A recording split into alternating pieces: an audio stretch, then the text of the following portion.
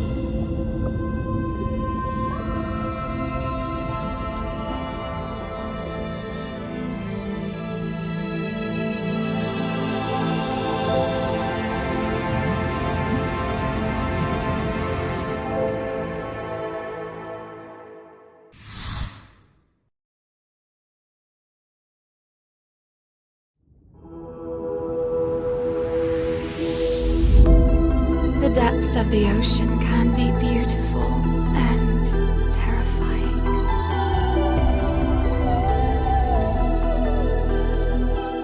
We all have a dark side that's always a part of us, but we can control it.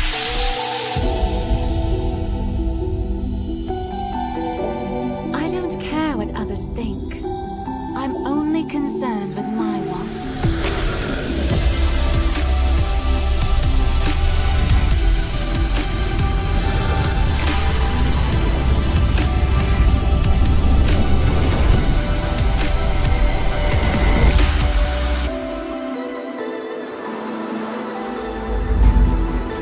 The weak are always eliminated.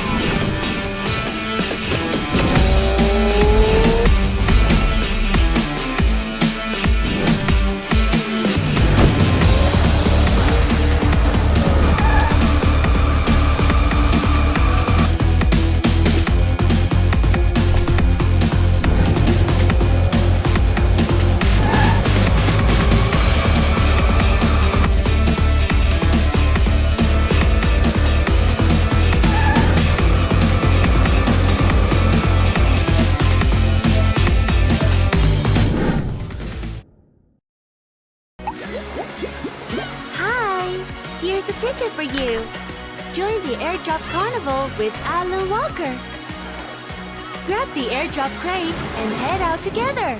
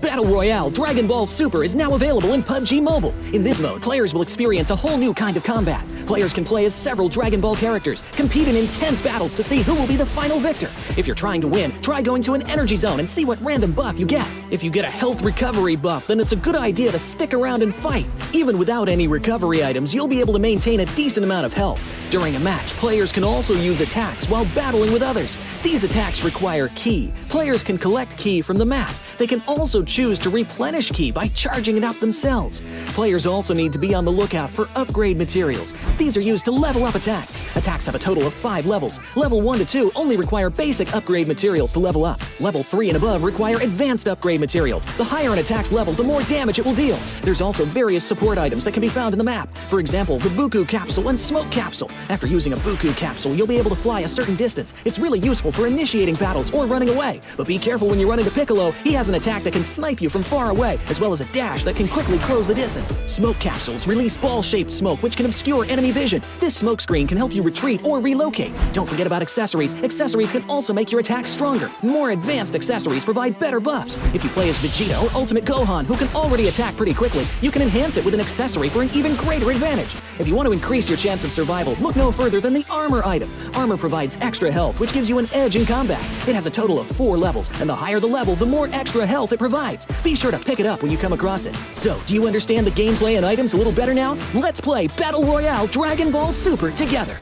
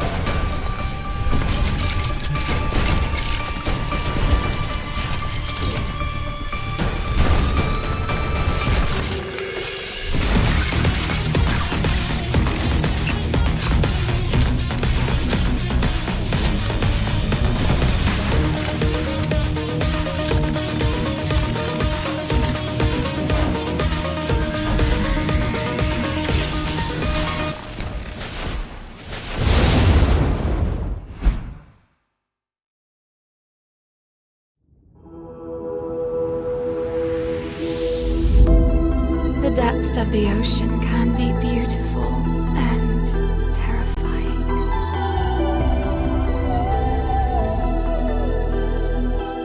We all have a dark side that's always a part of us, but we can control it.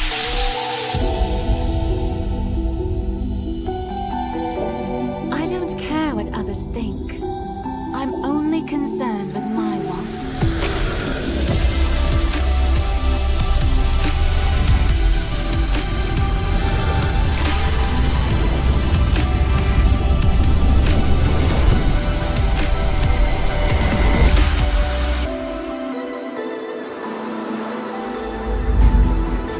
The weak are always eliminated. Only the strong can survive.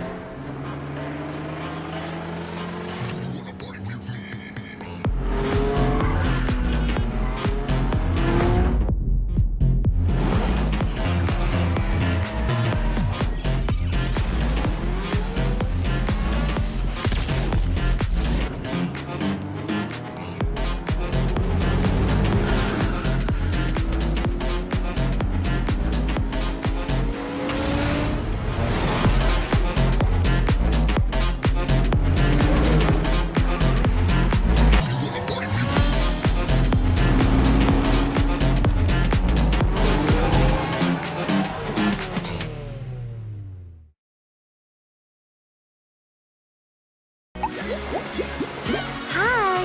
Here's a ticket for you. Join the airdrop carnival with Alan Walker. Grab the airdrop crate and head out together.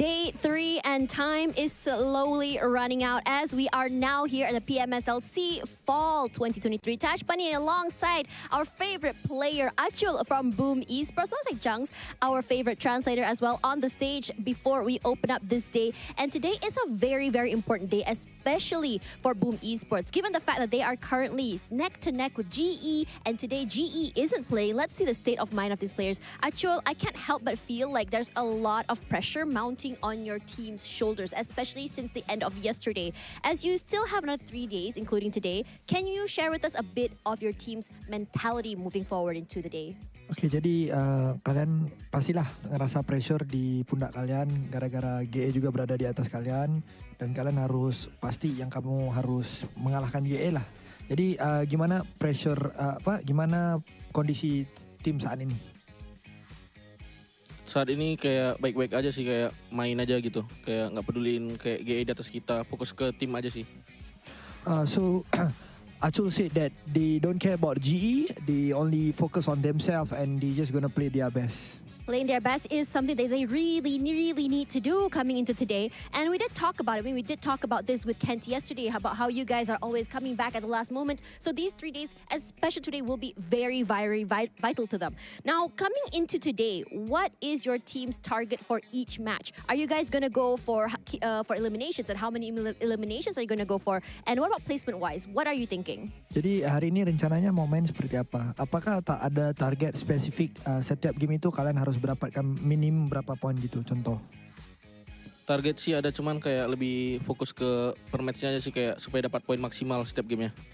So they gonna try to get a lot of points, like maximum point that they can get in every match. So yeah, they just gonna focus on that. Right. So coming into yesterday, if you guys didn't watch, they did start off the day strong with a chicken dinner with a lot of points, and subsequent to that, they did manage to get a lot of eliminations despite not being able to get that placement point. So I guess they do still have the same kind of play in mind. The question now is whether or not it will be stopped, because today with GE not playing, I think that this might change. Now coming to that, yesterday your coach mentioned that he takes the blame for your team's mistakes. And do you think that whatever mistakes you guys have been doing have been fixed coming into today? Jadi di interview kemarin kan ada sempat bilang yang dia menyalahkan dirinya sendirilah karena beberapa hal yang terjadi. Menurut kamu sendiri, apakah permasalahan yang telah terjadi di beberapa hari kemarin itu udah diselesaikan pada hari ini? Sudah, kayak semuanya udah kita selesaikan. Jadi kayak week 3 nih kayak ngejar top 1 lah. Okay, so basically all the mistake that they have been go through before, they already fix it by today, and yes, right now their motive is like they want to get a top 1 by end of this day. To get top 1 by the end of the day means that I need to be able to overtake not only GE but also GEEK fam with that surprise win at the end of yesterday. Now to make it through into the grand finals, you need to be placed above GE. Is there anything you want to say to GE before we start the day? Oke, jadi untuk kamu lolos ke grand final itu kamu harus benar-benar berada di atas GE. Apakah ada sesuatu yang kamu mau sampaikan kepada GE? Baik aja. Kayak fight gitu, perang. Okay, so to GE, let's fight. To GE, let's fight. However, today they're not playing, so let's see that happen soon. Regardless, let's see how many points they're going to get at the end of the day. And for now, we're going to toss it to casters to start off and kick off the day. Boom Esports, good luck. See you in the field.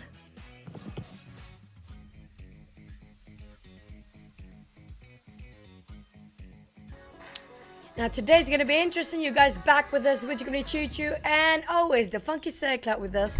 But speaking of today, right, Cloud, GE is not playing, like how we interviewed them just now coming out from the boom site.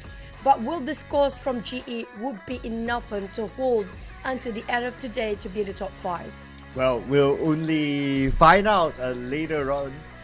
But because we're like day 3 and some of the teams only played like 2 days, so the points are close enough to catch up on the GE. But I wouldn't be too worried since, well, that also means that GE have games in hand. What I'll be interested to see is that whether Boom will be interested to take E's drop spot, especially in our first game today, Sandhawk Resort. It's going to be open because we don't have GE, we don't have Xavier. Happen to be the same. Now, in case you guys have no clue who'll be playing or not today, we do have Group C not playing here, if I'm not mistaken, which is going to be Xavier's, Yoodo Alliance, GE, as well as GEEK fam. Now, that kind of opened up the opportunity for Boom to push the numbers up there since GEEK fam and GE is having a break here today. But that doesn't mean that these two teams will not catch up later on, since they will be playing until the end of the week. But also noted, coming out from Group D here, they only remain with 2 days left, which are going to be Sem9, Vampires, XERXIA and Box Gaming. Especially Box Gaming, they're down to only 2 more days for them to score those chicken. Yeah, 2 more days, so that is 12 more games to go for Box Gaming to score that chicken dinner and at least bring home something, bring home a good memory of getting in the chicken dinner and not being the only team without the chicken dinner inside of PMSL, which is their current record. If we remember last season, it was DB who went the entire league without a chicken dinner. So hope to get that with Box Gaming. So 12 more games to go. Let's see if they can do it. But in case you guys missed the entirety of the league, we're down to the final week here. You're not too late to catch up now. We're down to on the 18th of August, which is going to be week 3, the middle of the week. We have 20 teams with 4 groups matches per day. And so far, we don't have a Group C playing here today. And also, when it comes to the system and ranking points, it's going to be the same as previous season. Yeah, it's going to be the same from the previous, including the 50% of the points through the weekly points will be the starting point in finals that will be happening next week, starting on Friday until Sunday at a live event. So in case you just joined us for the season and if you're wondering how it works, well, based on the placement, they will receive starting from 20 points to only 1 point. And this will be the participating teams for week number 3, but Group C will not be playing today. Yep, speaking of Group C and Group D next to each other. Group C not playing it, but at least they are playing until the end of this week, which is going to be Sunday. They're having a break in the middle of the week. There's actually a good strategy as well to be in Group C if you happen to be, having a break in the middle of the week. But for Group D, on the other hand, these 4 teams, Sam9, Vampire, XERXIA and Box, will only have 2 more remaining days. Now, where do they stand for Group D since they only have 2 more days to go? Yeah, so we'll see. Because at the end of the day, it will still balance out. So by that time, we really know who is truly on top. But right now, we do know that GEEK is on top, the first team to receive more than 100 points. The battle between GE and Boom, since GE is not up today, definitely they will drop. That is expected. Boom will surely go above GE. That is the battle for the bottom. On the other end, teams like DBD and MORPH is not 100% safe, especially with Boom and GE currently performing. That's kind of true. I've been calculating myself at the back. But also when it comes to top 4 eliminations right now, Vampires do live up to their statue, right? That's why they're one of the best in the world. But Xavier closing in the gap. RQ, there's quite a margin between them. And same goes for the side of Sunway. But I love the fact that every single nation is representing up there for top 4 eliminations. Yes, we got a different there. Wow. But we don't have a different representative for this stat. It's the players to focus. Everything right now is on Tony K. To be fair, he did play all the games and RQ took a break yesterday. So this Napeko's time to catch up to him. For now, Tony K is at the lead with eliminations of 150. There's no reason for you guys to call him overrated anymore because it just shows the numbers don't lie. But we are hopping ourselves into our first Sunhawk of the day, which is going to be focused on towards these 4 teams. XERXIA, Baonam United, DBD and BTR. And all these 4 teams are playing here today. Yeah, so all the Sunhawks are playing, in other words. So it will be really interesting to see what sort of Sunhawk we're going to get. But we're going to check out the best moments of yesterday. So Boom Esports, they played, they're kind of okay right now. Considering that this kind of performance, they can maintain it till the end of the week, well, we might see them survive. We might see even G5 as well. Other than that, PERSIJA EVOS still showing a good level of consistency. They have found a good formula to play in the middle of the circle and that's been working very well for them. And it brought them good amount of success. Despite not a chicken dip, it's all about points collected. Now, at the same time, we can see a lot of teams start to adapt themselves in the latest meta we mentioned previously about being in the center of circle. And so far, we do noted that a lot of Indonesian teams have been advanced way a bit more earlier than the other teams to go in center. That's included BTR, PERSIJA, EVOS, even Boom and REGUM at this stage. But when it comes to adjusting and catching up to the latest meta or the latest strategy these days, I feel like even BTR, PERSIJA, EVOS kind of struggles the moment the other teams start to catch up in the final week. Well, that will be how they will need to adapt. And when we talk about adapt, it's like not really following that, okay, just into the middle meta. I'm sure there are many other ways to work around that, especially when, like what you said, a lot of teams are starting to play the middle as well. It gets a little bit more crowded. But for our schedule today, no changes, ladies and gentlemen. So it's going to be the same. We're going to start off with Sunhawk, the first 2 Wrangles before we go on for a Maghrib break. When we come back from the break, be the last Erangel for the day, and we'll end the day with 2 Mirror games. Yeah, but also don't forget this exclusive time for you guys to have your hands on to one of the very first PMSL exclusive skin of South Asia, and you can flex it over to all your friends and show that you're one of the OGs in this season. And if you're OG enough, you definitely know these characters from Dragon Ball Super. That is the special game mode available inside of the game now. Check it out. It's different than your usual. And also don't forget the Dandy Grifter, the ultimate set this time available for you guys. And you guys can just have a first draw at only 10 UC. Pretty much get lucky. You might actually score the set by yourself. But speaking of which, today, serious business all day long. We're down to the middle of the week, and it's the final week even. Everything is so important. Every single point will be giving such a big factor for all the teams, especially down there.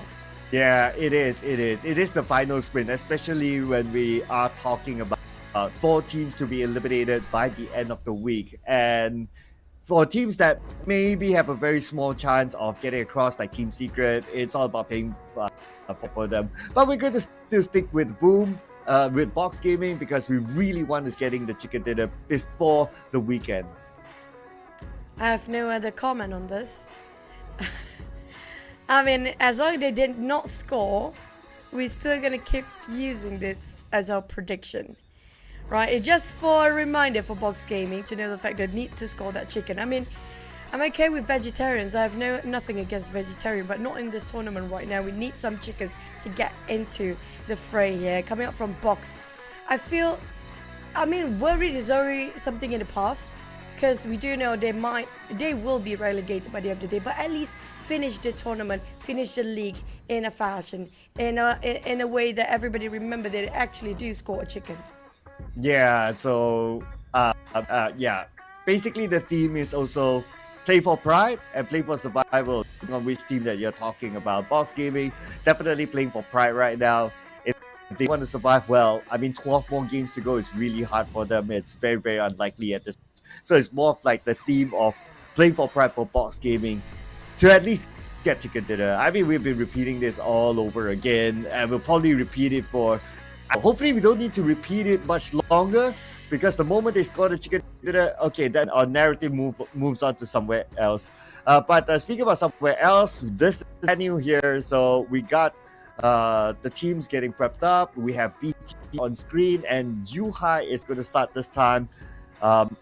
Right now, by one of those teams who like to make substitutions very, very often, just like the last season. Sim, this time we're going to starting off with Danfoss and UI as the duo. Well, possibly for a sort of VTR, we won't be looking at QEON and playing this time, and possibly maybe even Boichu. So maybe we're going to have that swapping in and out when it comes to second half of the day, or even in the middle of the Erangel rotation. But coming up from the side of DBD, we do know for a fact they're not safe. Same goes for the side of MORPH here. But when it comes back to Box, I have a feeling today they will score chicken. You know, I have a feeling today Box will finally score their chicken. Okay, we'll wait and see on that, because we're always very hopeful for Box to get that first chicken dinner, and hopefully just to make it fashionable. A couple of chicken dinners will be kind of nice. So yeah, so Box really down to them to score that chicken dinner for themselves, especially because it's at the end of the day for them. We got Alter Ego in the fray today as well, and looks like usual lineups. I don't see any changes. Earlier on, we covered over to FaZe Clan. We're going to stick with the same lineup as well. So no big movements here. PB, they're back here today. Expect to see them play with the same lineup as they did Monday, with the absence of Monboy. No, I personally feel like I'm missing Monboy here, because it's just a different lineup, entirely different dynamic. But coming up from the side of BTR, this lineup feels a bit more stronger. We saw how Gemforce kind of played so well yesterday. Tony K, nothing stopping him. It feels like Tony K is the golden standard when it comes to the best of the best in Southeast Asia. I don't want to call for the globals yet, because it's still going to be another stage to go for these guys this year. But you have to just admit the fact that Tony K is arguably one of the best players in the world. Yeah, no, Tony K. I mean, there's no debate about it at this point. MD for PMWI and all that, and arguably PMWI is the world standard sort of tournament, and if we can get that MVP there, I mean that is a statement by itself. I noticed also that as we hover over PBE, interestingly, Monboy is play time, and actually I had a thought after looking over at the standing yesterday after the show that PBE, assuming that they go like all the way down, they also have a slight risk of getting booted out, but it's a small risk. GEEK fan, because they're doing well, they'll be okay. So P with the same amount of points, they have a slight risk of going down. So I think that they are not taking that risk maybe today, so they're feeling Monboy to play instead. Yeah, but it's a lot of uncertainty when it comes to the final week here. We don't know for a fact. It's down to these three teams. FaZe Clan, don't forget about them. GE and Boom can make such a big factor into changing of the overall rankings by end of this week. And also when it comes to the bonus point standings, who will be relegated and who will be advancing for the top 16s in the grand final. And notice one thing about Vampires here, they do have Stone play alongside Ravenclaw, Tony K and Traps. So we don't have Newsy, we don't have Fleet playing as a starter lineup coming up for our first Sunhawk of the day. Now speaking of which, it's going to be the middle of the week and it's the final week as well. Buckle up ladies and gents, we're heading over into Sunhawk.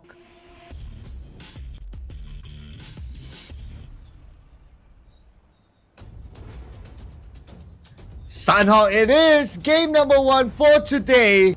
So expect Paradise Resort to be open. Maybe Boom might be interested to go there. Yesterday they dropped in Mongnai. If they're comfortable with that area, Paradise ain't that far. And even with this flight path, not going to be an issue. They can drop into Paradise Resort directly. It's going to be fine for them. So I'm keeping my on Boom since they are the nomad of every round. We got PBE playing today, so they're going back to Sahmi, somewhere that they're comfortable with. RRQ is going to be their neighbor in Camp Charlie. We also have a vacant spot in Camp Bravo since Yoodo Alliance isn't playing too. So we got a good option here for Boom. Either Camp Bravo or Paradise Resort. But looks like no, they're going to go on Camp Bravo instead. Wait for this contact mate between Baonam United and BTR right now, right on top of around core area and in between Painam down there. You don't even see the circle pops just now, but BTR and Baonam United having a bit of a heated up start between both of them. Nobody being knocked out except for one PERSIJA EVOS out of nowhere. I'm not sure who's they're fighting against right now for PERSIJA EVOS, but MORPH and Box also having a go. We did mention about Paradise Resort, it's going to be super vacant, and there happens to be two teams interested to take it. Well, two fights happening at the same time now. Defending their ground against BN United. Yuhai's on the other building. Keenan really looked down with about 10% of help, but Sata comes in and back him up. And they will win the fight against United. BN United, all of them eliminated? No, they have one player left. We move over to Paradise Resort now. So we got MORPH, GPX, and Box Gaming. This also happen to be in the main peninsula. So Paradise Resort is going to be an important ground. 6 teams, if I'm not mistaken, as a start, just straight off the bat, starting off open fire. I'm surprised how aggressive things can get in this one right now. But back to our Paradise Resort, which is going to be hellish for these two teams. If it happen to be another third party passing by, it's going to be a bit of a problem for them as well. So they need to wrap things up swiftly. Don't have any more time to waste down there.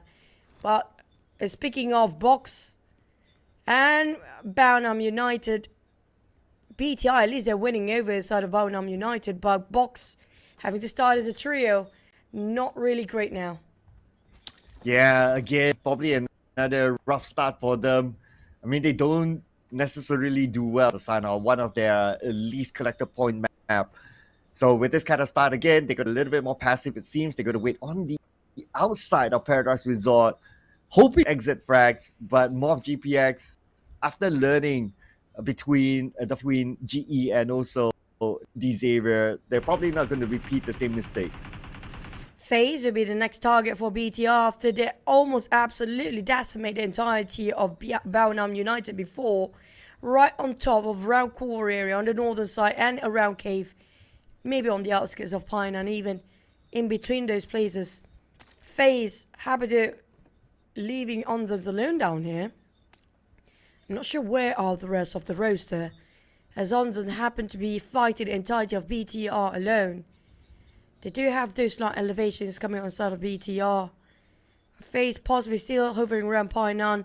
Like Cow, we do have on the northern side, you're going to take it over by the side of Infinity.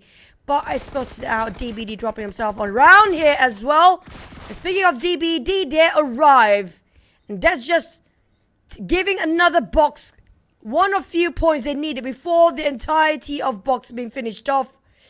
But box, we do have faith in them. This might be it. Can they come back here? Even though they got one man knock, but DBD giving away their bodies freely to the hands of Box Gaming. That's going to be 1 point into the bag of Box. Yeah, so Box Gaming swiftly drove to this area. This is one of the popular spots, really, this 3A house. So with DBD, who normally drops up north, naturally with Circle, if you want to go like into the middle or as close as possible to the middle space, one of the areas that you will pass by. Box Gaming, I believe they anticipated that, they were prepared to take that fight and not lose any members in the process. When it comes to the northern side, Paradise Resort is going to be one of the tough places to get here, and one of the tough places to capitalize over, because we're talking about 4 to 5 teams possibly try to breach in the DBD. One of it, Box Gaming, with that one last, with that one player being eliminated out. I hope they manage to reset. Yes, they're still going to work as a trio. We do have Infinity might actually go down south due to the circle. Boom, just waiting for the right time to meddle into that business. But back on the side of FaZe, happen to crossing Pioneer early on and just cutting across Bootcamp. We do have BTR coming out of Pioneer to go up north, and Venturas keep a tight eye on the side of BTR right now. Bonam United, Max, the last player, being scouted over by the side of PBE, who dropped initially at Sami before, and now a bit closer and closer towards the center of the circle. Yeah, they're going towards the area of Painan. Looks like they have an idea to cut across Painan, but before that, they're doing a little bit of planning work here. If only they have the information that there's only one player, the player of BN United, inside of Painan, then it's going to be go time for them, but they don't have information yet. So they're playing this really safely, knowing that Painan is one of the choke points. It's a big choke point at that. But lucky it's not many teams coming out from the side of the small island around Sami or Ruins, except for Vampires, of course. I'm not sure about Vampires' rotation, though. Will they go across Painan later on, or go up north to Cam Alpha, where Alter Ego resides? Same goes for Heart Team, which are going to be PERSIJA, EVOS down there. On the side of Team Secret, they dropped themselves initially on top of Kampong, and they still got themselves that circle. So it's not quite necessary for them to move that early on. They can take their own time, wait for the next circle shift. Normally, Vampire Esports, they will cut through the L house, and normally they will come in a little bit later. Okay, yeah, it looks like they cut through the L house, not passing by exactly Painan, and now they are in the circle. So nowhere to really stop them from coming in, and they have a compound of their own. So Vampire Esports, normally they don't try to go straight into the middle. They try to go a little bit by the side and try to get elimination points by finding team fight as they go into the circle. So it looks like this is the case for them right now by sending Ravenclaw out to do a little bit of a scouting work just to see where everyone's at. The circle commences right now. The circle with Pops, and that's going to be right on top of Bun this time. XERXIA and Team Secret do have the center, and the right side being capitalized over by the side of Boom Esports. But on the top, FaZe and BTR here. It's going to be only one team survive if they're not being careful. Venturas is spotted out, and the rest of FaZe is just too far apart. So Ventura is taken out. Going to be the IGL eliminated. So going to play the rest of the round with 3 players. Now with this sort of situation or this sort of circle, BTR, they can play the gatekeeping role. Knowing BTR's trend right now, what they're comfortable with, they normally like to play in the circle. But perhaps also, because this is Sanhok that we're talking about, the map is a bit smaller, you expect teams to come by faster. So they can also play this gatekeeper, collect points. And speaking about points, BTR could use a good amount of points because it's not usual that we see BTR down there. And speaking about collecting points, Next one is going to be big. Vampire Esports. EU high. Rotate all the other way around to reposition himself. Keenan going for the push. Keenan is playing this one. Janforce and Satar. I assume it's going to be Lapal for the next few rounds of rotation play swaps later on. But for the side of Empires, Ravenclaw, Strapstone and Tony K try to just defend their ground where Infinity Bridge into DBD's compound here. Greeting them warmly, and DBD will respond. We're taking Lobby out. It's going to be 1-to-1 trip between these two teams. Well, Armstar managed to spot on one. They try to finish off for more. Just going to break those doors for now. Logan with a shotgun trying to find any window shot, but it's quite difficult based on his current position. A bit of a lower ground, but Beer's already in. Here we go. Logan comes in on the other side. He sees a member of DB, but can't get a knockdown. Echo, on the other hand, counters onto Logan. Logan eliminated, but is there with the DBS to finish off Echo. And now DBD only has one player left on side. Beer 11, he has the DBS. His other teammates are around as well. Another team is approaching this area. Attempt of flushing out the entire of DBD seems to be successful on the side of Infinity. But we do have another contender. Kwang and the rest of Box happen to be interested as well. And they start to open fire with the DBS and just finish off the rest of DBD without breaking a sweat. Tian 2K finished off and decimated DBD to place himself at 16. And DBD at least they're going down with 1 point. But on the side of Box and Infinity, now Box. Infinity managed to capitalize, taking over this compound out of DBD's hand. But can they defend? 3v3, so it's a 50-50 fight now. And Tian, he has a DB hand. This is going to be the best weapon to use in a close quarters combat but they want to get an advantage onto their side. So it's either getting information or getting a knock on at least one member of the Infinity. The Infinity is stocked up as well. We can see Armstar DBS of his own. It's all about information. All about knowing exactly where their opponent is at before executing it. A lot of smoke's been popped by the side of Infinity there. I think that's taken out from the side of Lobby. Just to confuse and delay the time from having Box pushing in. Elmstyle cooking up the nade, but the circle happened to be popped at the exact moment when they try to finish off the rest of Box here. Well, Box, the attempt for them to finish off the entirety of Infinity will be challenging because of their firepower. But the circle happened to be right on top of XERXIA, BTI, and as well as REGUM down there. A lot of Indonesian teams taking the center of the circle, and Box realized the circle shifted away. They don't want to waste any more time against Infinity. Now that's a smart call to know when to back down.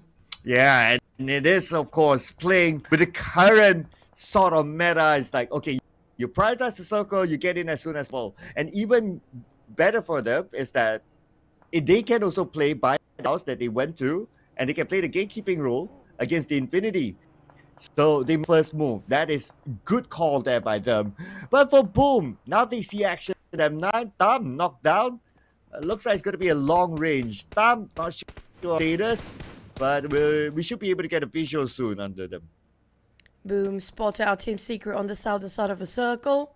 It's taken, capitalized over the right side on top of Bond. Now there's great position coming up from Boom here right now. They don't have that much contenders coming up from behind unless Infinity try to rotate to us all the way to the back of Bond just to get into Boom's back that time. But on the side of 7-9, taking all the way up north, which means they are going to enter from Boom's side on top of Bond here if they keep moving this direction on. On the side of Boom, they have very clear path into Bond to get into the center of circle. XERXIA will be just in the center across them, and they spotted out Team Secret on the south before. If they're not being careful, 7-9 will be the closest contender. It's all down to seconds now, the moment they will be stepped into where Boom is standing for the side of 7-9. Besides Boom, I noticed PERSIJA EVOS. They came in a little bit later, so a different strategy than this time, and they're tanking on the blue. They've been tanking the blue since the early stage 3.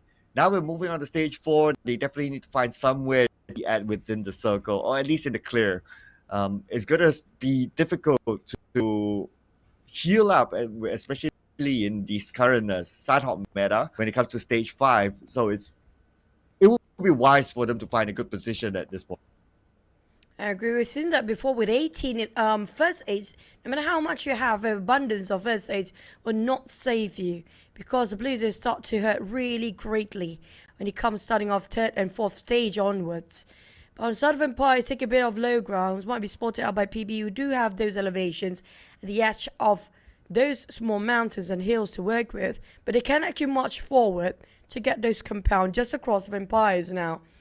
And if Empires will gatekeep PBE, since PBE don't have other way in other than brute force straight advance and cutting across vampires from down south, or they can just take a bit of a risk, rotate a bit up north and fight against Team Secret instead. But RRQ do got the circle this time. And Boom doesn't. So Boom needs to move from Ban in. Now, they need to a good scouting work here. If not, they might bump into either XERXIA or Team Secret. I guess I'll be interested in the left side because you got 3 teams on the outside. You got PERSIJA there together with 2 other teams who need to get into the circle as well. And they go in the same direction. So that's where we'll see more fights happening. Team Secret in now, they finish off the last member of BN United. And BN United, so far the only team without a single point this time, thanks to Team Secret. Sharp eyes coming off for side of Team Secret to spot out the last play of Baunam United, but they're also giving away their position to a side of PBE now, just behind their back, where PBE rotate himself all the way up north, try to avoid the fight against Vampires, who just capitalizing over the southern part for now and do have those advantage when it comes to the compounds. Sam now approaching towards the end of XERXIA right now. It's coming out all the way from north, trying to cut across XERXIA to get into the center. But on the side of XERXIA, they're here first. They got those elevations. They know exactly the position and entry point if any teams are happy to cross their path. But the problem is not just one team being ambushed by 2 teams at the same time. Here comes Boom. Okay, here comes Sem9 as well. Kenny with an 8 on the Chopper. Okay, that will alert Chopper that someone's down there. But you mentioned about Boom. They're executing their move now against RRQ, going straight to the middle where RRQ is at. But the good news for RRQ is that they are on the other side of the road with their own set of buildings, so they'll be okay for now. But it's not going to be okay for BIGETRON as they lost Tien2K and Rongzin. Only one more to go. That's going to be Young and Guang taken now by the Infinity. And that is Box Gaming. 11 more games to go for a chicken dinner. Infinity, who just last 100 meters away to get into the circle, now will join in with MORPH and XERXIA, who happen to be just gatekeeping on the northern side here, where XERXIA is quite busy against Sem9. Now they're trying to keep them at bay, but Sem9 did not take those warning at hand. Megamind keep those pressure on the side of Sem9 with those mollies and the hand grenades, but the sprays come up from Megamind, clip on 1, 2, and the entire team of Sem9 taken out of equation. We're down to 12 teams there. Okay, now it's starting to be hard and fast because we've got 12 teams with stage 4 onto 5, and the circle, bouncy circle, more towards the southern side, but middle part of the circle, RRQ and Boom, they still have it. That'll be their fortress. But on the south, PBE will see action against Team Secret. Now they start the fight here early on. Team Secret managed to finish off the last play of Baunam before. Definitely PBE have some clue that there's somebody across them. PERSIJA EVOS on the other hand barely hanging on to the blue zone, but Alter Ego will try to stop them at the same time. But on the side of PERSIJA EVOS, they lost 1 man early on. On the side of Alter Ego, they also got knocked down on Rosemary before, but Rosemary being reset and picked up by his teammates, and Potato kept the pressure with those hand grenades being tossed over by PERSIJA, and it feels like PERSIJA EVOS don't have an entry at all. Where is that one last person of PERSIJA EVOS right now? Notice the last time we saw the map that he's still tanking out the blue, so he's going to join the fight, maybe going to deny the point. But now, on the southern side, Team Secret and PBE, the moment we switch over the camera, PBE eliminated by Team Secret. Points for them, unfortunately, but Team Secret collects all the points, so it's 4 points in the bag now for Team Secret. Another one bite the dust there. That's going to be PBE. Phil attempt to cross to a side of Team Secret, but on side of MORPH, even though they got himself quite almost near the center early on, but now the shift make it even harder for them because they have to just cut across to be in the center. Infinity, RRQ, Boom, and FaZe happen to be here quite early on, and then MORPH could make it through with 8 teams remaining. FaZe, on the other hand, approach at the edge of the circle on the northwest side. RRQ spotted out Megamind and XERXIA, but FaZe started to breathe behind their necks down there. Just on top of RRQ, and it's going to be FaZe. Vampires taking out BTR. BTR seems like they're having a bit of a problem down there. Oh yeah, with one player active, Sata reviving his teammate, but Vampire Esports coming in. The nade, putting pressure onto BTR. Right now, Tony K is by the building. They're going to come in right now. They're going to execute. And that nade from FaZe Clan, tossed out by Tony K, will take out the entire BTR. RRQ got one of the most solid compounds, saying goes for the side of Boom right now on the northern side of the circle. Spot out the rest of Empires trying to march in here. 2 of them almost being knocked down. 1 of them definitely already on his knees. Tony K tried to give the support fire to make sure that the rest of the teammate of Empires can have a bit of a reset. RRQ spotted out Megamind for quite a long time, but due to the structures in between, having a hard time to pin him down. But Megamind popped those smokes. He will run towards the other end, with Empires hop onto the vehicle and will try to have an instant push to brute force themselves in the center. Okay, let's see. Speaking of force, Vampire Esports may want to brute force themselves. Okay, but they need to clear the flank first. They got the team on top shooting onto them, and that's going to be nonsense. So now they're alerted with the presence of FaZe Clan on the high ground. 2 of them knocked down, and now Tony K putting focus on FaZe Clan instead, but they got some help from Team Secret on the other side. Team Secret can be the kingmaker between these 2 teams. Whether Team Secret will shoot down Vampire or FaZe Clan. But on the side of Vampires, left, right, center, being aimed and being attracted unwanted attention right now.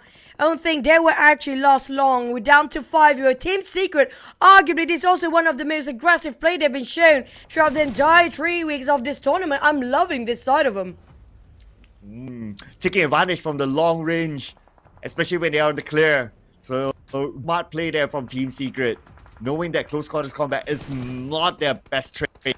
But for Vampire Esports now, they need to try to win this fight against RRQ. Or maybe now that the circle shifted down, but it's quite open for RRQ can still shoot them from the window.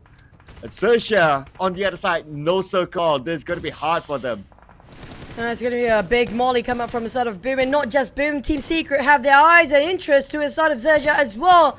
Is waiting for the inevitable right now. It's Sharper taking the blue zone. As the meantime, there's nowhere for them to survive that much longer. I hate to break it, but XERXIA cannot make it through as we're down to 4 teams remaining, with 2 teams having a full squad. There's going to be Boo and RRQ. 1 knockdown on RRQ, but now down to 2 players left. Even though they do have a bit of a reset, RRQ always had the circle since the start.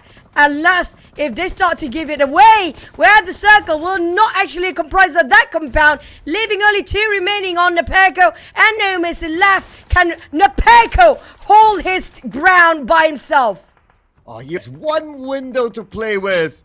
So, but this 1 window, he get to see all the members of Boom Esports. Okay, that's going to be his main worry right now. Oh, he has nobody behind him as well. So Nepeko going to play the proactive move. He's going to go towards the edge. He knows he has an advantage. He might want to try something interesting. Boom Esports needs to climb out. This is a hard task for Boom Esports. But on the other end, Helton taking shots of Boom Esports, almost knocking out Helton. Helton's safe behind the rock. Oh, this is going to be a clear shot for Nepeko. And that's the entirety of Empires eliminating the handouts on Nepeko. But the side of Team Secret, they only have 1 entryway in. That's going to be advancing forward. And RRQ is stopping them from that across the field all the way around. Spot outside, right side, and that's going to be it. We're down to 2. Boom and RRQ. Boom do have the numbers, but they don't have the grounds. Well, it's going to be all Indonesia at least. So now, Boom, low ground versus RQ, high ground. Who will win this? Numbers versus numbers, or will it be the terrain win? We got Yummy at the forefront. He has a 4 in hand, trying to take down the Nepeko. The Nepeko's in the house, but we have no mercy from the side. It doesn't matter, because at the end of the day, it is the numbers that prevail for Boom Esports. And boom, we do know for a fact GEEK Fam and GE is not playing it today. They took whatever potential and advantage they can get and play as efficiently. As we saw, it was a clean win come from Boom just now, despite they do have a bit of a lower ground. But the circle just be on top of them since the start, literally. We're talking about since stage 1, they're moving along and play alongside with the circle. But on the side of RRQ, they've been journeying quite a fair travel, coming out all the way down south. But this time our MVP, we never get disappointed by the performance of Yummy. I talked about this before. Yummy May, it's crucial for him to play in the first Sunhawk map, which sometimes they don't place him in the past few weeks before, because this guy is the nade god and the DBS master. There's no way for you not to put it in Sunhawk, where he can be the most high potential player to pull out all the weights here when it's his specialty. Well, that's the happiest celebration I've seen on the faces of the Esports players for the longest time. So on top of that, slight different type of timing for Boom. They didn't like really go as close as possible to the middle of the circle from the start. I would say like stage 3 onwards, where they noticed that, okay, this circle, there's that compound really valuable, the one that was held by RRQ for the longest time. That is when they decide to go into that compound. And good enough for them, RRQ, they did not like open like 1-1-1-1. So there was no one to the right side of the compound, allowing Boom to enter. And because there's a road separating the both of them, so they don't really need to take the fight with RRQ that early on. Instead, leave it for later. But I still gotta give it to them. Even though on the later stage where they had to cross the road, it was actually a very tough situation to be in, but still somehow managed to knock down a couple of members of RRQ before giving up space for them to get across. I'm going to recap really how the rotation of Boom just now. They were actually way earlier into the circle than the RRQ side. But RRQ do take around bomb houses earlier than sort of Boom. The Boom have been playing in the center of the circle quite early on, because they are dropping themselves on the right side of the circle since the start. That was their drop spot before. But coming into the points here, 9 eliminations coming up from the side of Boom, and RRQ do have quite a number. A lot of 5 this time, with an average of 5 across the board. We do have 3 teams with 5 elimination. Team Secret has been playing so well this time, despite they being stopped by PBE early on, but they made it through and defended their grounds. Vampires have been cutting across the map, trying to run and gun all the way up from south all the way up. But we do have a couple of teams ended up with a 0. That's going to be PBE and Baonam United. And where I'd love to see more of the Team Secret and PBE fight, just to know exactly what went, because by the time the camera pan over, the fight was done. So with the loss of PBE to Team Secret, they are now at number 19, going all the way down. PBE, let's remember that their points aren't that great. So I know about like MORPH, GPX, DBD, and so on and so forth. But PBE, if you think about it, also one of the teams that have a risk of dropping into the bottom 4 as well. And with Secret now 4 points away from PBE, and if they push PBE down to a number 2 spot, then it's going to be really scary for PBE. Knowing the closest competitions around PBE, they're all doing fairly well.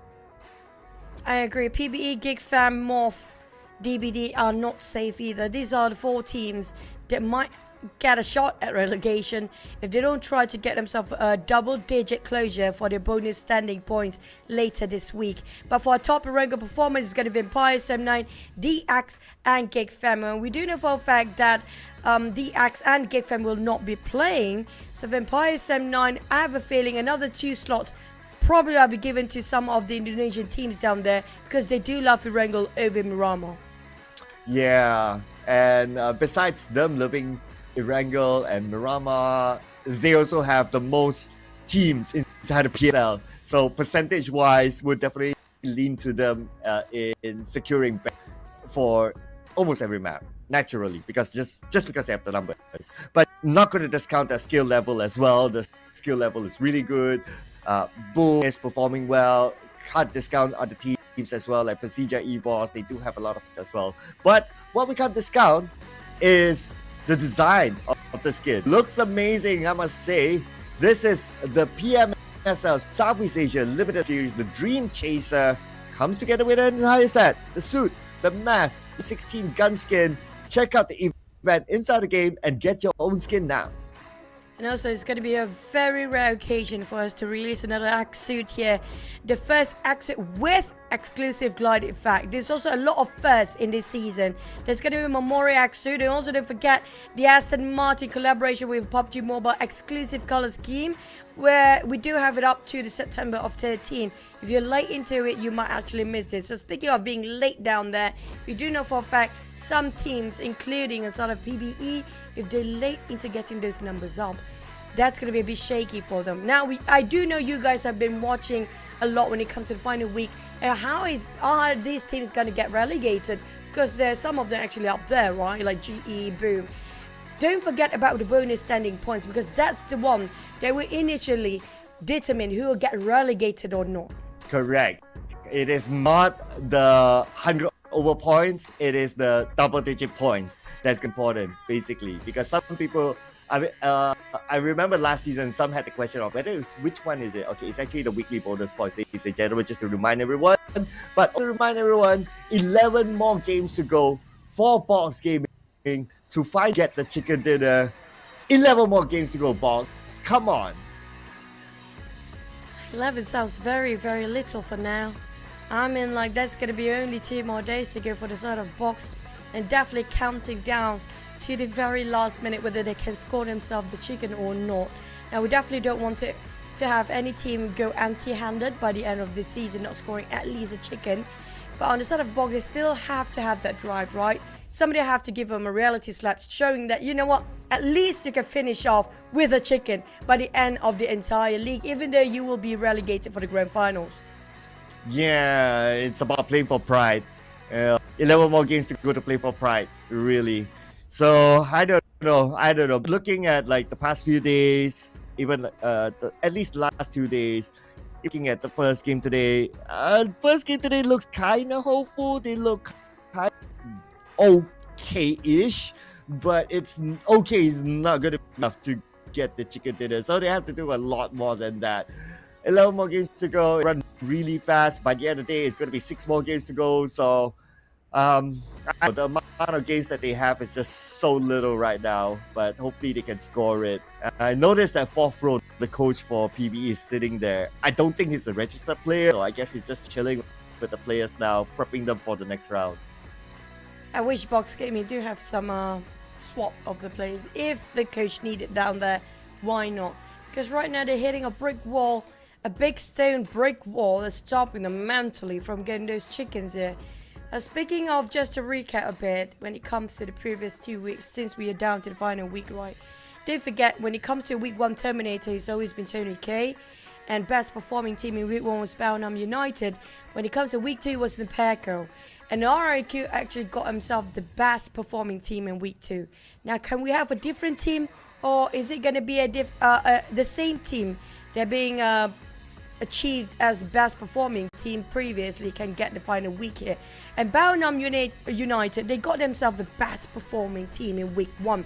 But we haven't seen that Bellingham United team in week 1, in week 2, or even in final week here. Yeah, they're somewhere in the middle pack. So an average of about almost 30 points, 25 points per day that they've collected. Not the amount of points you want to be like the real top team. Even if you want to shift the conversation to RRQ as they played day 1 with 38 points, so it's also not like the 50 plus goal standard point that would warrant you to be like really up there. So RRQ is not like the RRQ of last week, but of course they probably have a different objective because they have secured their slot in the grand finals. Not going to be an issue for them. It's just a matter of whether they can collect as many starting points as possible to have a good start in finals. And for the icing on the cake is to be the team of the week.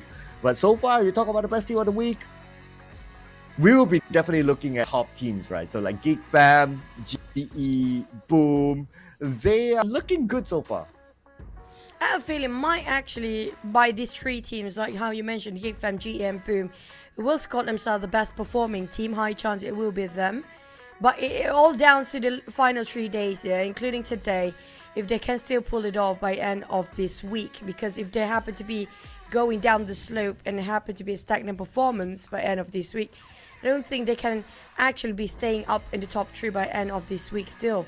And also don't forget, yes, right now we're talking about a lot of relegations because that's needed for the next step before we're heading into the grand finals, where the grand finals, the top 6 of PMSL will get themselves a slot in the PMGC. So a lot at stake for all the teams, but one step at a time. It's all about getting into the grand final first. If they can't get into the grand finals, don't even think about PMGC for now, because you need to have one step at a time, is one tier at a time. You have to pass those challenges first. And speaking of gears up and all ready up, it's going to be the next Erangel map. We're having it over. Who will win it this time will be a different team. Let's head into it.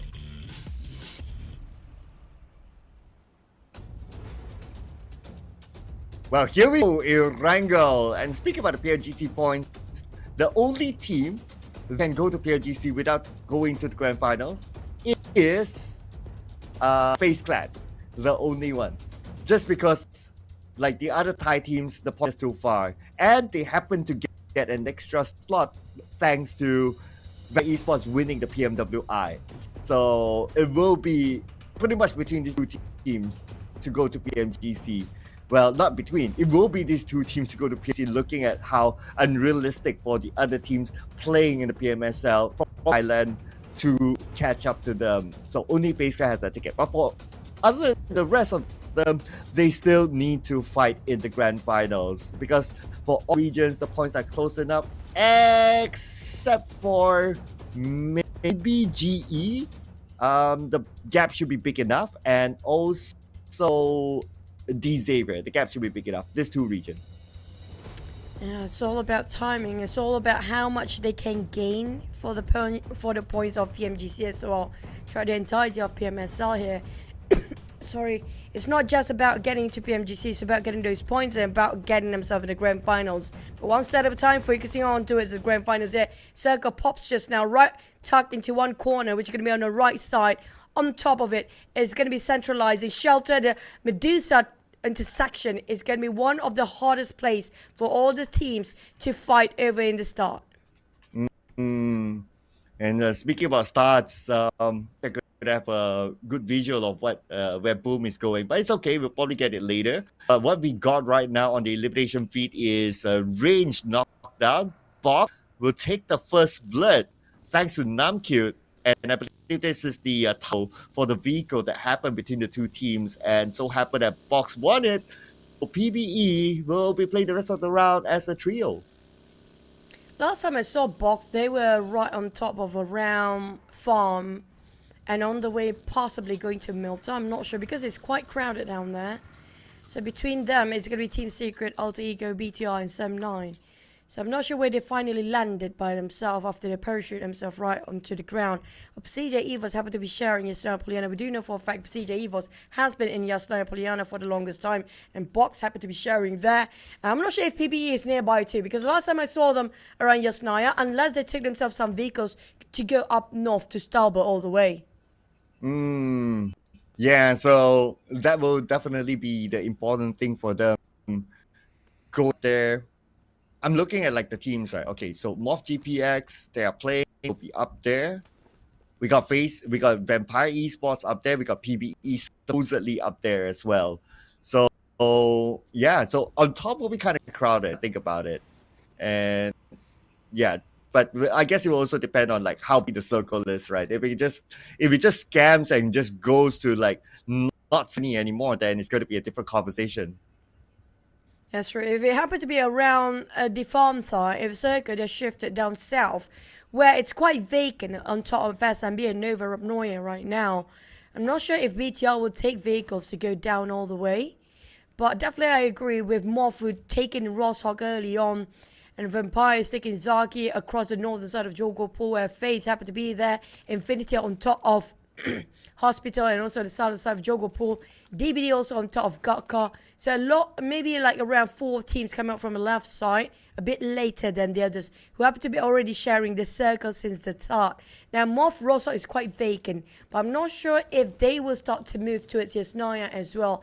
I feel like it's going to be possibly 4 teams on top of Yasnaya if MORPH happen to decide to go there. But for how much longer? It's all down to circle. They all have to wait for stage 2. If the stage 2 is still going up north, then it's great if you happen to be taking Yasnaya. But we do have a bit of a replay what really happened for Box Gaming early on. They do spot themselves some vehicles. And then what happened after that? And just, yep, Namcute managed to just steals away the vehicle quite early on. And that's just going down for range. He couldn't actually avoid those car crash since just nearby to each other. Yeah, so it was like, who gets it faster? So, yeah, so it looks like the answer from there. One of those things that just happen, right? Like, if you're hovering around, like, you can also decide, like, do you really still want to go for it? Or do you want to let it go? Range kind of took the risk to let it go, to go for it, but unfortunately, it was a tad bit slower than his opponent. So, lost his life there, and that would cost PBE, because right now PBE and Team C 4 points difference. So honestly, PBE, if I was, yeah. Sorry, go ahead. I was about to just say that PBE cannot afford to go down to number 20. I agree.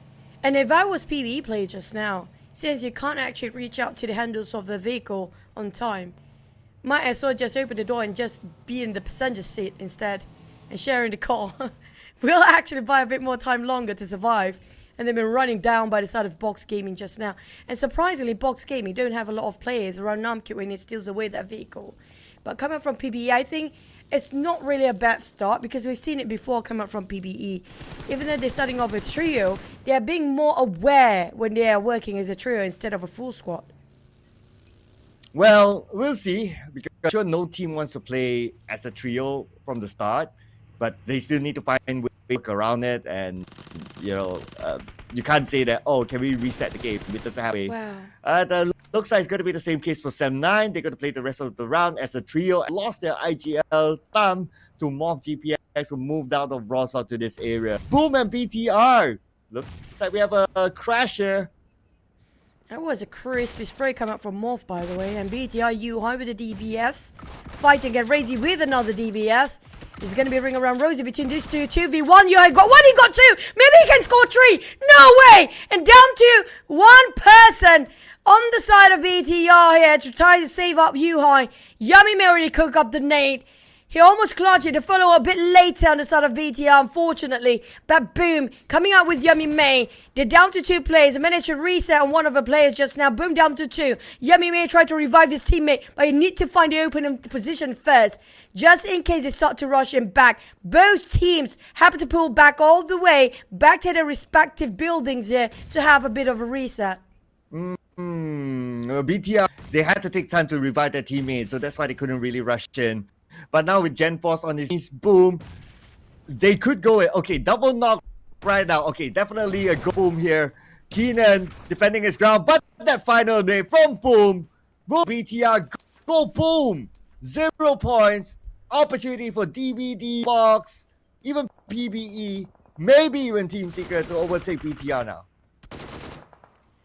But on the side of FaZe, but BTR just now, it was unfortunate because UI had it going with that clutch before. Unfortunately, the follow-up was a bit, just tiny bit slower and delayed. If only everybody can actually just follow through what he has actually opened up, it might actually be a dead game. But unfortunately, on sort of BTR ended up with a 0 instead, and you have to thanks to Yummy May on top of that, making such a big entrance, saving up the situation and carry his teammate being knocked down back into place, and managed to give them a Kobe for taking out the entirety of BTR. But the next circle will commence. We're going to get to see where the circle scam all of us. It actually did, and just moved down south all the way. And BN United did drop himself a bit on the center before and drove all the way into SMB, and Nova Remnoy was well worth it for them. Yeah, it's good for Boom because they took Yoodo Alliance a spot at farm, so they access to the circle now. Speaking about Circle, FaZe Clan also going straight into the middle as well, so they're not playing by the side this time. They're trying to see if they can get success by playing like how everyone's playing right now. For Vampire Esports, they're going to stick to their philosophy of playing from the outside in, try to get any elimination points as possible at the same time. And they got a good decent in the previous Sanhok, but of course Sanhok, I always call it an outlier map. This is where the real challenge will be for them. Box still having a 4. Good start this time. 1 eliminations in the hands. Definitely what they needed. All they need to do is just precisely know the calculations, the timing, to get out of that compound. Just to navigate himself on a better, safer route for now. Not to be attracting too much unwanted attention. At the same time, try to take advantage as a third party if they possibly can. FaZe, on the other hand, have 2 visitors from the north and the southern side. Baonam United, Porsche. I'm not sure where are the rest of the roster. So has been spotted outskirts. Porsche is indoors, spotted on Megamind. Gonna have a bit of trading between XERXIA and Baonam. They have the 3 players, but the rest of XERXIA creeping in. Porsche can hold the ground by himself with a Vector, and that's gonna be done and dusted. Baonam United spreading out too wide amongst themselves. This is where it gets difficult, right? Because the meta is that teams will want to get as close as possible to the middle, and with this kind of shift, with this kind of circle, if you're not prepared to like be together to defend a certain compound, then this is where teams will have the advantage over you. We've seen that with GEEK Fam, and when BTR rushed into their compound, they got caught as well. So now with the different shift of meta, teams who are already in the middle to find a different way to defend their ground. Team Secret hovering around.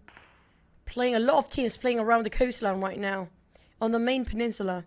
Knowing the fact Circle just divided a tiny bit, around 20%, still on top of SMB, all the way down south for the second stage here. But we certainly know for sure, the third stage, we get to know whether it's still going to be on top of main peninsula only, or it's still going to be divided into 2 sides of a map.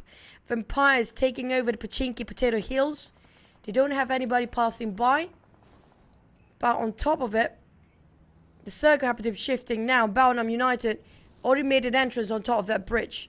But Circle just shifted away. And Baonam do have a solid compound to work themselves. But PBE will try to contest it out of their hands. So Infinity will crash into Team Secret. With Vampires marching at the backline of Alter Ego from from northwest side. On the north all the way, it's going to be Box Gaming. They're moving away from the Circle right now, which is quite perplexing for me. Yeah, probably going to make a big round rotation. That's why they're moving a little bit faster. So we have about 40% of unplayable. We're going to get crowded there, and maybe that's why they anticipated that as well. So they're going to play probably a little bit slower to get into the circle, just like how they normally used to play. We don't see gaming going straight into the middle of the circle. It's not really their kind of style. So they compete with whatever they're comfortable with, coming in from the outside, try to win fights as they go. Alter Ego. Laugh of the tree. Rosemary. I'm not sure if he got himself. Why he didn't use the first ace right now. Pretty low himself. Being sprayed by the hands of Ventores coming up from FaZe Clan. Vampire spotted out Infinity. Alter Ego barely got any covers for themselves there. The only thing that barricade themselves between them and FaZe and another team across them is just going to be a couple of rock. That's the only structure they will take covers from. Infinity Bear spotted a small shack. Take his covers from there. And coming up from Infinity, they left with the duo. Not too much of a player, but at least a shack will be enough for a duo to fit into it. Most importantly is whether they can defend or not. Since we got all the teams, like even on the minimap, we can see like 5 teams, quite out, but still it's 5 teams in the minimap itself. Can you imagine if we just widen the minimap, be a lot more teams, because this is where pretty much the center area is. And I understand why the teams, they try to play on top of this road that we can see on the minimap. It's because like about 40% unplayable land at the south. So in an esports mode, the circle will not come to the water, meaning that it will pull up onto the main peninsula. And this will potentially be the middle point in the next stage. Mela with a DP28. Try to tap out Alter Ego. Just give a bit of a poking and jabbing from the sides here. It will connect somehow. Rosemary and Alter Ego. This is going to be tough for them to get out from. Left, right, center. They are in the middle of everybody else. Infinity as well. TM2K come up from Box Gaming. They're left with only... no, they actually do have a full squad. But MORPH QEON spot him out clear as a day. That was a spray. Definitely taking a back on the side of TM2K. The rest of MORPH already here. They're rushing in. Attempt to flush them out. And here we go. So they need to defend their area. MORPH GPX has arrived. DBS in the hands of Bobo Crew. And here we go on the left. Them one there. But he's not going there. Okay, he can't go there because of the molly. Now TN2K leading back to the slope instead, leaving the compound for MORPH GPX. The circle shifted all the way to its PBE79 in box just now on the right side of a bridge. Sadly, Bellingham United, if only they have a full squad, there's going to be a bit of a death circle for now. MORPH QEON doing so much work since yesterday, and today he's dragging his momentum and performed quite well here on top of his performance. Box Trongzen reposition, Rocky being knocked down by a nade, Kobe down by Trongzen. He tried to drop another, he knows exactly where Rocky is. But it's a bit skewed towards the right and Rocky will not be hit and nothing connecting for the follow-up after that knockdown. Namcute hoping for somebody to save him. And Trongzen will try to do the job. Well, there's going to be one player only to go for the push. I'm not sure about the communication of Box Gaming right now. 10 ticket going alone with 2 players trying to save Namcute. But in the end of the day, nobody saved Namcute. And it happened to be all in vain for TN2K to push in. And now this seems like a bit unsynchronized on the side of a box. Just willingly giving their bodies away one by one, not knowing what their true objectives are. A bit messy when it comes to communication. It doesn't help the fact that Boom Esports is on the other side, stealing away nations from afar. We got Palmbit there with his M4. So Box Gaming got caught out with 2 teams basically. And now MORPH GPX in the compound. Thanks to Palmbit, they have time to reset. They're up at all 4s. So now continue to defend, and Box Gaming, with only 2 players, they cannot continue on the fight. That was something unnecessary for Box Gaming. I don't know what they were doing, honestly. They tried to go for the save, but nobody's trying to save, and then TN2K just pushing by himself. Happens to be not ever been on the same page of communication down there. It cost them quite greatly when it comes to this tournament itself. Box Namcute finally got finished down by the side of Semna Mikhail. But I do have XERXIA fighting against DBD, parting into 2 sides, 2-2 formation on the side of DBD. XERXIA clustered up to get about fanning out to make sure that they do have a wider engagement field of view to go against DBD right now. Shopper and RNG taking 1 building, and the other across the road we do have Alter Ego fighting FaZe at the same time. DBD, XERXIA, same compound. Going to be an interesting fight there because it's going to be a good area to hold, especially if the circle goes there. But we go onto the left side. You see that there are a good amount of teams here as well. Alter Ego, one of them, playing by the rim of the circle to block FaZe Clan from coming in. And it's not only FaZe Clan that they need to manage, another team down south that they need to manage as well. So it's at least 2 teams they need to be aware of. This is something puzzling for me. Alter Ego, on the other hand, quite in the open, got only a couple of vegetation to take covers, but managed to survive as long as they needed to. That's just how they are so aware of their surrounding right now. Rosemary and Potato quite far apart, around 50 meters between them, but they still can get each other back at this point. But FaZe pushing in, Rosemary spotted out Team Secret, but RRQ and Perco will finish off that side. Rosemary, valiant attempt on taking away those points from afar, but couldn't make it through, and he got punished instead. Knocked down to his knees by Melas, naded just now. Oh, now FaZe Clan, it's a goal for them. But Ventura's on his knees. Okay, are they going to pick up the gun or are they going to go for it and leave him behind? Looks like the answer is yes, they're going to go for the pick. Is the one to revive him, but PERSIJA EVOS waiting for the moment. Venturas is the bait, and now they managed to get Venturas, and not only that, they caught members of FaZe Clan. This is one of the few times you get to see Misery actually long lasted enough to survive here. But Lengths tried to bait out Mela. He take a bit of a chunk of the HP down, but that is a brutal way to go by Red FaZe as per usual. This man is just a different beast. but running down the entirety of FaZe is not done yet because XERXIA versus DBD has been going on a stalemate for the longest time. The tension is building up because the Blues will start to shrink this side, and they've been having a bit of a nade galore this side while the circle just shifting away from them. Oh, back to the compound where BD and XERXIA is at. Now, without the circle, they must end this fight. XERXIA only has 2 players, but they're being shot at from the other side, it seems. Gotta be super duper careful here. Time aside. Now, us on the off angle, taking care of Izane.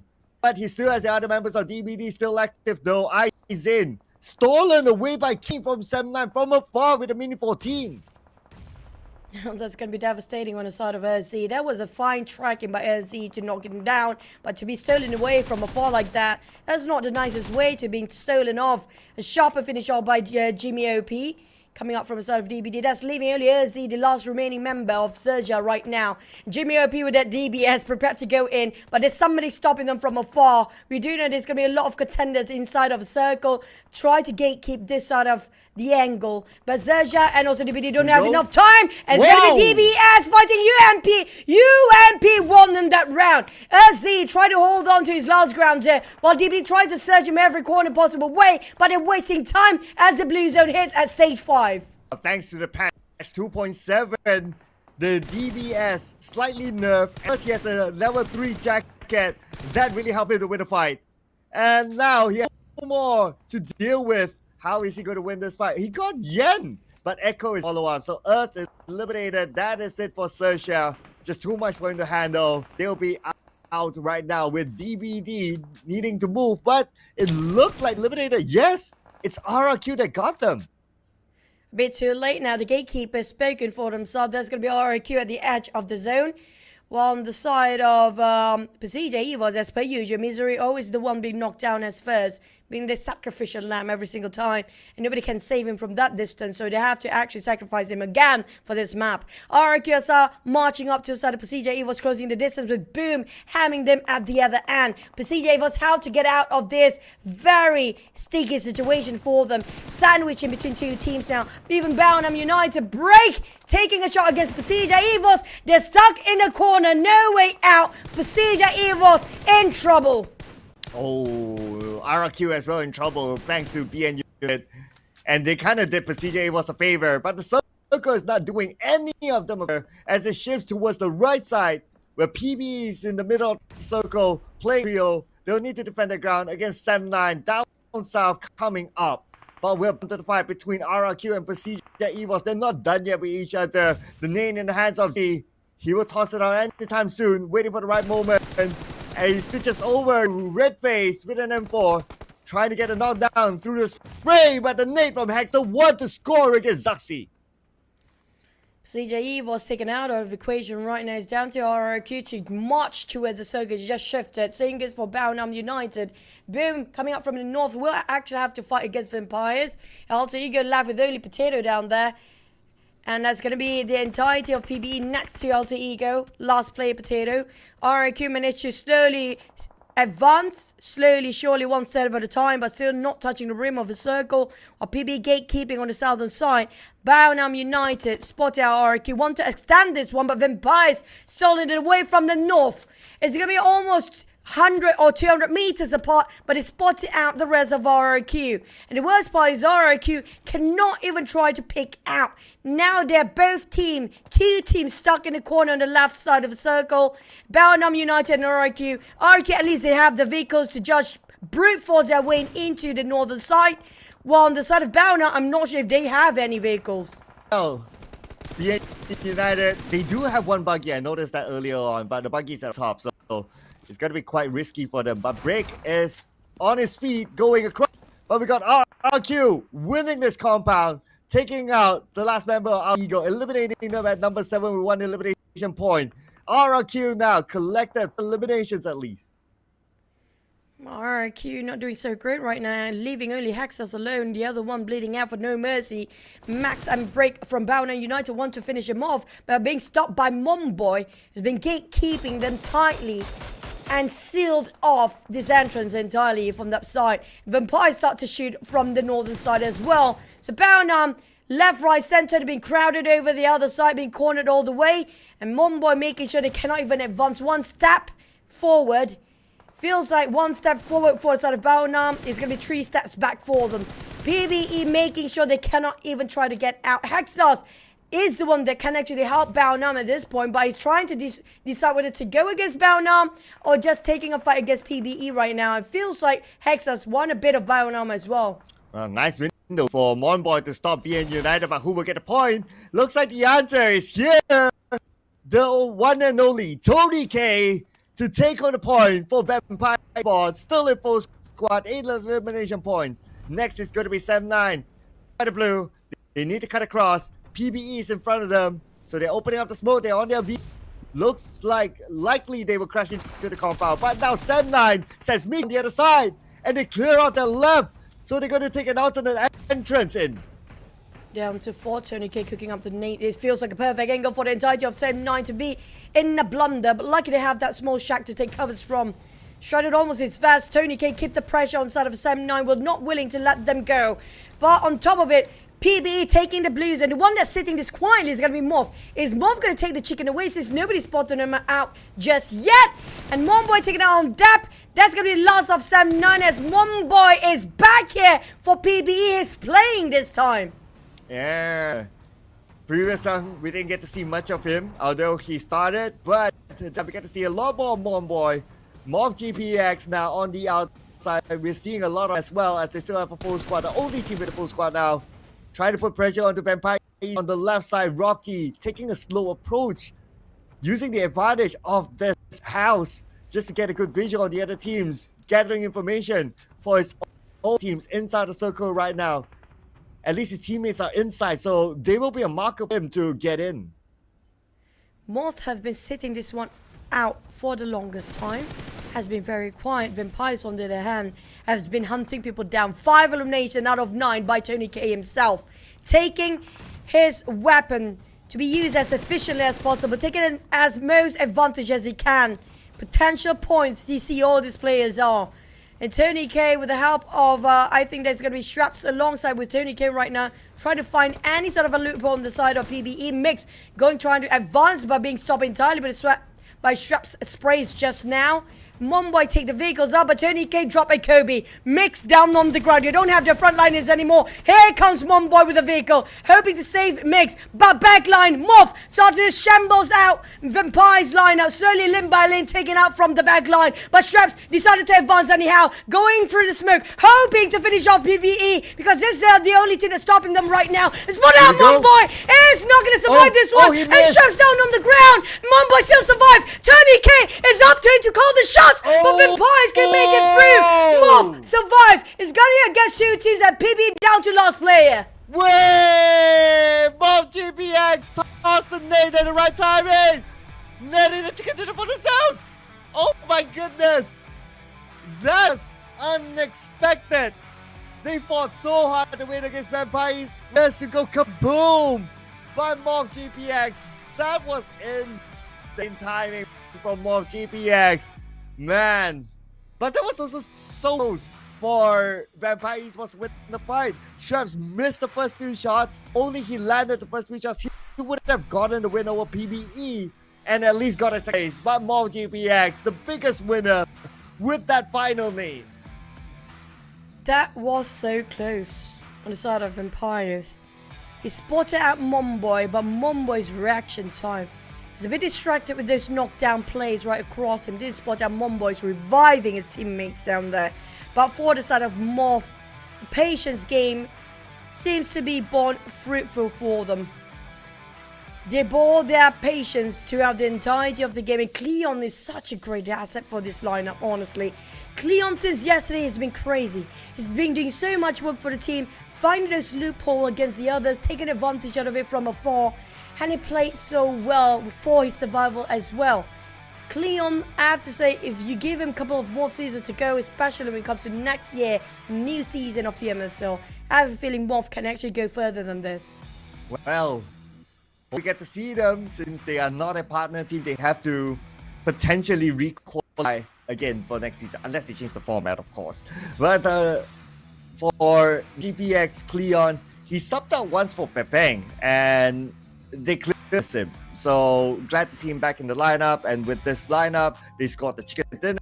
5 elimination points, not that much, but who cares? It's the chicken dinner at the end of the day. So it's still 15 points in the hands of MORPH GPX. And between QEON and Rocky, for me, I personally love the sprays coming out from Rocky. It was so crispy with his, I think he was using UMP or Vector before. It was such a clean execution when the tracking come out from Rocky. I mean, when it comes to individual skills, these guys definitely have it. They are high quality players, very phenomenal players coming from MORPH. But coming up from Vampire was so close enough. PBE survived long this time. And I love the fact they really needed Momboy. I feel like that's the pillar for PBE right now. Without Momboy, I feel like PBE lost their guidance or their North Star for the entire team. With Momboy in it, feels like they know exactly what they're doing. He is the most experienced player in this PBE lineup. So for his transfer knowledge and for them to get the experience in gameplay when the game is running, no doubt, Momboy is really a very important asset for PBE. Unfairly, Momboy will not be able to play the finals later on. So this is him transfer knowledge to the players later. Of course, hoping that PBE don't bottle it and go to the bottom 4. Because right now, PBE is not in the cleanest state as well. They still need to maintain a good amount of placement or a good placement to see the light of the grand finals. I agree. They need to push their numbers up here. A lot of teams really not safe right now due to how well GE and also coming up from Boom since yesterday, how they performed so well. So everybody kind of had edge due to how well these two teams just push themselves at the very bottom. Might take away the placement and avoid this relegation entirely by the end of the day. But that's just about timing. QEON avoided by just 1 second later to move those vehicles, avoiding those explosions coming up from PBE. But MORPH, they've been sitting at the sideline for the longest time. Like I mentioned before, Vampire's actually on the hunt. Regardless of how they didn't score themselves at chicken and place themselves at the 3rd place for the placement points, still scores as number 1 by the end of this map. They have been gunning and running all this time, and Tony K definitely got himself quite a high volume down there. Yeah, I'm sure he got a good amount of eliminations from this round. So Vampire Esports also sticking to their philosophy of not following everyone else to play the bit of the circle, playing by the side, coming in. Still works for them. This is their philosophy of consistency, and it still brings them the amount of patience that they want and to top the match rankings for this round. And of course, Box Gaming, they lost the fight against MORPH GPX. If only they won it, we'll see a different multiverse.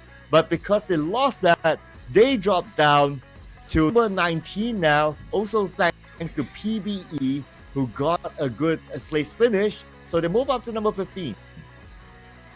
So we do expect GEEK and GE will be pushed down by end of today. They're not playing yet since their group is having a break for now. But how much further for Boom can push themselves up there? Because they needed the points, and same goes for the side of PBE. They need that week 2 performance, that consistency to get a back-to-back chicken, or at least getting a top 5 all day long. Can they pull it off today for the side of PBE? Well, we'll need to see. Right? Round 1 wasn't great for them, 0 points. This round, 2nd place finish. But let's hear from the interview what they have to say about their performance with Tacit, Tash Brandy. Here we go.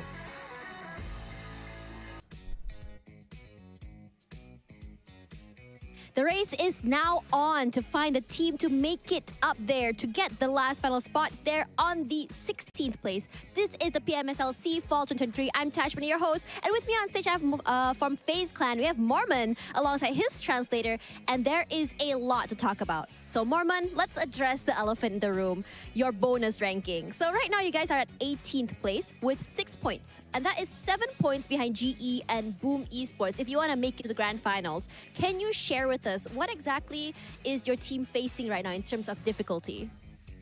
อย่างที่รู้ๆกันนะครับตอนนี้ทีม FaZe Clan เนี่ยอันดับก็อยู่ที่อันดับ 18 คะแนนตามหลังทีม GE กับทีม Boom อยู่ประมาณที่ 6-7 คะแนนพอจะแชร์ได้ไหมครับว่าตอนนี้เนี่ย ทีมกำลังเจอกับอุปสรรคอะไรที่ทำให้เรายังคะแนนรวมไม่เป็น1 ใน 16 ครับ ก็เป็นเรื่องของความกดดันของแต่ละคนส่วนตัวภายในทีมครับที่เรากดดันตัวเองมากเกินไปครับเพราะว่าจริงๆเราสิ่งที่เราทำได้ดีเราทำได้ดีแล้วครับแต่เรากดดันมากเกินไปแบบอะไรง่ายๆเราก็ทำมันยากอะไรยากๆเราก็ทำมันแบบง่ายๆครับ Alright, so what they're facing now is that they are kind of pressure them in the team. They are kind of pressuring themselves. So yeah, and they notice that, and they're trying to to be less pressure to each other in order to make the performance better. Right, so there's a lot of pressure happening in the team right now. So can you share with us, what do you guys do in order to kind of like lessen that pressure that you guys are facing? คิดว่าจะมีวิธียังไงบ้างที่จะทำให้ลดความกดดันในทีมลงครับ ก็ที่ผ่านมาเราก็2 วีคที่ผ่านมาเราก็ทบทวนตัวเองครับจริงๆเราเล่นโดยไม่ต้องคิดอะไรก็ได้ครับเพราะว่าจริงๆเรามีตั๋วเรามีอะไรหมดเลยครับแต่เรากดดันของเราเองครับวิกสุดท้ายเราก็คุยกันว่าเราเล่นตามเกมไม่คิดอะไรเยอะครับอะไรที่เรามั่นใจเราก็ทำอะไรที่มันทำไม่ได้เราก็ไม่ฝืนครับเล่นชิวๆตามเกมไม่คิดอะไรเยอะแล้วครับ Okay, so basically they're going to just go with the flow this time because for these 3 weeks already, they're kind of, sometimes they pressure themselves too much. So, this time they're just gonna go with the flow and just do the best. Yeah. I mean, going with the flow looks really good for them, given today that they had quite, I think, a pretty good run, honestly. Now, let's talk a little bit about the odds here for FaZe Clan. What are the odds of FaZe actually climbing up in terms of points and making it into the grand finals? Are you guys feeling confident about that? คิดว่ามีความมั่นใจแค่ไหนว่าเราจะมีโอกาสที่จะไปเป็น1 ใน 16 ทีมสุดท้ายครับสำหรับรอบไฟนอลก็ส่วนตัวแล้วก็ผมก็ไม่เอาตอนนี้ก็ไม่รู้จะเอาตอนไหนแล้วครับเพราะมันก็วีคสุดท้ายแล้วเราก็เล่นได้เต็มที่ครับเป้าหมายก็หวังว่าติดท็อป3แต่ถ้าอยากดีสุดก็อยากให้มันเป็นแชมป์วีคท้ายครับจะได้สบายใจ so they're trying to be confident as much as they can in order to get to the finals and they aiming for maybe top 3 for this week to make sure that they can go to the finals and play in the finals easily. Right, so top 3 will definitely launch them up ahead if you guys remember in terms of scoring. But let's talk a little bit about your new teammate. You guys just picked up a new player from China, Trace. Has there been any communications between you guys, communication problems, or how's the chemistry like? Excuse me. อย่างที่รู้ๆกันตอนนี้ก็ในทีม FaZe Clan เนี่ยก็มีการดึงตัวผู้เล่นคุณเทรสจากประเทศจีนมานะครับแล้วอยากทราบว่าในทีมเนี่ยมีประเด็นเรื่องการสื่อสารกันระหว่างในทีมไหมแล้วก็เคมีระหว่างคนในทีมเป็นยังไงบ้างครับก็ถ้าเป็นเรื่องการเล่นของสกิลเพย์เขาก็สกิลเพย์เขาดีครับแต่เรื่องการสื่อสารบางจังหวะในการทัมมิ่งไฟมันดึงจังหวะคุยกันไม่ได้ครับแค่นั้นมันจะติดเรื่องการสื่อสารเล็กๆน้อยๆครับแต่ถ้าสกิลเพย์เขาทำได้ดีอยู่แล้วครับ So basically about the communication they kind of had some issues with the way of the communication as they speak the different languages but in terms of the chemistry they're good to each other as Trace is kind of he is good at playing the games. So do you think that the do you think that the communication problems is actually the reason why it's really hard for you guys to reach the top right now? คิดว่าเรื่องการสื่อสารเนี่ยเป็นสาเหตุหลักไหมครับที่ทำให้คะแนนเราอาจจะยังไม่ถึงเป้าตามที่เราหวังเอาไว้ครับไม่ใช่ครับไม่เกี่ยวกันนะเพราะว่าจะพูดยังไงครับการสื่อสารมันไม่ได้มีปัญหาขนาดนั้นเพราะว่ามันเล่นตามจังหวะเกมได้ครับแบบจังหวะเซนส์เกมอะครับแต่แค่มันอาจจะเป็นรายละเอียดไฟท์เฉยที่อาจจะคุยกันไม่ค่อยตรงจังหวะกันแค่นั้นครับdefinitely not because as I mentioned that Trace is know what he's doing in the game so communication is might be just a little bit obstacle for their team, but yeah, not a big deal for them. Wow, and that's what you have when you have really good players who have really insane game sense. End of the day, it's still the same game and the same language. But now, I'm sure there's a lot of FaZe Clan fans out there. Wow, that's a tongue twister. There's a lot of fans for you guys waiting for you guys to just make it up there to the grand finals. Is there anything you want to say to them?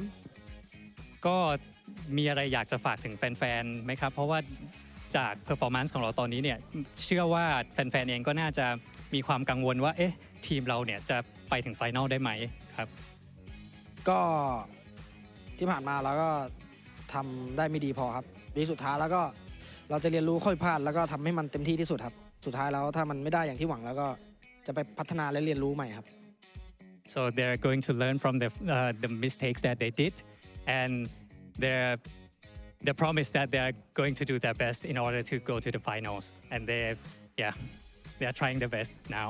And there we go. Sometimes your best is enough. Let's see whether or not they can make it to the top 3 as we go into the second half of today. Gonna toss it over to our casters to start the second half. We'll see you guys in a little while. Bye, guys.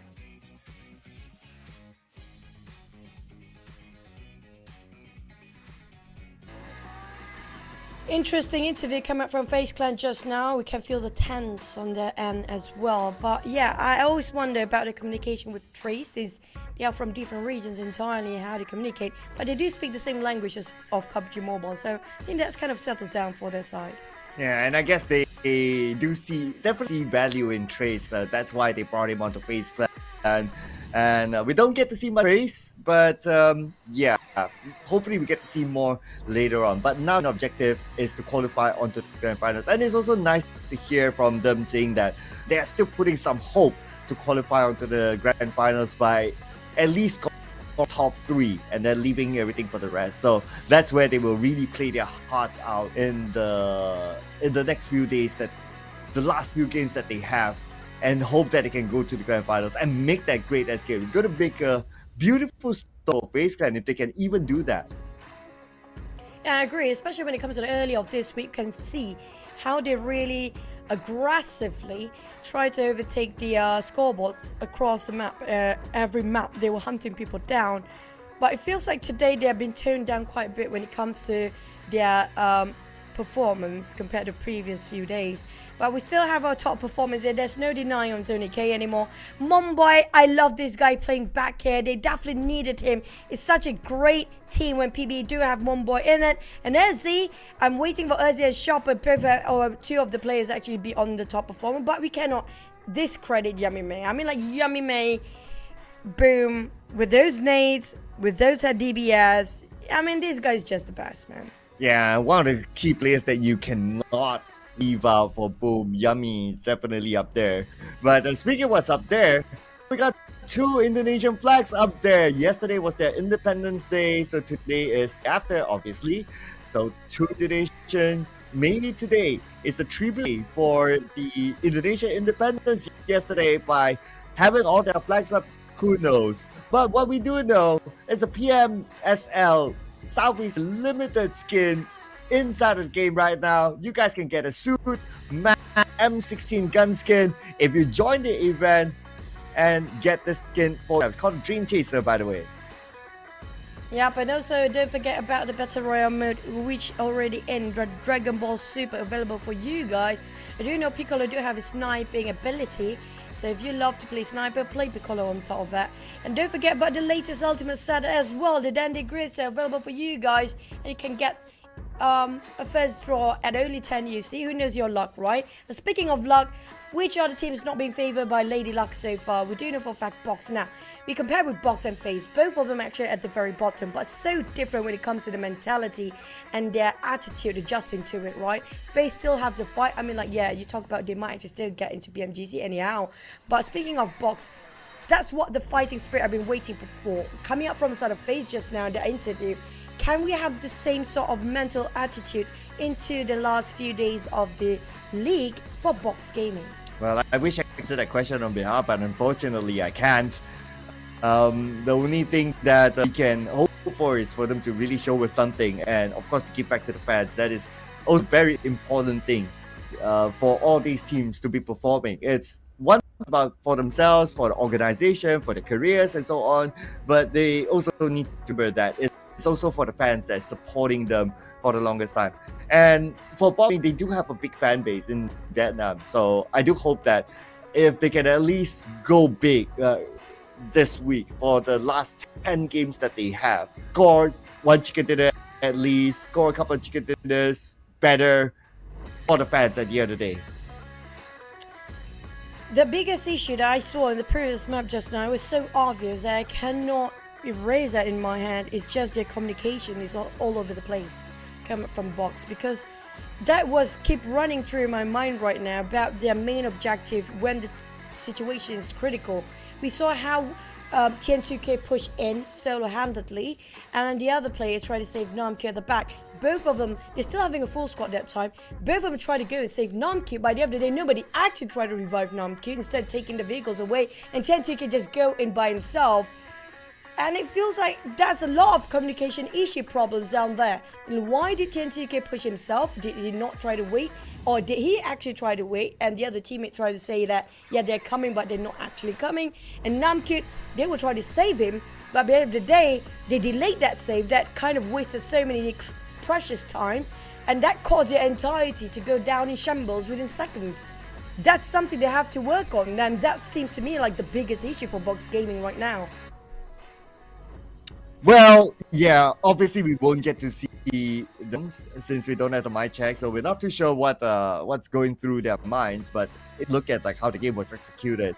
I do agree there was some loopholes there. Whether getting the vehicle to go in on foot, maybe that's kind of debatable. But as I recall it, MORPH was open. They got a couple of knocks. Probably there was a way to get in faster without going for the vehicle first and then trying to get the vehicle to crash in. So I wasn't too sure about that as well. Hopefully, if we get a chance to interview one of gaming's members, that would be best, because they were the only one to be able to answer what exactly happened during that time. But hopefully they'll be able to reflect on that fight and their gameplay so far and do better next, because it's 10 more games to go for Box Gaming. Once we're done with this game, we're only down to 9 games, single digit amount of games left for Box Gaming. Score at least that one chicken dinner. I agree. It seems like calculatable for teams, especially not just Box Gaming, all the teams in Group D now. That's including Sam9, Vampires, and XERXIA. We do see XERXIA start to hunt people down when it comes to the final week. We have a glimpse of just like how XERXIA was in week 1 again, but not as strong as before. Maybe they want to save it for late in the grand finals. Vampires, on the other hand, they show different caliber entirely. They don't care if they got the grand finals or not. This is what I love about Vampires.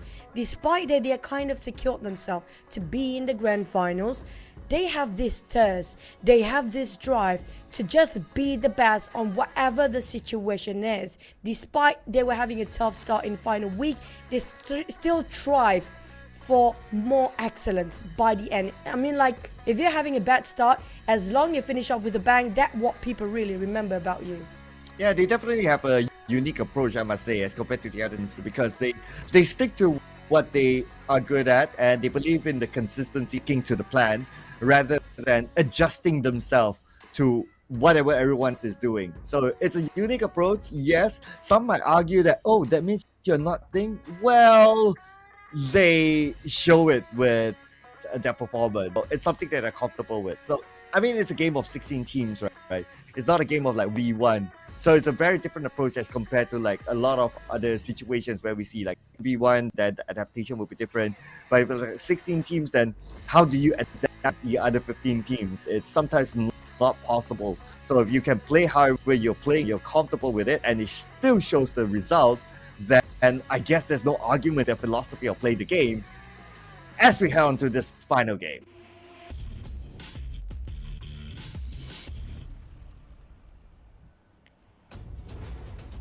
Before we head into the break, where a lot of teams can get a bit of a reset, where a lot of teams do need it there, especially down there. But this time we do have a flight path more towards the north, the southern side. And if the circle happens to be on top of Stalberg, Kamishki, I assume when it comes to stage number 2 and 3, we do have a lot of major clashes just on top of the middle ground or the center of a map, which is going to be possibly Rothsock School, even on top of Yasnar Poliana. So we saw MORPH GPS going to Rosa. I think they're going to repeat that again since going to Severny is going a little bit far for them. I would expect Boom to go to Farm since it's close enough as well. And for the rest of the islands, probably going to stick to their guns again. PERSIJA EVOS going to go back to Yasnaya, BN Unite, Box Gaming as well going to Yasnaya. So they're going to start off their place of their comfort. They're going to take the right side of Yasnaya, and PERSIJA EVOS going to take the left. That has been the trend so far. Keeping my eye on to Farm though. Okay, yeah, we still have Boom there. No changes for them from the previous round. Still going to be a pretty similar drop for. Yep, so far nothing much change except because of the flight path do favors a bit down south, so the teams on the downside can comfortably drop themselves there. But the circle, this is quite confusing as well. Even though it's just a minor land on top of that circle of SMB, we still have to calculate into the next few circles. There's a chance that we're actually still going to have that part of land in SMB till the end of it. Now coming up on the side of Boom, this is going to be a tough start. Yummy made down to only 20% HP here. This is going to be rough, and he's barely got enough himself to work things around. Yeah, it looks like they're going to go up against Boom, I guess, because of the flat path. They drop somewhere in between. Yummy knocked down as well. Oh no, looking back for Boom because Gaming still has a full squad. One member of Boom on the ground floor is Pombit, but they have Razy together with Ichan somewhere else. Not sure how they're going to back him up because Pombit right now, he has a micro Uzi together with the Bison in hand. Not the best weapon to clutch because we've seen the DPS meta, but he has to work with what he has. PUBG was taking a bit of a jab against REGUM on the other end, while Box... Wow! What is that nade from Pombit? Two in an instant down! Pombit can clutch this one. Oh my god, they were so close of losing it. There was one nade that dropped 2 on the ground, the other one just being sprayed and just taking a bit of a jab there. What is that? That's what I said about the communication. Something has gone so wrong for Boom. Sorry, for Box. To take one Boom player at that extent? Well, at least they traded back and they, at the end of the day, did not lose anyone. So I guess it worked out for them. Probably the idea was like, okay, as long as we trade, we're okay. Well, it's not even because they didn't lose anyone. So they didn't trade anything at the in that fight. But unfortunate for Pombit is that his weapons were limited. He had a micro Uzi 1v2 with a sort of firing rate. It's very hard to in that sort of situation, and it's going to be tough for Razy as well because he's alone here. But EVOS easy wrap around, and that leaves Boom with only one player. Boom from the pan to the fire. I mean, like they just fought against Box before, lost Pombit early on, and now down to only Chan. Last time we saw this, they didn't last long enough. It feels like a deja vu for Ichan. This is what really happened yesterday as well. But on the other side, Box and PERSIJA EVOS scores 2 for each of themselves. I assume there's going to be RRQ taken out by one of the players of Box before as well. No, very annoying. We do know for a fact this Circle Cloud is still a bit of percentage. You know what? You cannot put at risk. You don't want to live up to chances that there will be no possibility the Circle is still going to favor on a slightly bit of SMB there. But based on the last one, it's still going to be on probably a bit of SMB still up to possibly stage 3. Then maybe it will move away from the SMB, just go to the main peninsula. Yeah, it's a possibility. I mean, with the ping pong-ish sort of circle, you go there. But since like the trend of teams playing in, we can expect like the middle area of the circle, which is probably around Potato Hill and its surrounding, to be the focal point. And look at as well. So Xavier isn't playing. Pochinki, we didn't get a view of whether any team drop into Pochinki, but if Pochinki is available, then teams can also consider to either play inside of Pochinki, or even better, you play at the Potato Hill and not need to worry about Pochinki that much. I agree. I have a feeling Potato Hills is going to be hot, and that's going to be Alter Ego. Taking one of the players out of, I think it was RRQ, one of the members out. Boss Gaming had to be just passing by Ichan. Lucky they didn't spot him out. Boss Gaming now, it's not safe for Ichan yet. They make a bit of a U-turn. It's be a dangerous game for Ichan. It feels like they're very interested to drop himself here. Or just passing by. Hopefully just passing by because that solo player. Oh man, they are definitely interested to have a peek inside. This is going to be nerve-wracking for Ichan. Yeah, I think Box Gaming have that intention to find that last member of Boom because they saw the elimination that PERSIJA EVOS took out one, so they know that there's only one more left. Okay, Ichan with the S12K, but S12K from Gen 2K hit first, and boom, when boom, 0 points in this round just before the break. It feels like Box has reworked their communication this time. Scored quite well. Even though they did actually got themselves in a bit blunder before, managed to reset and reassess the situation. Hopefully everybody's on the same page on that side. Team Secret, they're going to get out of Ferry Pier because the circle quite, if you compare it to the center, it's a bit too far from them. So slowly going towards their side. But they can still stay a bit longer if they want to for Team Secret. It's not necessarily needed for them to leave out that early since they are still in the circle. On the hands of DBD now. They are right on top of Gotkar before this. Also, they're one of the teams that actually on the left side of the circle, just where Team Secret was. Team Secret is just a bit down south when it comes to the direction. We have PB on Gotkar this time. I do wonder, Vampires and FaZe, how do you want to get into the center? Will it go up north all the way? Up to his Rostock possibly and cut across? Since FaZe is cutting across Ruins, I assume they do have interest to go to its Rostock or school fairs before getting into the center. Yeah, wouldn't be too worried about these two teams trying to get into the center. They're not that team that goes straight into the center. They're more comfortable playing by the side. So I would say that they'll be really happy at the circle because there's a lot more space for them to play with. So that's how you can see them at this point cutting across Ruins and even stopping around the area of Ruins. So like, okay, we can chill for a moment. We can loot up a little bit more before coming in later.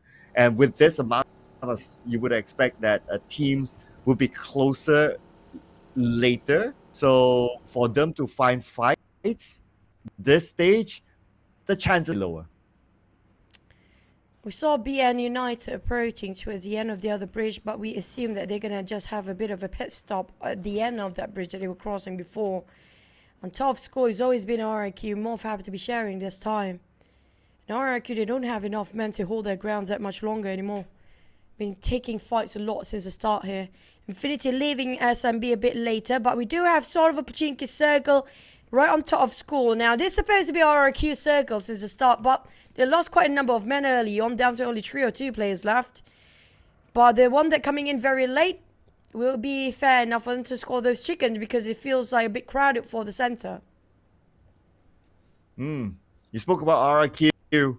So they are 2 players, but because of their spread, it's almost like 1 player each. So Napeko, again, the duo, the same last 2 duo, just like in Sanhawk. But this time, they're going to go up against MORPH GPX instead. And I think it's just a matter of time that No Mercy will be caught up on MORPH.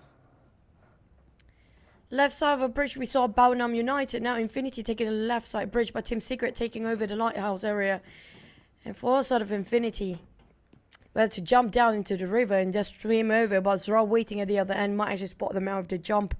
And RQ on the other end, score is going to be a lot of teams passing by.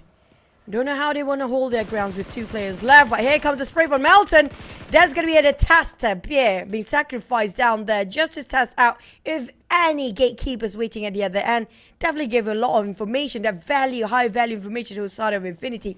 But right now, how Infinity want to use that knowledge in their hands and how to respond accordingly, since they know for a fact it's impossible right now for them to cross this bridge. Yeah, they should be used to this by now. I mean, it's a common spot for teams to gatekeep them. So I'm sure they have a plan. In this kind of situation, I guess their second plan, their plan B is just to rotate on the right bridge instead. You have enough fuel and also utilities to tank out this part of the circle. And we're back onto school. Looks like No Mercy. They still don't know that he's there. They're not in the same floor. Okay, we got Rocky there, just on the next room. But no, they will know the presence of No Mercy. But No Mercy is the one to pull the trigger first, and he will pocket that point. This is the house. I reckon know every nook and cranny about the entry point as well. It's been greeted and surprised for side of Rocky just now. Definitely cost them quite a bit for the entirety of MORPH. But the others, on the other hand, it's cutting across Pochinki right now. We do have PBE. Since we don't have these Avis playing, I feel like Pochinki is a bit vacant for now. I'm not sure if there's any team trying to just still stay and extend themselves on top of Pochinki. But Team Secret happen to be just across the side of PBE. Might actually be spotted out by PBE players from that side. Baronam United leaving Nova Ripnoya before him, just getting into the other side of the bridge and getting to the main peninsula. We do know XERXIA will be the top contender next. I'm not sure where is BTR right now, since they're dropping themselves on that side as well. So they should be close by for the side of BTR. Yeah, we gotta wait for the maps. The circle did shift. BTR normally is a team that likes to play in the middle, so I would expect to be somewhere within the circle. But for the team that plays on the outside, Vampire Esports coming in now. And if they want to take fights, and that's what they like to do, so they will have an option now, DBD or FaZe Clan on the left. But Vampires happen to be just squeezing in the center here, taking all the bullets in and soak in the damage. DBD spot out as well for Vampires. They still managed to squeeze in through, but where too high. Ravenclaw just parked himself across that trenches. He needs to get into those trenches. Box Gaming, Kwang spot out High down on his knees. Straps and Stone already parked himself inside of the trenches. Now Ravenclaw caught out in the open. Box Gaming, Tiantuko will punish him in an instant, while Alter Ego having a fight against 7-9. Same goes for FaZe versus who's there? Is that Vampires player as well? Feels like Tony also being left behind, caught up in the process of transitioning to the circle.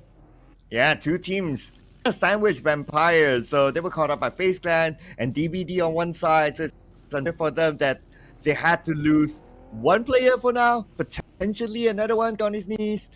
So Vampire Esports might need to play the rest of the round with two players. But because of that fight onto Vampire, FaZe Clan and DBD alerted with each other. We can change there on the elimination feed, as the Potato Hill, held by Alter Ego for the longest time, is now the focal point. But they just need to be aware of the team that came onto the Potato Hill as well on the right side. And that's going to be a hectic Potato Hills, a fright one as well. But PBE guarded over this side well, and they will take a Logan away from the rest of Infinity for now. That's leaving Infinity down to 2 players, stuck in the corner even. Barely have enough land to take covers. Lucky that truck will save them for a bit in case another team passing by at the other end. Vampires got themselves those trenches, while BTR, you are a bit curious what's in there. He starts to venture in, while Kwang and the rest of Box taking a bit of a compound on the outskirts of Pochinki. Spotted at Infinity. That's going to be a couple of tap. Might be a bit of a warning shot to the side of Infinity, knowing that it's going to be more than just a couple of teams nearby. Infinity, how did they respond to this? Do they still going to go for trenches, or they take a bit of an unusual route down there? Elmstyle drove himself in the open flat plain field. A bit risky, but he got himself some bunkers to work on. Yeah, lucky enough, managed to make it, so it's okay for now. This area, with this current state, it's fine. Lobby! Okay, he had to do an acrobat before landing there, but glad he's okay though. No knock onto him, so he's fine. Some middle of the circle. Speaking about the middle, circle shift, and they're right in the center of it. Box Infinity right in the center, as well as BTR nearby. Well, that's not surprising. BTR are pretty good when it comes to reading those circles, but CJ EVOS a bit too far this time. They cannot go through the Potato Hill. 7-9 to overtake Alter Ego's position on top of it, since Alter Ego start to move away. But PBE, they want to get into the circle. Same goes for the side of DBD. They want to actually commit to this fight or part ways. DBD take the wiser decision, being the bigger guy in this scenario, going straight into the circle instead of taking a fight against PBE. Okay, here we go. PBE. At least they have the high ground on the side of Pochinki. No RRQ in action. Only No Mercy left. And FaZe Clan will take him out. despite Nerfeco and No Mercy staying together, but unfortunately, the firepower from FaZe Clan playing as a trio, not able to hold them back, and they got eliminated. It was 2v2 for FaZe, but back's on the side of Box. We have a new contender approaching. I think that's going to be FaZe Clan approaching this side as well. They definitely heard those vehicles coming over, the 2-3 teams up there, which is going to be Alter Ego, Infinity, and Box. Happen to be crushing Alter Ego. The moment they leave that Pachinki Potato Heels and drove himself in the center of the crossfire, Alter Ego just might walk himself trapped in the center down there. Box Gaming spotted out FaZe, who happen to be transitioning and switch over their attention towards their back line, while Alter Ego have a bit of a breather since Infinity, the only contender right now. Box switch over their focus into a different team entirely. But Sam9 and MORPH, there's going to be another war coming up. Okay, but MORPH GPX, the easiest position to be in. Can see that they don't have a good visual onto all the members of SAN. So MORPH GPX, are they going to take this fight? Okay, there's still enough space though. Okay, but even if they choose to rotate up north, Sam9 will have a clear shot onto them. They can spray them. They are traveling. So MORPH GPX, are they going to take that risk to still travel? See. But now PBE, they have visitors in the area. It's going to be FaZe as Onzen will take an off angle onto them, and they are circling around PBE, gathering information. Can feel the hostility of FaZe to the side of PBE right now, try to force them out and try to take the fight. But also coming up for PERSIJA, EVOS crushing into the side of this compound. Megamind being visited by Misery. Misery, as always, the one who opened up the position and the space for the entirety of PERSIJA EVOS. But they're down to 3 players, now to 2. Misery being sacrificed in an instant. And Redface and Zuxi, can they still fight even though they got themselves a bit of a lower ground against XERXIA? Okay, here we go, Sam9. So this fight between them and MORPH GPX, we knew it was for MORPH GPX. And Sam9 won the fight against them. They had the terrain advantage anyway. So they won the fight. MORPH GPX out at number 14 without a single point this time. But for PERSIJA EVOS, now caught on the lower ground, XERXIA. And I'm just reminded that MORPH GPS, they got the chicken dinner before, but this time no chicken dinner, no points at all. Again, the chicken dinner curse is the PMSL. There's going to be another team approaching that side. I think it's going to be Baronam United interested to take down PERSIJA EVOS and XERXIA at the same time. Look at the scouters doing the work, marking the perimeters and trying to gain as much intelligence and information as possible. PERSIJA EVOS being wiped out by the hands of XERXIA, but XERXIA is not safe still. We still have another 3-way war between Team Secret, PBE, and coming up, which is going to be FaZe Clan in between. Team Secret down to Zral left. Now they do have a bit of low grounds, but Desmex will actually buy him time to revive his teammate. That Kobe come up from Venturis, just getting decapitated on the side of PBE, leaving only Momboy surviving on that state. And Momboy, how do he clutch this one? There's one more player cool around that corner, try to reset himself, but Team Secret know they are underwhelmed right now. Not really underwhelmed, overwhelmed by the presence of FaZe Clan. They want to part ways, but they were not being leaving out just yet because FaZe is slowly approaching and closing in the distance. Even PBE couldn't fight the hands of FaZe right now. They are on a rabbit mode and not showing any sort of mercy at all. Down to only cool to pull it off, but Vampires BTR also coming up from FaZe, mixed down, and there's going to be a huge one from Mela to finish things off against against PBE. Yeah, it was unfortunate for PBE, but between Team Secret and FaZe Clan, they had to manage 2 teams at the same time, so it was really hard for them. But with FaZe Clan winning majority of the fight, now that they know that Team Secret just right below them, they try to take advantage of it. It's points that they're after because they want it to the top 3. Now Ventura spraying onto Putra, knocking him down. Another opening for FaZe Clan, but they also need to revive Mela. Surprising for Team Secret, they are like zombies right now. Even though they got knocked down 3 out of 4, still managed to reset themselves and have a bit of a revival between them. Now Zral have to leave, he's not safe, down to only 10% HP on his side. I'm not sure he got himself any first aid, only just bandages at this point. But Onda's keeping the pressure on. There's going to be a high loop on that side. That nade so close to Zral. Definitely nerve-wracking for him. Nobody wants to be at his receiving end. That nade just now feels like a perfect angle as Zral still survived. We do see another team being ambushed by the side of Box Gaming. Megamind trying to leave. Chopper at the other end. But they're trying to circle around, wrap things around. But also at a cost for the side of Box Gaming since some of their players being knocked down. Oh, there's only one player left for Box Gaming now, and he's getting away. Probably the best option, because to continue on the fight with XERXIA, it's definitely not going to favor him. So it's going to be Kwang, the last man. He'll take this compound just to reset himself, but he still needs to get into the circle, and that's where it will be difficult for him. So it's likely that he'll take his time for now. Now we're back to the between FaZe Clan and Team Secret, because FaZe Clan, they're busy with Revive, so they had to let Team Secret go for now. But Team Secret is the one that is not letting them go just yet. They're still keeping an eye onto them to see if they can get an advantage or down onto FaZe Clan. Lucky the circle happened to be very generous, centralizing in the center still. XERXIA taking a bit of a blue zone. The only team with a full squad right now is just DBD. Infinity taking the bunkers area. Got some barricade around them, but FaZe tried to shut down Team Secret. You mentioned about them before, Putra and Helton. They are being pressured by the Blue Zone. The Blue Zone will shrink even further, and the Circle will determine their fate later on for the side of Team Secret, because they're barely hanging on. If Circle moves south, it's great, but in moving up to the northern side, Kwang do have a bit of a shot at living longer than Team Secret right now. Oh yeah, the Circle. And now Team Secret, the toughest position to be in. They have the travel distance to manage, they have FaZe Clan to manage. Man, how are they going to overcome this? And I don't know if they have a vehicle. Last we saw, it seems like they don't. But for XERXIA, don't need to worry about the Circle for now. They have it. All they need to worry about is keeping BN United on the outside. To keep BN United at bay, they're still having a full squad compared to XERXIA, outnumbered right now. But Baonam United, they're playing it very smart, can outmaneuver. Never mind, take that back. Z spotted out Max, giving away position, even giving away 3 eliminations down there. SC down to 50 HP, got nicked quite a bit, but it's still going to be okay for now. On top of Baonam United, they had advantage before.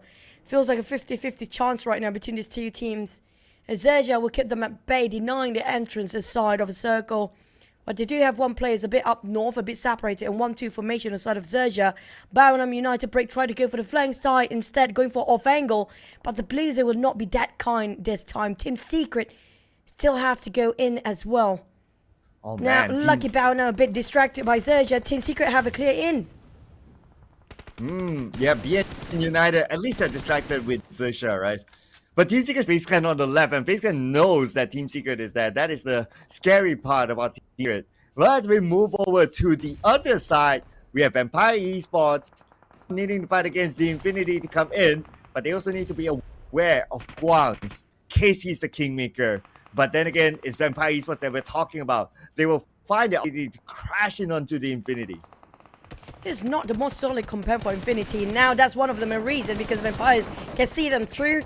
A bit of a ditch there. Yes, they do have the bunkers, but a couple of nades, a couple of mollies more than enough. But lucky, they do have another contender, which is going to be FaZe eyeing out to the side of Vampires there. Vampires taken by surprise. Two-way war for them. Infinity being saved just a tiny bit, even though they lost one man early on. And down to only one last player. It's going to be Armstyle. Will he actually pull it off with the style or not? But at least for their hands right now, Vampires being demolished by the hands of FaZe from afar. Mela have to get out from the blue zone. Taking quite a long time to make a bit of a U-turn, but Ventoris open up the space for him to make sure their survivability and safety will be kind of secure here where they're parking himself. But the rest of them will be surrounding FaZe at the very moment. Southern side, a bit too rowdy right now. Wow, and DVD's quiet throughout all that. But they have to make some noise after this, because it's game for DBD next. Speaking about Team Secret, because of the distraction of FaZe Clan onto Vampire, so they choose to go through a route, and they have an entry now into the circle, but now they need to manage XERXIA instead. FaZe Clan on the other hand starts to fight against DBD. They manage to get a knockdown, but Ventoris can't get a clear shot. XERXIA on the other side. I mean, these teams are just trying to cancel out each other. And son, there's very little space for DBD at the other end. The Blues are closing. There's only one rock that they can take covers from. Feels like coming out from DBD is waiting for the inevitable. But XERXIA on the other hand, they only have to deal with Helton. That's going to be the last player of Team Secret. The other three start to approach and reunite and move as a unit to get themselves in the circle. Now, Halton, this is the biggest problem. He barely got enough smoke. There's going to be only 3 smokes left. He need to use it till the very end of it. XERXIA Shopper got himself an upgrade of loot at that, and level 3 helmet and VAS. Quite good weaponry on his side too. Halton has been guarded heavily over this side, and XERXIA start to push in. This is going to be Halton fighting for his life. Wow. He got one down on Mega Mine. Trying to fight for another two of XERXIA, but it's going to be 2 different angles entirely. It's going to be Shopper and Erzi. Best player of XERXIA, both of them still alive. Nice spray. Halton exploded the buggy, but now Halton, he only has his 3. Popping out the smoke is creating a small smoke bridge, but his health is super duper low. At the same time, just right behind him. Now I worry for Halton that he may not survive past this stage. It's going to be hard for Halton now. He still has to try. Now the smoke is active. XERXIA as well, so they're not putting focus on the Halton, but Halton still keeping an eye on the XERXIA as he runs into the circle. But we got Shopper there, still not letting Halton go. It's got 1v1 now, and Halton, he's the one that's going to be pressured by the blue. The blue zone's approaching. If XERXIA lives first, Halton still can survive, but Halton be spotted out. Shopper, what a spray! Didn't miss that much. Halton, valiant effort, shows the fight in him is still there, but Aizen is another one that kind of in the same pressure amount, just like how Team Secret was before, finally being knocked down, leaving it out to Yen to call the shots down there. Infinity leaving with 2, even though they got not the most favorable positions before this, but it lasted long enough thanks to FaZe. Yen being spotted out by Armstar. Here comes the spray, here comes the pressure. Keep nicking onto the side of Yen, but Infinity have to be careful. There's going to be another team coming up from the northern side. That's going to be Box Kwang, who'll be leaving out this tanks and just going to get out in the open zone. Oh yeah, Kwang does still have the circle. Okay, wow, really small space, Kwang. Alright, but no space for FaZe Clan. They need to win fights to get into the circle. DBD, who stayed quiet for majority of this round, got eliminated. Number 5, a single elimination point. Kwang, look at this. This is ridiculous. He still has little space to play with. And he knows exactly where Infinity is, but the problem is how to deal with them. Kwang playing it, outsmart everybody else and outlive all the other teams out there by himself. Vintori's on the other hand, still have a 3 player on the side of FaZe. XERXIA down to only a Z. Sharper taken away by Infinity, but plays and finish off. He's going to be on the side of Box Gaming since Kwang managed to knock him down early on. Z being spotted out open in an open space, open fire down there, and XERXIA out of the equation. We're down to 3 with FaZe taking a most man this time. We just had the interview before for FaZe. This time they're coming up strong. They have the confidence, like how they mentioned in the interview before. And now Mela with Onzen trying to push out with Vintor. He's got the buggy living over, but Kwang finally be spotted by Armstar. We're living down to 2. Hoping for Kwang to create a drama towards the end, just like how Audrey did for us yesterday, but looks like it's not going to be the case this time. We're going to see an all-Thailand finale before the break. So FaZe Clan, or the Infinity now. FaZe Clan, obviously they have the numbers, so have the motivation because they want to get the survival. And the Infinity will not make it easy for them. They have a good angle here. Armstar on the sniper tower, but Armstar had the space. Looks like no, he has to get down. Armstar still holding his life to his bunkers, but the circle will be no more for any of these teams. FaZe do have the numbers. Will they form a different formation entirely just to wrap around Infinity? But this is Infinity versus FaZe. They're definitely so well prepared against each other. They're fighting against the same region of PMPL. They know every nook and cranny of how the gameplay of each team. But Armstar is spotted out, leaving only to Onzens and Lobby down.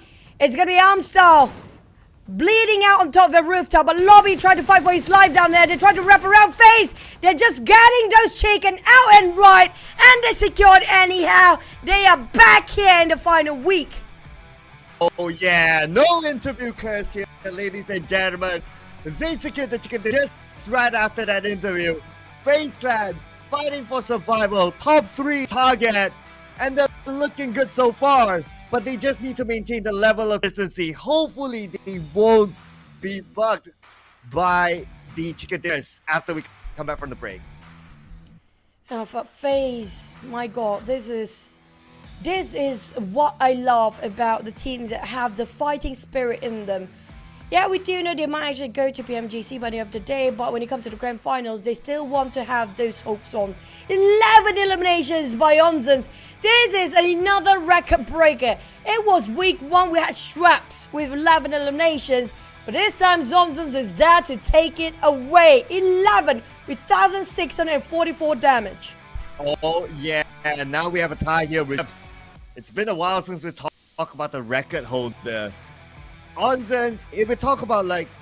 If the community wants to discuss about like, okay, underrated player, talk about that much. Honestly, for me, Onzens is the one that is underrated.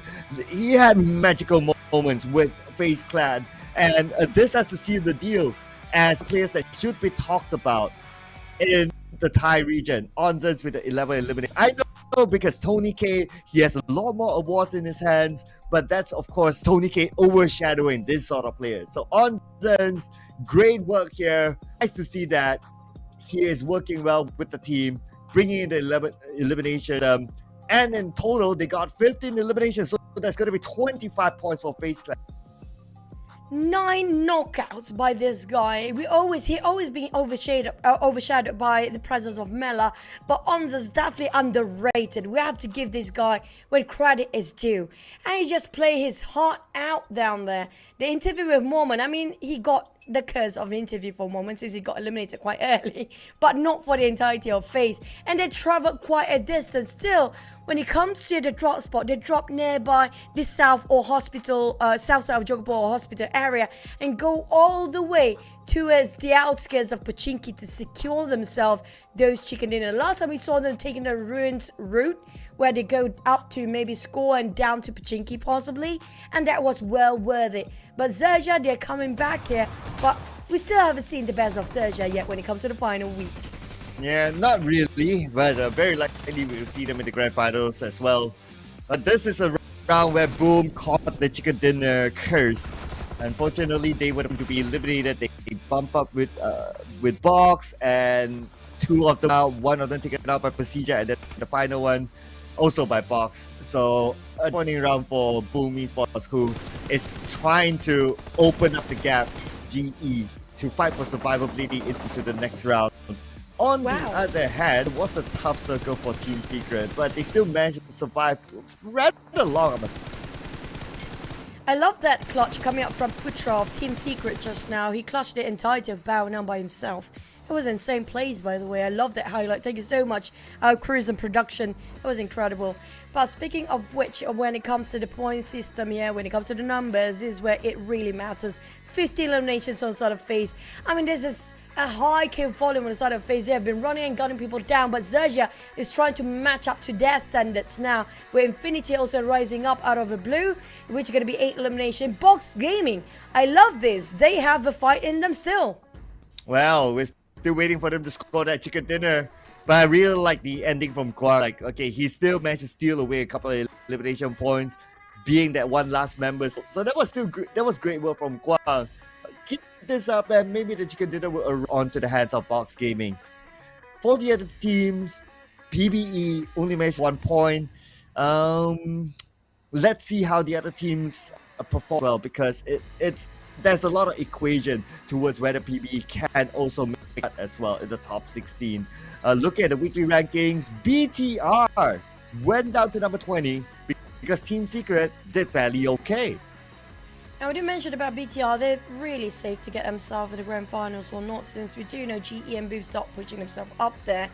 But BTR definitely got himself quite secure in the grand finals, since they are in the top 5 when it comes to the overall bonus ranking. Now, for Boom, on the other hand, they waited 1 map. That's going to be wasted 1 chance given to them to make the gap between them and the rest of the teams here, since GE and GEEK not playing.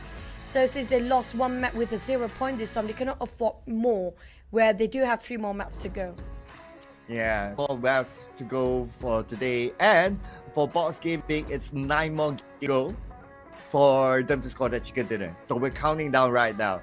Whether they today, whether they can score on the following day, it's up to them, as long as they get that 1 chicken dinner. But like what you said, I really like what I see from them. The fighting spirit is there. If not, Kwang would have just like, okay, I deny myself to the zone, or I just sit down and do nothing. But he was still doing something by trying to get that elimination points. So you can see that they still want something out of this PMSL, and hopefully that will translate to a chicken dinner. I just hope that will actually be the case of the side of Box, because they feels like finding their footing right this time for that previous map. I feel like even though they have very little time to reassess their previous mistake of the previous map, but at least they make do with what they have right now. Hopefully this break after this will give them enough time to reset their mental and physical being, to have another go to finally score that one chicken dinner that we've been craving for the entirety of the league. The only team without any chicken for 3 weeks long. Now that speaks something. But you know what, we're gonna head into the break, so don't go anywhere. We still have 3 more maps to go. See you guys after this. Battle Royale Dragon Ball Super is now available in PUBG Mobile. In this mode, players will experience a whole new kind of combat. Players can play as several Dragon Ball characters, compete in intense battles to see who will be the final victor. If you're trying to win, try going to an energy zone and see what random buff you get. If you get a health recovery buff, then it's a good idea to stick around and fight. Even without any recovery items, you'll be able to maintain a decent amount of health. During a match, players can also use attacks while battling with others. These attacks require ki. Players can collect ki from the map. They can also choose to replenish ki by charging it up themselves. Players also need to be on the lookout for upgrade materials. These are used to level up attacks. Attacks have a total of 5 levels. Level 1 to 2 only require basic upgrade materials to level up. Level 3 and above require advanced upgrade materials. The higher an attack's level, the more damage it will deal. There's also various support items that can be found in the map. For example, the Buku Capsule and Smoke Capsule. After using a Buku Capsule, you'll be able to fly a certain distance. It's really useful for initiating battles or running away. But be careful when you run into Piccolo. He has an attack that can snipe you from far away, as well as a dash that can quickly close the distance. Smoke Capsules release ball-shaped smoke, which can obscure enemy vision. This smoke screen can help you retreat or relocate. Don't forget about accessories. Accessories can also make your attacks stronger. More advanced accessories provide better buffs. If you play as Vegeta or Ultimate Gohan, who can already attack pretty quickly, you can enhance it with an accessory for an even greater advantage. If you want to increase your chance of survival, look no further than the Armor item. Armor provides extra health, which gives you an edge in combat. It has a total of 4 levels, and the higher the level, the more extra health it provides. Be sure to pick it up when you come across it. So, do you understand the gameplay and items a little better now? Let's play Battle Royale Dragon Ball Super together.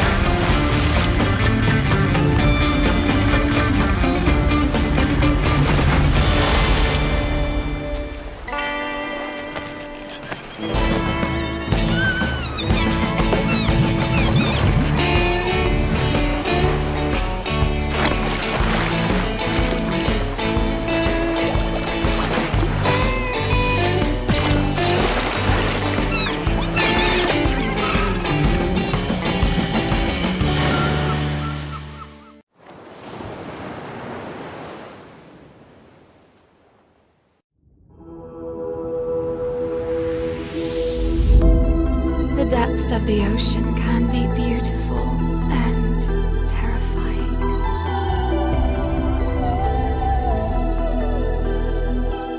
We all have a dark side that's always a part of us, but we can control it.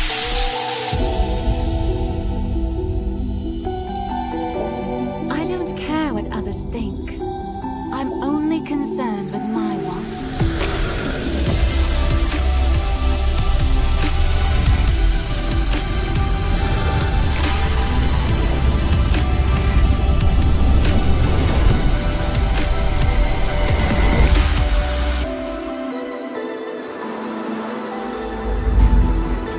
The weak are always eliminated.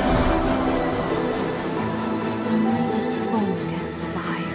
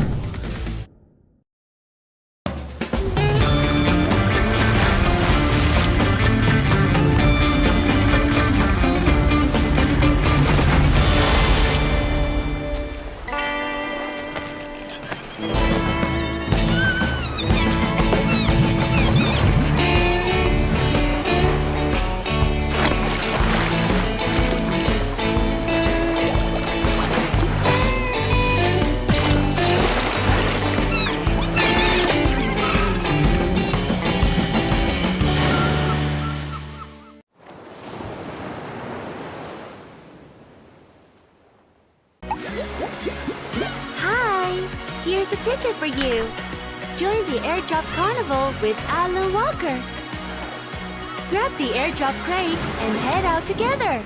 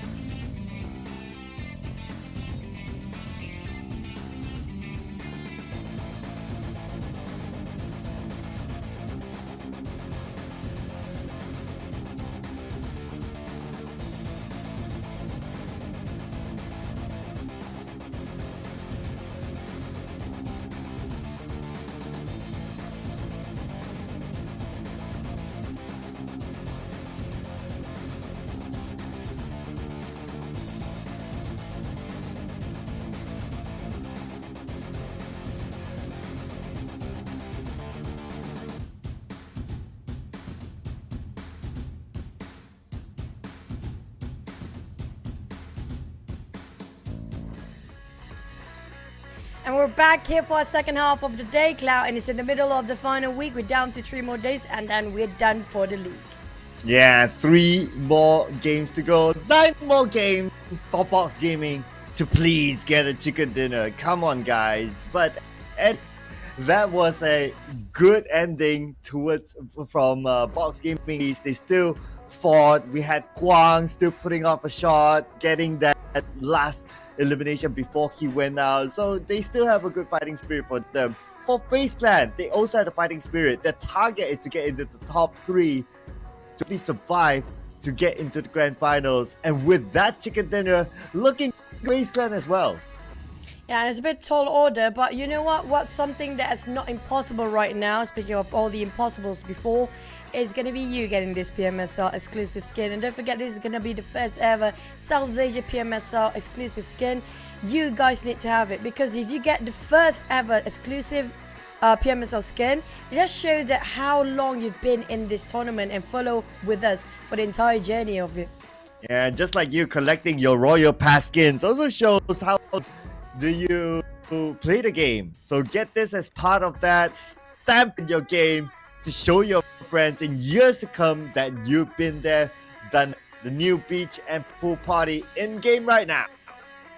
Don't forget, you guys who are loving the sports car here, it's going to be the drivers drifting around with the Aston Martin PUBG Mobile exclusive color scheme. And I do love, there's so many options out there, not just between these 2 colors, if I'm not mistaken. It's going to be available up to the 13th of September, so don't forget to try it out. If you have friends that actually managed to get these skins, I mean, you can borrow their phone for a bit and just test it out, just to see and get the feel of driving an Aston Martin in the game yourself, because it's impossible for us to actually get this in real life. But maybe if you guys are billionaires, why not? Well, yeah, just like these guys, they probably could afford it, especially by now Vampire Esports. But we don't have Vampire Esports here. We got the top performers, Answers, us, Lobby, and nice to see a member of Box Gaming up here.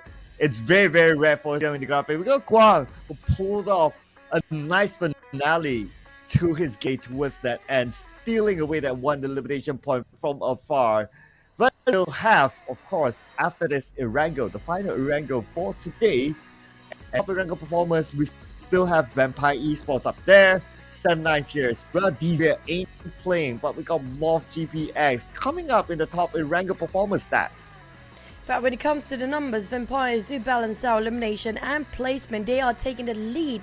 But if you compare with placement, these Xaviers and MORPH do have an upper hand, just a 1 point difference between them and Vampires. It just shows how high caliber the players of Vampires here right now. Phenomenal plays by Tony K specifically. But we do know every single player of Vampires do have their own respective role and weight to be pulled onto. But speaking of which, we haven't scored any by box, but they're definitely fighting for it. I mean, we can see and it shows with the numbers. Yeah, it's just like that chat, right? Box Gaming fighting! So, fighting for it. They need to fight for that chicken dinner. 9 more games to go. But let's hear it from the players themselves. We'll put on to our host, Tash Bunny. Take it away.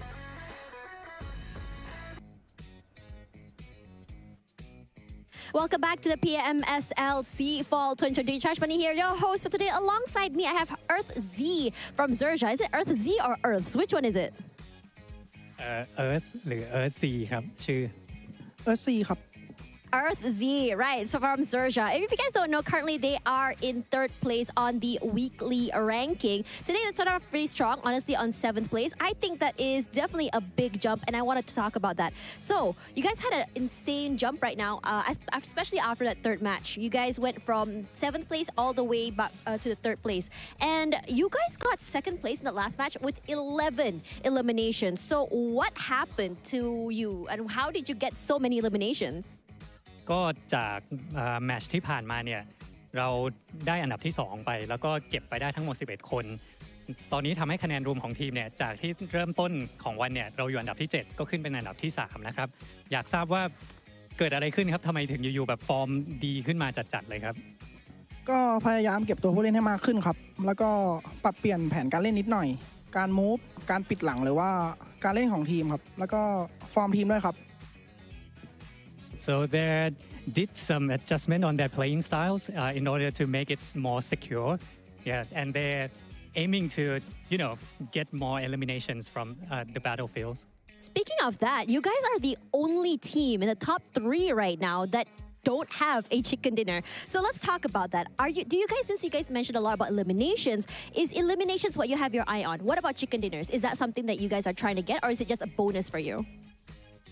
แล้วตอนนี้เนี่ยทีมคุณก็เป็นทีมที่อยู่อันดับต้นๆแต่ก็ยังไม่ได้กินไก่เลยในวันนี้คิดว่าการที่จะกินไก่เนี่ยจะเป็นตัวทำคะแนนให้คุณได้เยอะไหมหรือว่ากะว่าจะเก็บคะแนนที่เน้นที่เก็บผู้เล่นคนอื่นเป็นหลักครับถ้าจริงๆก็อยากกินไก่ครับแต่แค่ยังเก็บตัวผู้เล่นไม่มากพอแล้วก็ปิดท้ายวงยังไม่ได้ครับ So they're as I mentioned they're trying to put an adjustment on their playing styles in order to make it more secure and yet they both focusing on to get chicken dinner and also to get the most more eliminations as much as possible.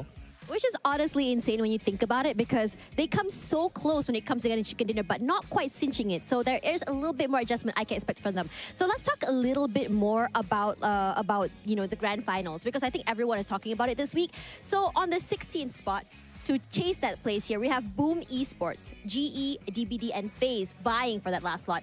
Which team do you think will make it through and why? คุณคิดว่าใน4ทีมนี้เนี่ยBoom DBD FaZe Clan แล้วก็which one again GE right GE yes แล้วก็ GE เนี่ยคุณคิดว่าใน4ทีมนี้เนี่ยมีใครที่มีโอกาสที่จะเป็นหนึ่งในทีมที่จะเข้าไปสู่รอบไฟนอลครับถ้าจริงๆก็อยากให้เฟซครับเพราะว่าเป็นทีมไทยด้วยกันตั๋วมันจะได้มากขึ้นด้วยครับ so it's going to be FaZe as we are Thai so yeah why not cheering for Thai teams That's actually true. And if you guys were watching earlier, right before the break, FaZe Clan managed to get a chicken dinner. And Onsets managed to get 11 eliminations on its own, which is honestly crazy. So I need to say, do you have any words you want to say to FaZe Clan to really bring up their confidence and their spirits to make it to the grand finals? มีอะไรอยากจะฝากถึงทีม FaZe Clan ไหมครับเพื่อที่จะเพิ่มกำลังใจให้เขาเพื่อเพิ่มความมั่นใจให้เขาไปสู่รอบไฟนอลครับก็ขอให้เฟซเต็มที่แล้วกันครับเพราะว่าเฟซแชมป์วีคแน่นอนจะได้เข้าไฟนอลไปเล่นด้วยกันครับ Okay do your best we can go to the finals together you can do it FaZe Clan I love that. I love hearing it. And sometimes when you're interviewing players from different countries together, it always feels like a country versus country situation. So with that, let's see whether or not FaZe Clan will be able to chase after that insane comeback. On to you guys, the casters. We'll see you guys in a little while. Bye-bye.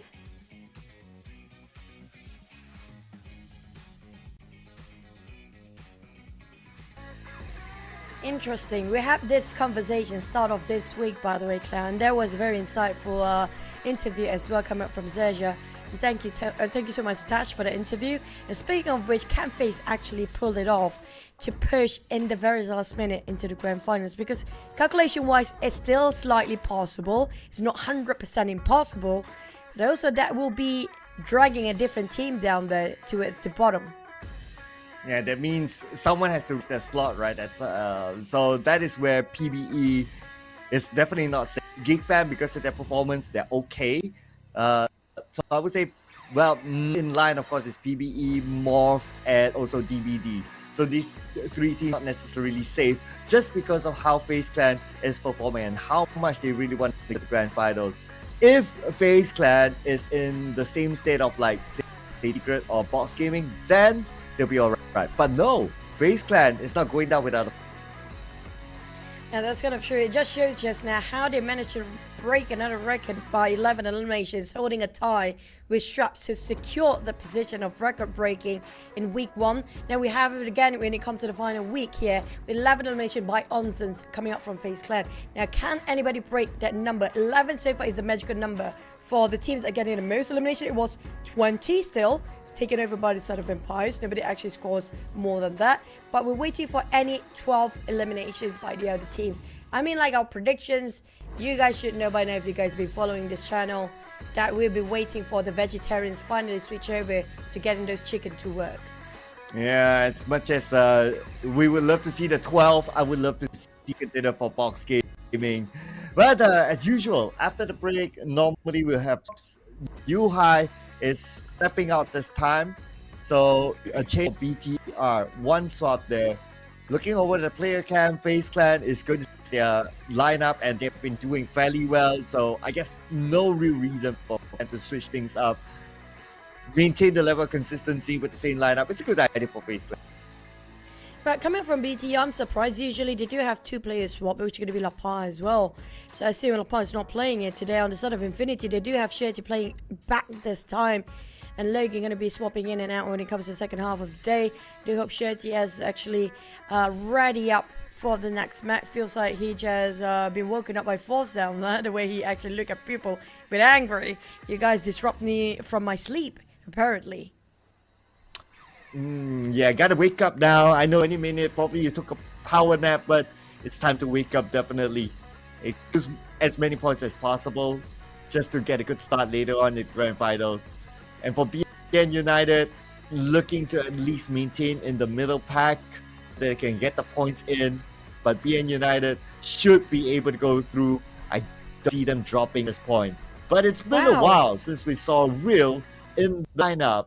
I believe the last we saw him was like at least early of last week, if not week 1. But glad to see him back with the lineup. I think it was week 1. That's just been how long Real has been missing the entirety of the league to be played in it. Now that kind of another question add up to the equation of having Real in the roster is that can he adapt to it? Because we do know like Mela did play for the entire week back then. And he needs some time for the entire day to adjust himself, and then he starts to bounce back when it comes to second day. Now coming out on Real, coming into the final week in the middle of it and been lost for so long, can he cope up? Yeah, I guess it's just really down to him personally. But as a team, pretty confident he's okay because he's actually the main lineup. If we talk about like the previous original lineup of Ravenwood or even Academy, he is actually the main lineup on top of Mikael. But because of reason in the PMSL, he has some educational obligations that he has to fulfill, so that's why we don't see him playing that much. But glad to see him in here. It's just himself adapting to the PMSL after being away for about a week. We do see a lot of players swap in and out for most of the second half of the day here. But I don't see the twins playing along. Like we do know Luxie and Zakti will play together only during the final day of every single week. So far that's the trend for coming up from PERSIJA EVOS. I love their new ship, by the way. But we don't see a lot coming up from Boom. Now, did Boom stays with their first line, or first time ever, you're going to stay with the same roster for the entire day? Or they actually do swap up players when it comes to second half here? Well, we keep an eye on that because we will have a swap of a map later on into Rama, so something might change. But nothing's changed for PBE. One boy is still in the lineup, transferring knowledge to the young players of PBE, hoping they can do well later in grand finals because they will need to be in a certain good position in order to qualify for PMGC and be the first Filipino team to play at a global stage. And here we do have Boom. I don't think they have any that major swaps. We do have the pillar players coming out, which Razy and Boom, Yummy May will be playing.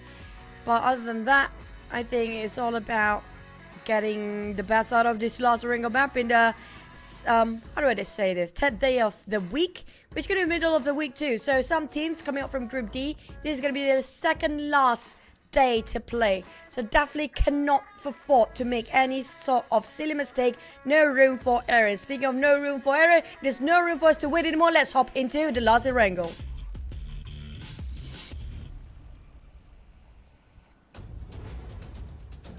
Last REGUM for today it is, and flight path going to be slightly different this time. Looks like from Primos going up north to Severny.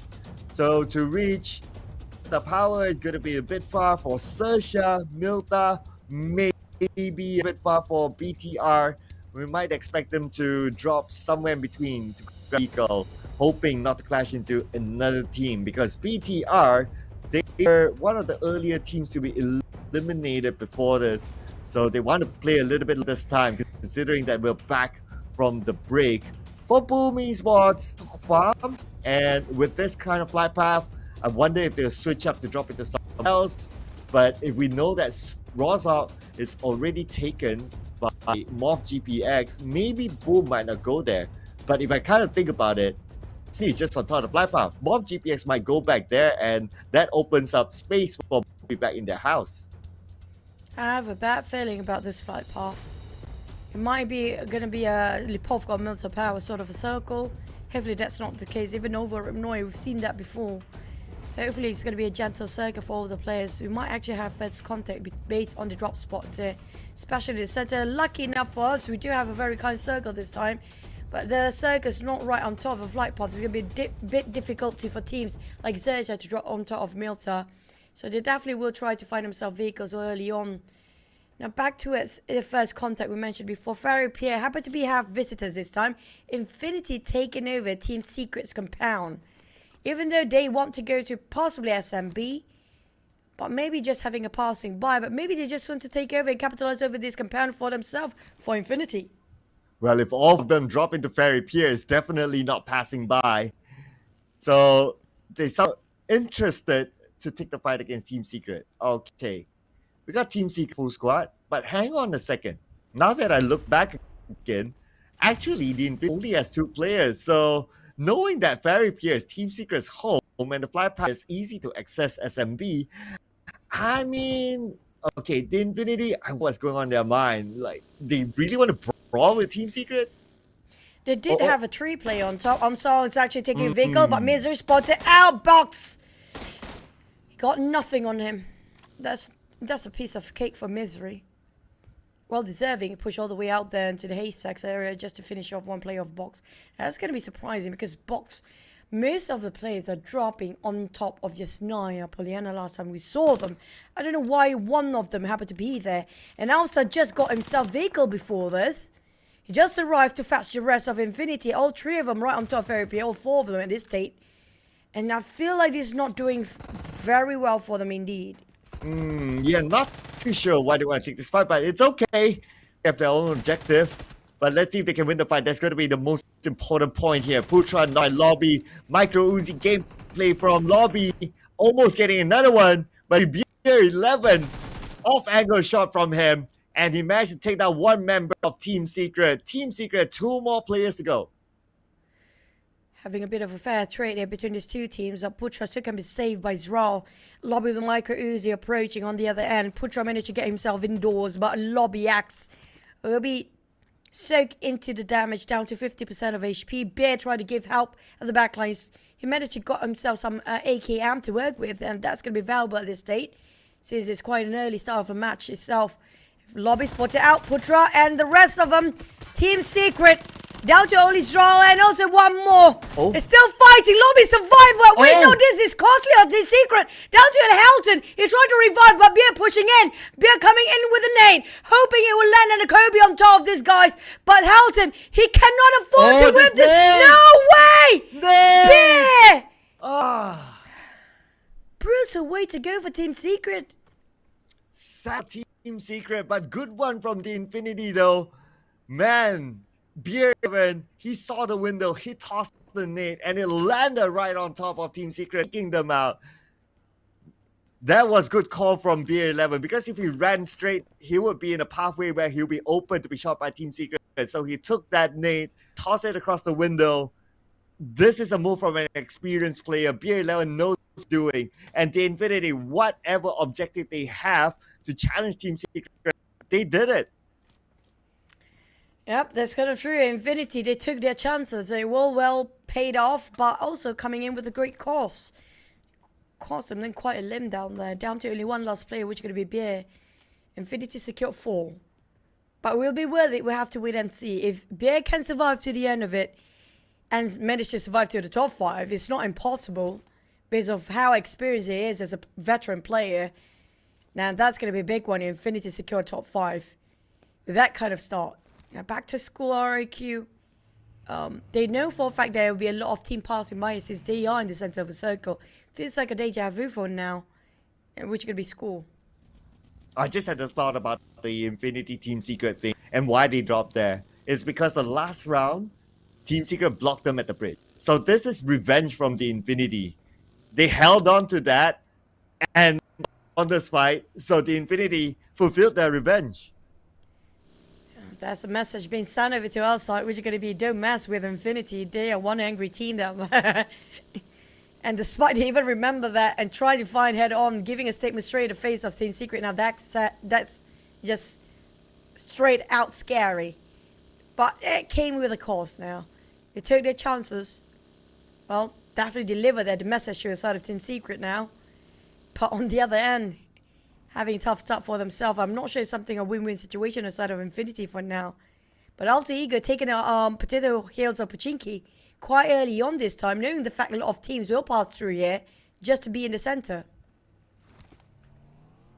Yeah, I guess same strategy again from Alter Ego. Last round, similar circle. They also took the potato hill. They're repeating the process again, and I think it's okay for them. Per hill, this kind of circle, it's absolutely fine. The only thing about potato hill is that there's 2 key entry points, so they just need to like guard that at the stage, and then when the right moment comes, they gotta get together, because potato is like split it into 2 parts. I always call it like you need to be able to guard both parts. If you can't, in which most cases that is it, you just get together and then you kind of got one part and you're okay from there. So now at the stage 1, they open up like that just to get sort of information. But I believe that when it comes to stage 2, where teams will start to go into the mid more, that is where we'll see Alter Ego get together at one corner. MORPH challenging RRQ. Next seems like a bit of 1-to-1 trade. That's left over to Hexas and Bubu, and the rest of the cavalry is here for MORPH. QEON already bridge in. And Hexas trying to survive by himself. There goes the sprays, and they manage to knock on 2. Where are the rest of RQ? We don't see them anywhere nearby. The Telco trying to reach out. They're a bit too late by now. And MORPH do have the space and time to revive themselves and reset. But we do have another contender, not just RQ. It's going to be Alter Ego coming to this end as well. MORPH, this is walking straight in the trap as 2 teams fighting for this compound. Oh, here we go. Alter Ego. But not only 2 teams. Boom Esports monitoring the situation. And RRQ now only has the Telco left. Oh no, Alter Ego still at full.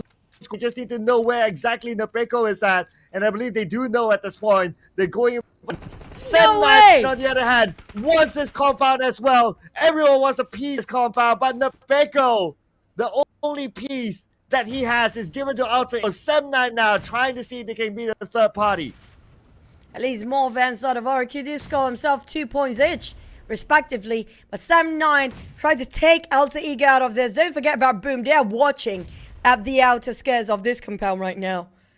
Now, that's going to be super interesting if they happen to be interested to be part of this and medal themselves in the middle. But Box Gaming also fought themselves against Boom. Happen to be just crashing into each other. But Sem9 and Alter Ego, seems like Alter Ego having a hard time to hold their grounds. Oh, here we go.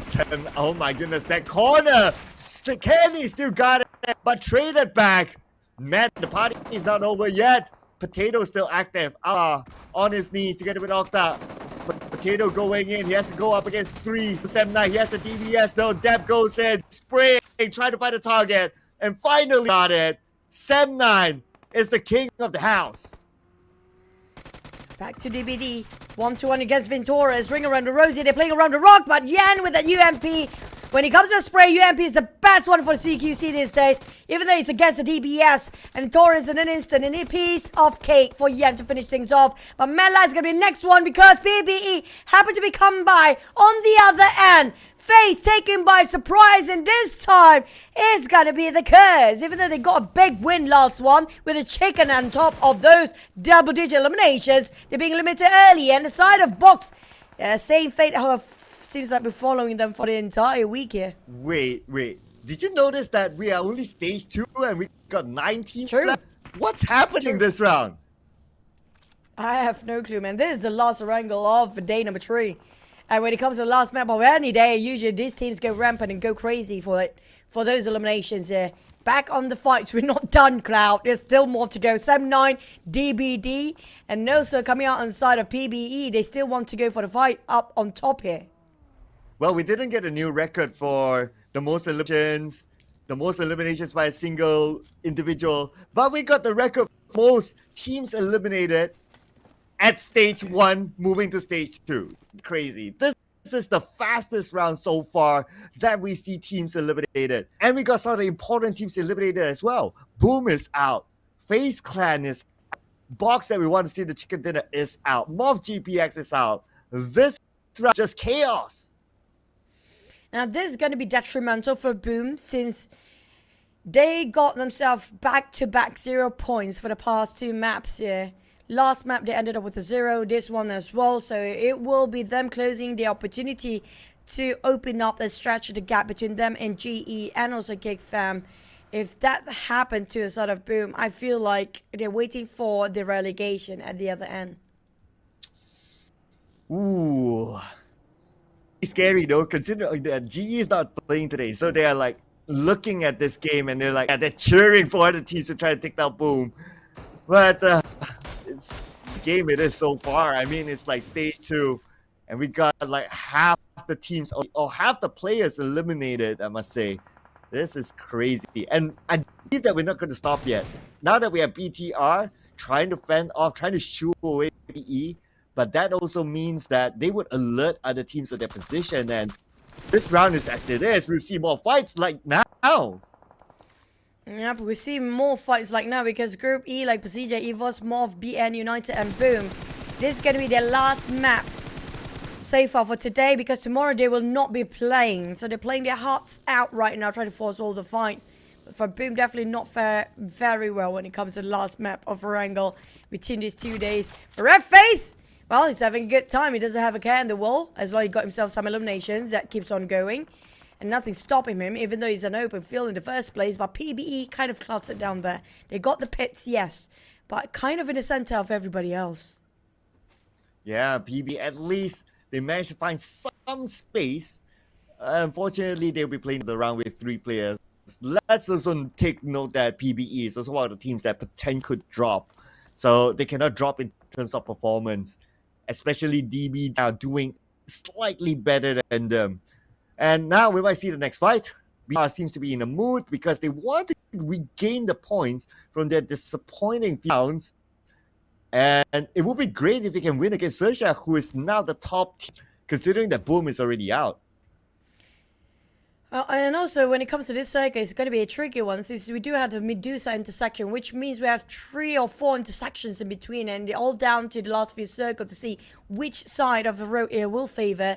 And not just that, speaking of, it does cover a lot of shelter, which means we have some players under the tunnel inside of the bunkers. It's going to be a multi-level war later on when it comes to the last few circles. But on top of Sem 9, they're coming up from the southern side. Last time we saw PB behind them. Right now, PB got into the circle first. Sem 9 took their own sweet time to realize, you know what, we might actually have to clear our way in first and have send their scout out. Make sure everything is for their safety. And safety is always their priority on this state. But on the other end, yeah, I mean, like, it is quite fast compared to all the other maps that we've casted before, the entirety of PMSL. So after stage 4... down to 9 teams, even stage 2 down to 9 teams here. We might actually have a bit of a stalemate since the circle still have a lot of space with very little team left. Yeah, that would also mean that at some point, you know, we'll see a slower pace game. But who knows? These teams, they just somehow this round. I don't know what they were fed during the break time. Whatever that you gave them, you know, give them some more because we like to see more action like this so much. But anyway, Sem 9 is now making their move, but because they saw the movement from Beer, and they happen to be alone though, yeah, because they want to fight against Team Secret, but that left them with only Beer 11. And because of that, he's just going to play for. He's going to take this small shack and hope that another team doesn't come by. Definitely another team will come by. He just parked his buggy out of the shack next to it. Just gives away that all information need to be avoided, hoping that somebody will not jump in there. Definitely giving away so much of his positioning right now. And some of them are even interested to try to go for the rush. Sem 9, they will start to move since the circle just started to shift away from them. But remember, PBE are guarding on the inner circle. And DBD approaching on the northern side as well. DBD got the very clear, the most clear entrance towards the circle, by the way. Nobody coming up from north other than them. PERSIJA, EVOS, they are in the center of the Medusa intersection. We do have one player, which is going to be Red FaZe being knocked down early on. I'm not sure if any of them can save him, since it's quite too far from the rest of the team. Yeah, it looks unlikely though. So probably they're gonna let him go. And yeah. But hey, oh no, they actually managed to revive him, okay? But for Sam9, let's see if they can revive each other, or they need to, or if they revive each other. Now they have DBD to deal with. Okay, Tam is going to take the fight against DBD. Sam's not a team that backs down from a fight. And when they're being shot at from this distance, go for it. A bit of trading of nades between Yen and Tam here. None of them seems to be connecting for each of the player. Aggo spot out Tam. Definitely attempted to take him down. There's only one rock there to stop him. Aggo spotted out Tom. But Tom just repositioned himself, making it difficult. But the moment smokes clear up the space, Tom a bit... Aggo is a bit worried about his position right now. Jumps down towards the first floor, going towards the back door, and back indoors. DBD very fanning out, spreading quite thin among themselves, stretching out the gap with 100 meters in between. Now, Aggo near itself, there's going to be a bit of delay response coming up from the side of DBD. BTR Gemforce taking a bit of a tunnel sight on that sense, but they spotted XERXIA. Interesting spot that they're spotting out. A bit awkward for BTR to shoot from that kind of positioning. But still, managed to knock on one. But I think XERXIA has no problem to revive himself up. Yeah, they popped the smoke and they should have enough cover. So they're fine for now. But the next stage might not favor them. So they need to figure out where to go from. But because you got like so many teams eliminated at this stage, you would have more space to rotate at this moment. So I think they should have a good option. Okay, yes. From our view, they have a good option on top. So that's going to be one of it. But let's see how the circle goes. We'll also determine it. And yes, either going on top, but if they go, it could be an open area for BTR to shoot. So going up top, probably clearing United will be the best option. And Vampire's got the center, but one of the players, I think that's going to be Stone being knocked down by possibly Baonam United. DBD and Sam9 will have to fight for the position on the northern side, while Bear, the lone survivor, still taking a shot by himself. Surprisingly, nobody tried to stop him out. Try to bait him out in that sense. XERXIA coming all the way from southeast of the map. BTR all the way down south, which will be heavily guarded by PERSIJA EVOS. He got himself the compound to work around. So there's going to be solid positioning for PERSIJA EVOS as well. But Vampires, they got the most strongest compound that is in the center. Got the buildings and straight just parked himself there. Just wait for the right turn to open fire. Yeah, so this is the mid that we talk about, right? In the middle. Because of just so little teams. We might see a couple of knocks here and there. Okay, BTR, one of them knocked. Oh, next one, Mega Mind, because they tried to move in. But BN United actually stole it. Vampire was the one to knock them, but BN United says, thanks for the point. Break. Spotted out that vehicle. Sam9 having a bit of a skirmish between PBE. As leaving PB the last player, I think there's going to be two more players, including Momboy, who's pretty low himself. Infinity, despite a bear trying to survive as long as he wants to in that small shack, apparently somebody shot him down. And that's the end for Infinity. Or at least they took their revenge against Team Secret. Hopefully it's going to be worth it. But XERXIA, BTR, and Baonam both eyeing up to them. XERXIA caught himself in a turmoil. In two ways of two angles. Zenforce passing by, hoping to push in. And XERXIA not having enough ground to run on. Now nowhere to hide even. It doesn't help that BTR came by, and now they'll be the ones to take the point away. A couple of members of XERXIA still, we got two more, but Lapa ran onto one of them. One more to go. In smoke, Lapa trying to get the information, but he will want to secure that elimination point before he continues on. Now, without information, he backs out, but it's okay. He still got the... Here comes Lapa.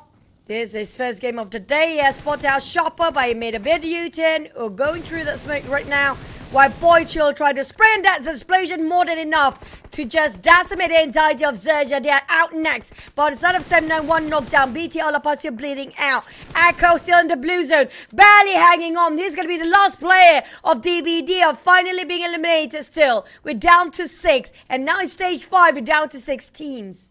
It's real fast still. But we could see as, I would say, an impulse of pace because of the number of teams and the space that is still in the game. So, yeah. So, there'll be moments. There'll be pockets of moments, in other words. But speaking about the moment, we'll see the moment where the circle will go. It's probably going to favor Vampire Esports. Yes, they still have it with the compound. With this compound, if they continue to hold it, they can feed off BN United and BTR and even PERSIJA EVOS. That's kind of true. And for Vampires, they don't need to leave the compound just yet, but they're definitely gatekeeping BTR. Like how just you mentioned just now. Bounham United, sadly, they have to leave the compound as we speak because the circle will not be including this side. But at least they got themselves some consolation out of that airdrop that dropped right across them before. But will they go reach out for it? I have no clue.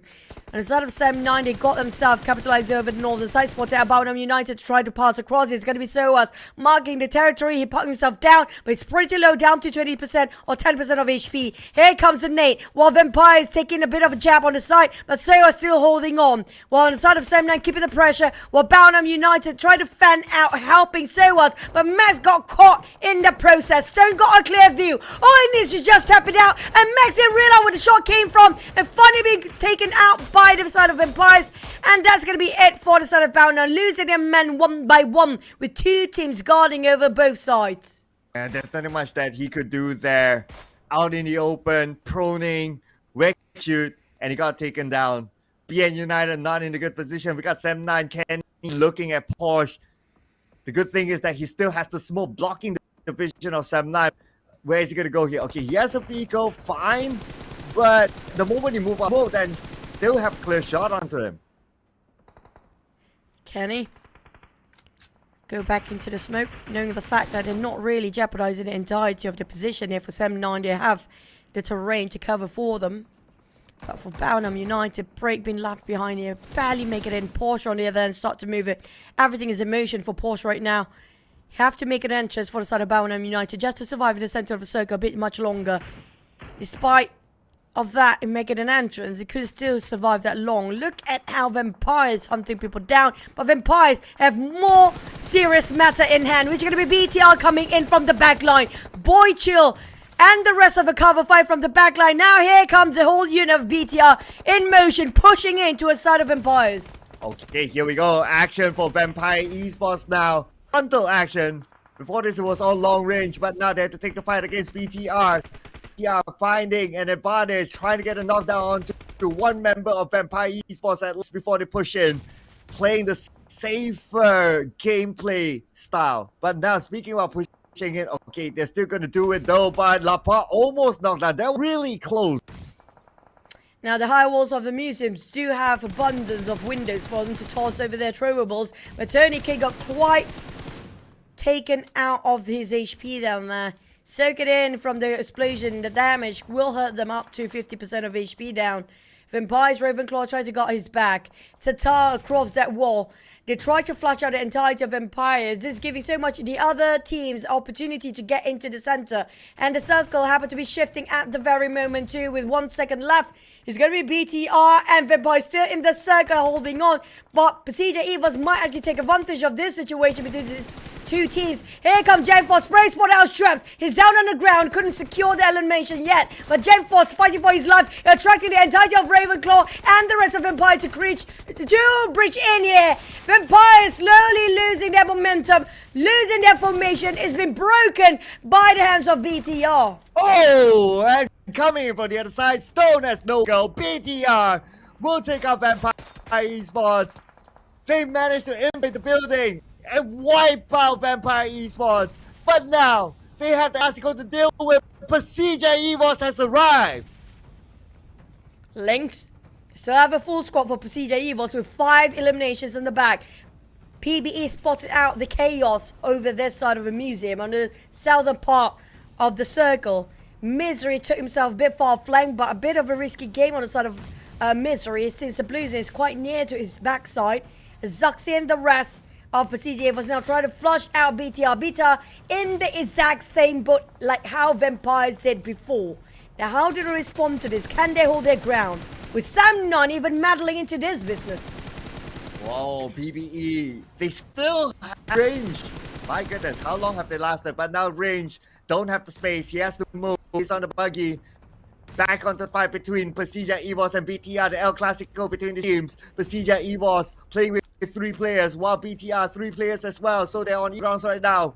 But the circle, BTR has a slightly more advantage against PERSIJA, EVOS. They just need to hold this ground as long as possible. Let the blue do its work to force PERSIJA, EVOS to show themselves. They need to reposition themselves for PERSIJA, EVOS. They're hugging the corners of the wall. It's not going to do very well for them. But lucky for Redface, if we reposition himself right in the line of sight of Boychill. His toes are sticking out. And that's it. Boychill managed to knock him down. Redface, the flanker for the team, is down. PERSIJA, EVOS at disadvantage. Their positioning is not the sweetest, as the Blues are closing in towards the wall. They're being cornered. BTR GenForce drop a big one on top. And that's done and dusted. Now, next target is going to be Sam9. 3v3. It's everybody's game. Sam9 has the circle though. So now they need to hold their position. And for BTR to show themselves and try to get the long range advantage against BTR as for a start. Now BTR is about 30 more seconds before the zone starts to close in. BTR do have the vehicles. The smoke have been deployed. Now BTR making that okay. Sam9 dab, shooting from afar. Not able to get a knockdown just yet, but boys still done it. Oh! Beautiful spray by him to get that knockdown onto Boysill. Nicely done by Dab. Incredible tracking. That was phenomenal inside of DAP to track all the way the vehicle, how it moves. And finally exploded it down.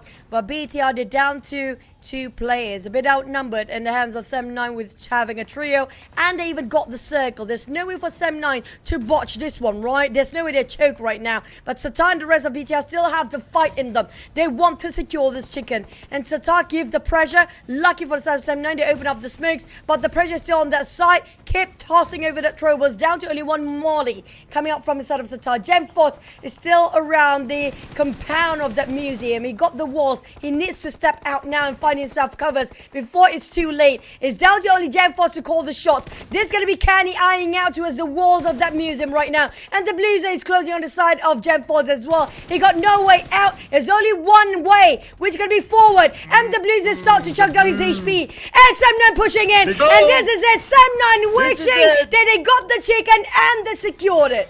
Oh man. That chicken dinner has to be Sam9's. Because BTR has nowhere to go. They're pressured by the blue. And Sam9 has the circle. It was all theirs to take. They couldn't follow that. Sam9 did it clean, not allowing GenForce to deny and at the same time. Sam9 takes all the points out of BTR. I agree. That was a flawless, clean run coming up from the side of Sam9. How they open up the angles, how they open up the formation, just for the sake of shut down all the flankers. And 10 eliminations with Kenny. My God! Phenomenal, outstanding by this player. What is happening today? Everybody going up for double-digit individual eliminations for themselves. Well, if it was one player from Sam9 that we had to pick to come up on eliminations, definitely is Kenny, the top eliminator in PM Malaysia, the FMVP of PMSL Malaysia. Kenny coming in with an MVP performance in this round. A very sought after individual. Even Yoodo wanted to keep him, but Kenny chose to join Sam9 instead, and is bringing them and himself the reward of doing well so far. Oh, look at the damage dished out by these 2 players, Zap and Kenny. Open up so much space for the entire team. Back there was week 1 Tom, pulling off all the weight by himself, pulling all the numbers up for the team. But now with Thrill coming into this combination, I feel like they're back. like how they were in their most ferocious state, come up from the side of 7-9. BTR was close enough, but unfortunately, Redface, his toes kind of stuck out, being totally shut down by the hands of 7-9. PERSIJA EVOS lost it long. I mean, these two teams, BTR and PERSIJA EVOS, when it comes to reading out the circles, they're definitely one of the best out there. Well, they took compound from Vampire Esports, especially for BTR. So that was one of the fortress point. So it was a good call there, good move. Yes, they won the fight against Esports. It's just unfortunate that final circle did not favor them at all. Looking at ping-pongy the circle list with this current meta. So they had to deal with it. And Sam, with that advantage, could not drop the ball. But we're looking at the best moments of the previous round. It started off hard at fast. The Infinity, they got their range. They're laughing on the Team Secret after that. The taunt is real on ground, we can see that. That flip on the side of Team Secret, they're fired up right now. I'm not sure what's going to happen for the next map in Murama. Will they try to get their own revenge against the side of Infinity? I love the drama, man. But when it comes to the fight of Potato Hills of this Pachinki, my god, there was a lot of teams going so much fight in second stage this one. We're down to 9 teams in second stage.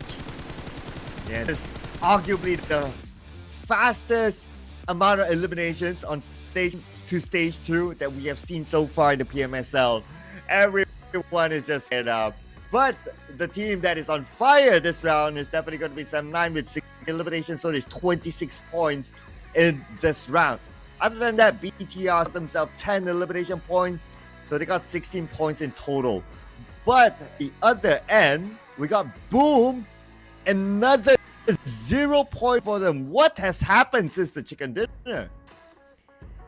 Wow, 3 maps back to back with a 0 for Boom. Now this is the day where they want to use the most out of it, because tomorrow they will not be playing, plus the only opportunity offered to them to pull the stretch between GE and GEEK fam. If this keeps going on, I have a bad feeling for Boom by end of this week. And the inconsistency of Boom is just mind-blowing at this moment. You can score one, the chicken dinner, and then after that, you just bottle it down. I don't know, man, about this. Yes, Boom is still at number 1, and that's because GEEK fam isn't playing, GE isn't playing. Imagine if they played, they would definitely take Boom at the top spot. 7-9 is playing though. After that chicken dinner, they are now 30 points away from Boom, potentially pushing them down. But of course, the key battle is between Boom and G. But on the other end, DBD, not a great round as well, dropping down to number 19. But just next to them is PBE. The one that I have my eyes on is going to be FaZe right now. There's going to be 8 points just to reach out to that triple-digit 100. And it's not impossible for them to really push up to get the number 1 there by end of this week. But when it comes to our previous top performers, you have to give up to the credit for all the players. Kenny, Boycha, Genforce, and DAP. Two teams taking over the top performance in the last map just now. But today has been insane. Phenomenal clutch by so many players out there, especially when it comes to breaking the record. That number still 11, holdover by the side of Onzens, that previously we had him just now on top of FaZe for that chicken, plus 11 elimination by an individual. Kenny just squeezing at 10, still Straps also holding that 11 points as the most. So will we have any new record here for today, since everybody pushed the numbers for their individual eliminations? Definitely still waiting for Fox Gaming to get that chicken dinner record. Is that record that I'm looking forward to. But you guys should look forward to this as first PMSL Southeast Asian Limited Skin Series, the Dream Chaser. Comes with M16 skin, the mask and the suit all together. Check it out in game now. Don't forget also the ultimate set already available for you guys right now. We'll only first draw at only 10 UC, which is going to be the Dandy Grooster. But also, we do have the Battle Royale where you're going to have your favorite characters, Son Goku, Vegeta, Son Gohan, Frieza, and also Piccolo for the Dragon Ball Super, and power up your key in the game. I saw it in the trailer, it was fun. And definitely do tag us if you happen to be making contents based on that Battle Royale new mode. But back to as a serious topic we go. Boom, are they really safe? Because right now they're losing the position. Yes, they're still standing themselves in the top 3. You guys will be like, what are these casters talking about? Don't forget, when it comes to the grand finals, we are referring to the bonus point standing, where Boom right now literally at 16th place. They need to get themselves in the top 3 to make it happen for them to advance to the grand finals. And if they don't get to the grand finals, pretty much there's no way for them to go to GC. Their season would end if they don't get to the grand finals, because the competition in PMPL Indonesia for the PMGC points as well. So for them to have a chance to go to PMGC, they must go to the grand finals. No nego, they say. So Boom, I don't know, it's just blowing right now. Like, how can you perform so well in the round? Next round, fine, give it to you. But if the next 2 rounds, if we still perform like this, it's like, how?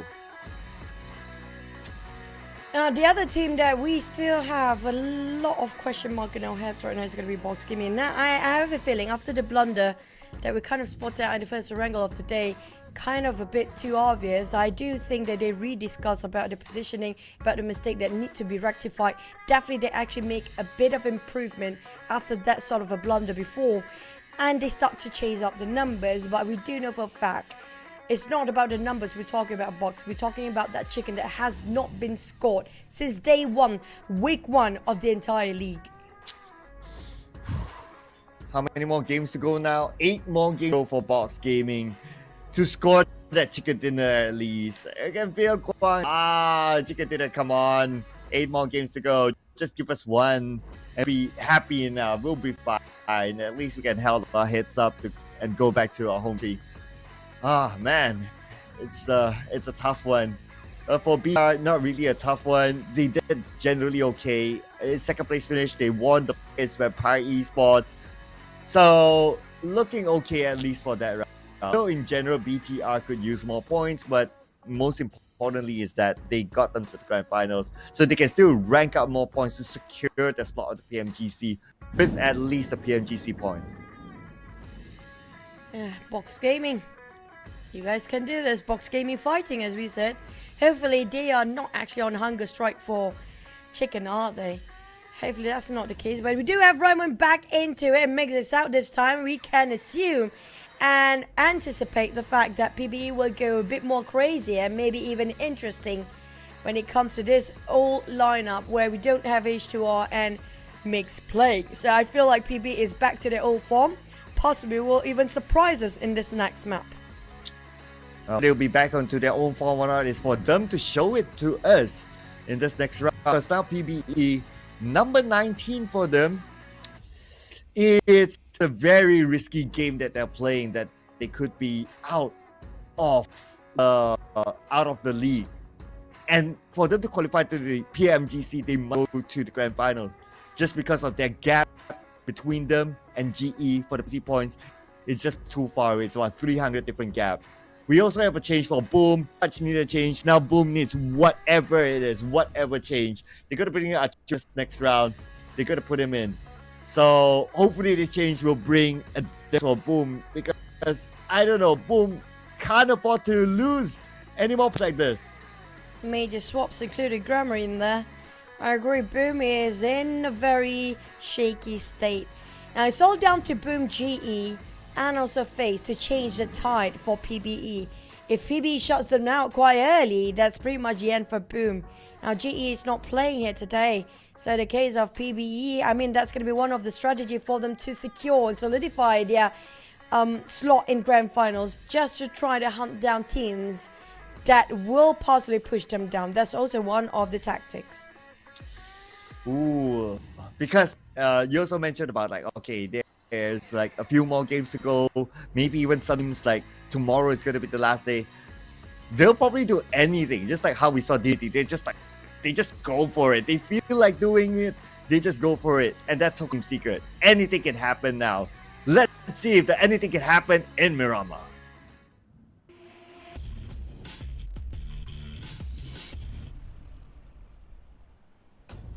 Finally a change of map. This time we're coming up from the north, down all the way to south. Feels like a very straight flight path this time. Almost. A bit skewed towards the right side of this on top of Puerto Paraiso. We're coming out on all the way down from Torre Ahumada. We do have MORPH dropping himself quite early this time.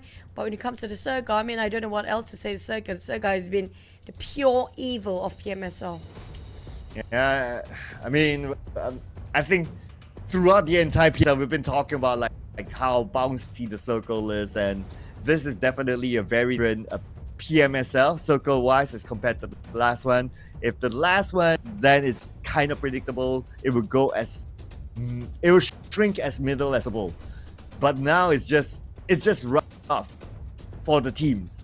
You need to find a way to overcome it. And yes, overcoming it, playing in the middle, great. But when majority of the teams start to do that, that's where the middle part will be crowded. And when it's crowded, we see teams needing to defend their ground. And defending sometimes it's not as easy as just saying it, because you will have lesser vision. Actually, if you defend in a compound, you'll be dependent on the windows. Now we do have Team Secret and Box happen to be just nearby each other. And the Circle is right in the center on top of Team Secret, Box and BTR as well. We do have three teams too close for comfort, especially Team Secret and Box happen to be sharing the same compound here. Only buildings will separate them for now. And both teams in a dire need for points, and both teams happen to be at the very bottom. Surprisingly, each other are fighting it out since the start for Team Secret and Box. Team Secret, they're not trying to find for revenge against Infinity. Where is Infinity? They're dropping himself on the southern side of Los Leones. XERXIA dropped himself on top of Puerto Paraiso. And Baunam United on top of La Cabrera. There's going to be the most northest team, Baunam United.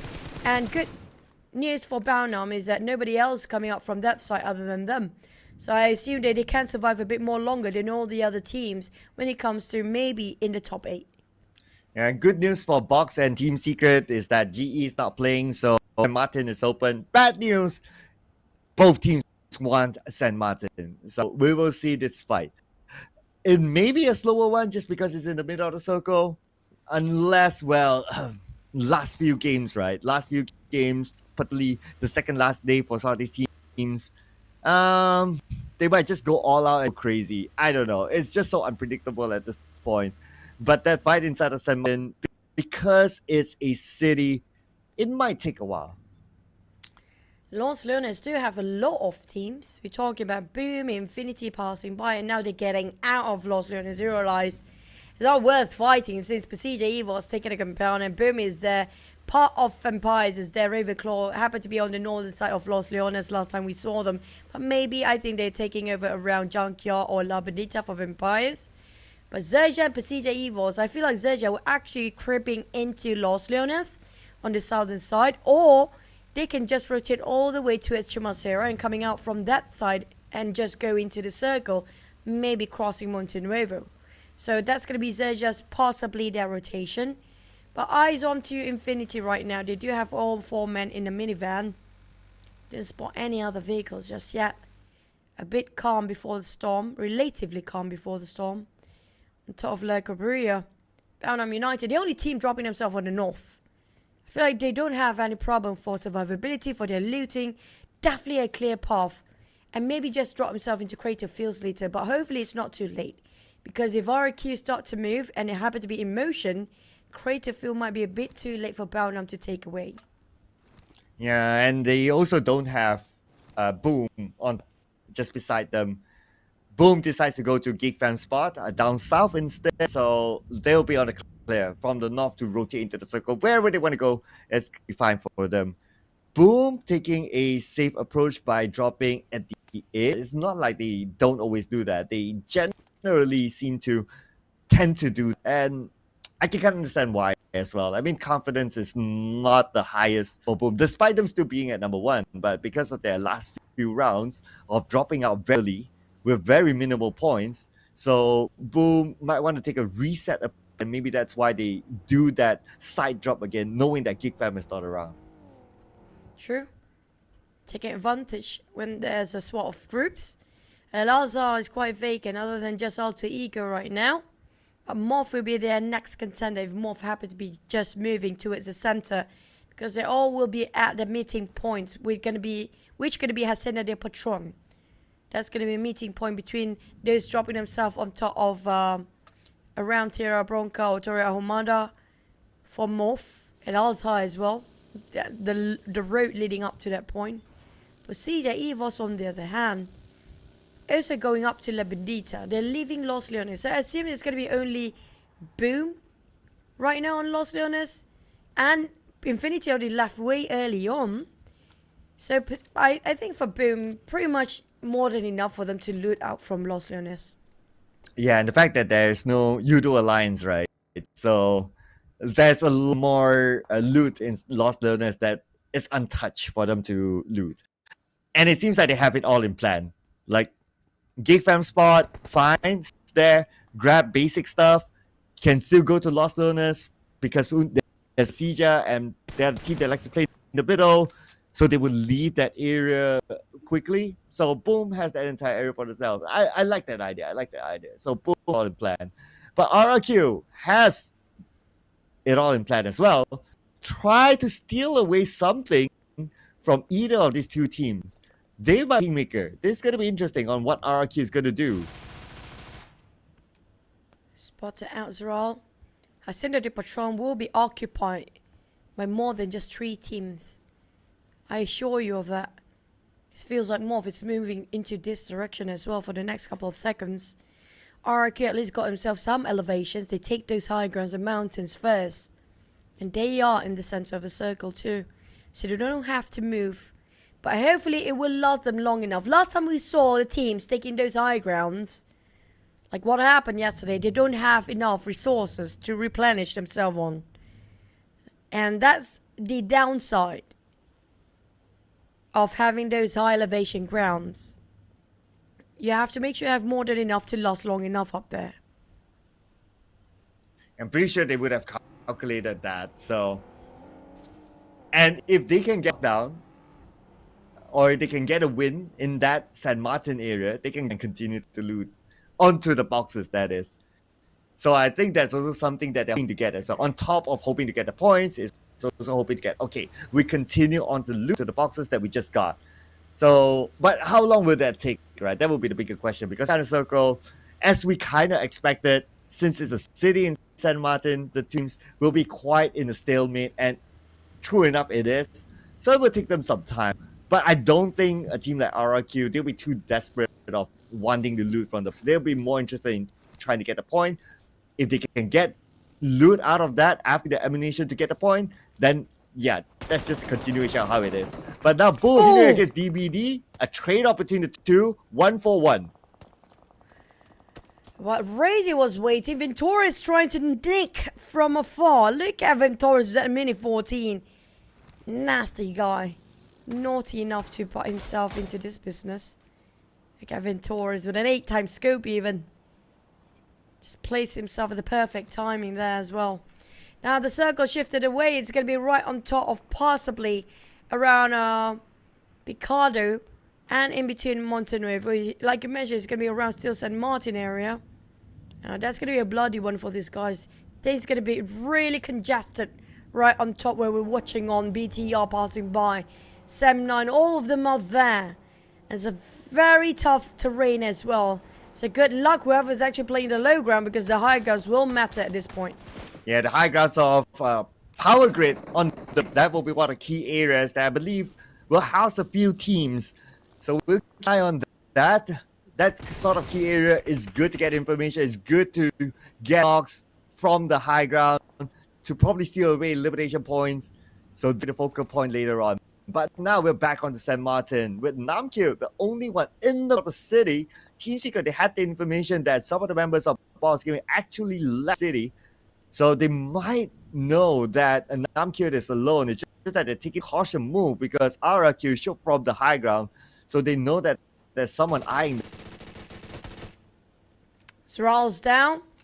Namkyu happily will take it away for the points, but couldn't translate into 1 point yet. Putra will give the cover fire if Namkyu decide to jump down.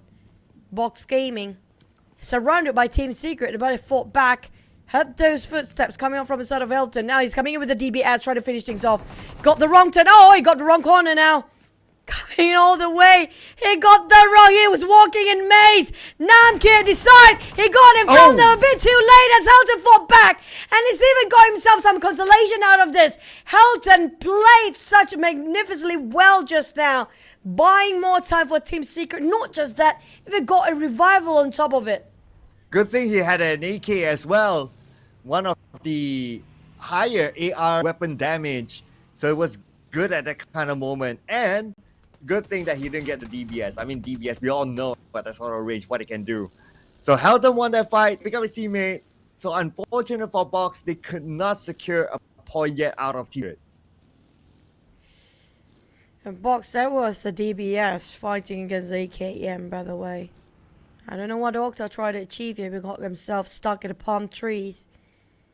Happened to be MORPH giving a bit of a challenge. And Octa and the rest of Altigo want to stand up and fight back.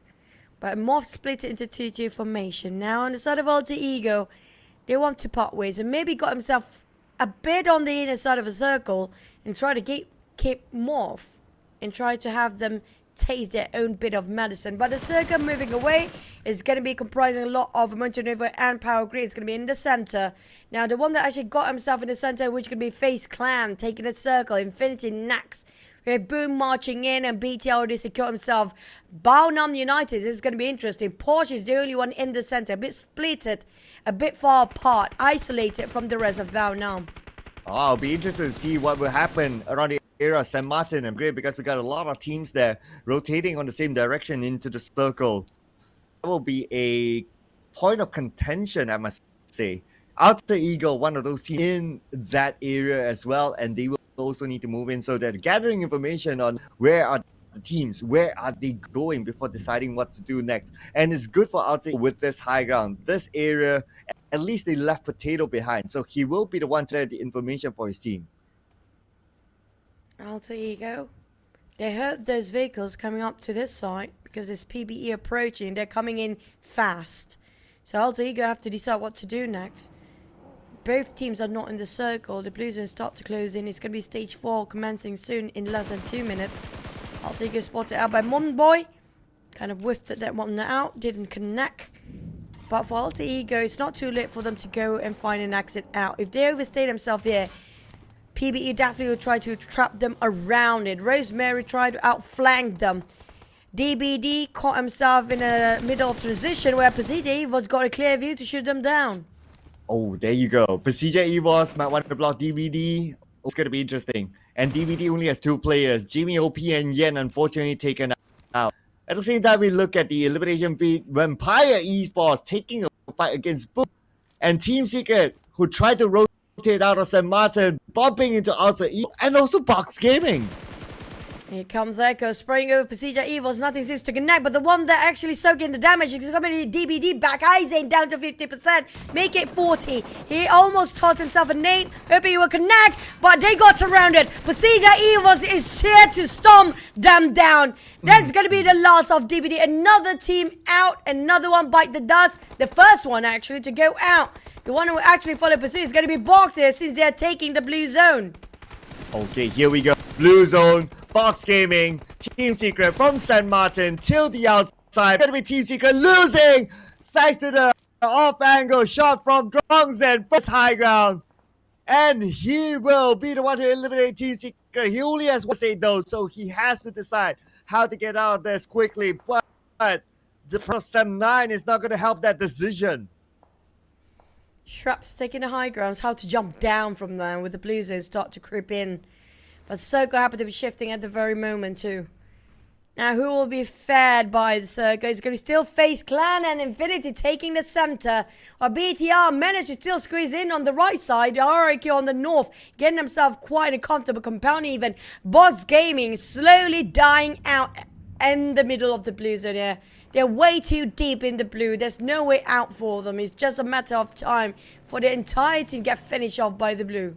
Yeah, it doesn't help that Sem 9 is still keeping an eye on the Box Gaming. Just look at this. They don't want him to go at all. And now Sem 9, at the same time, they're planning next move because they're on the outside the circle as well. But their next move is potentially needing to fight.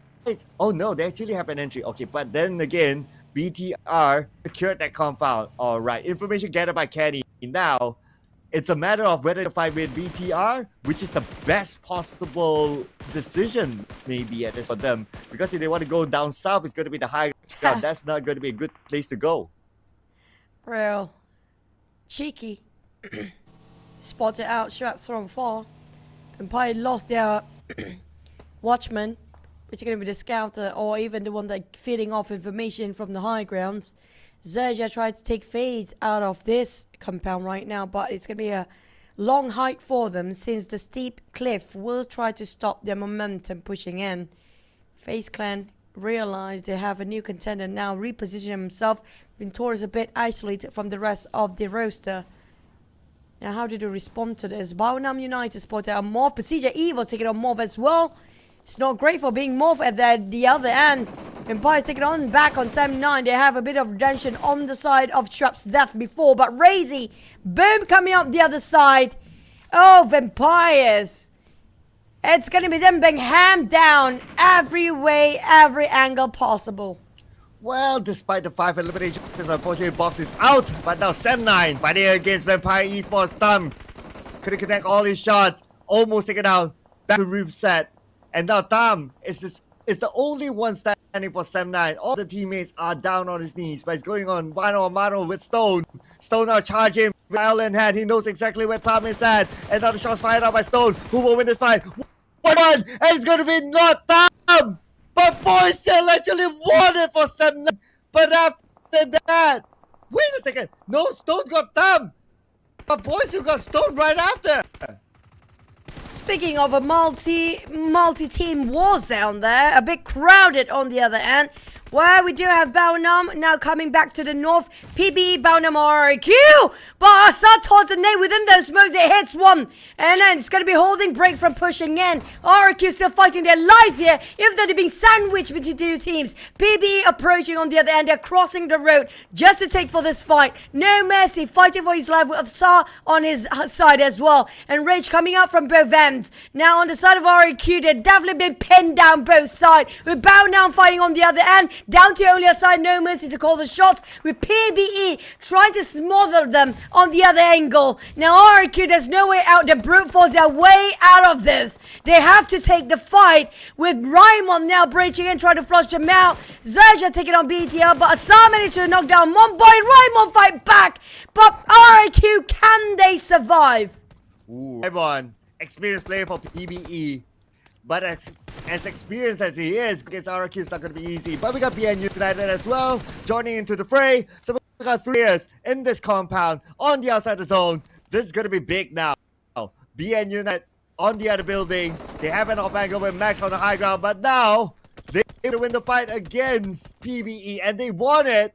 Now it's about resetting before United charge in.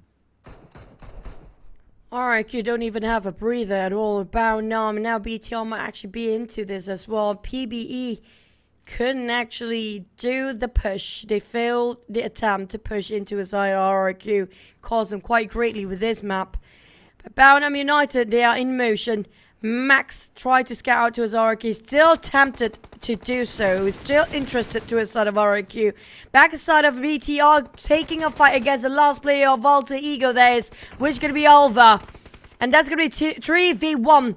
Alva, can he do an amazing, miraculous clutch? He got one for now. Can he go for the second? Spot out Lapa.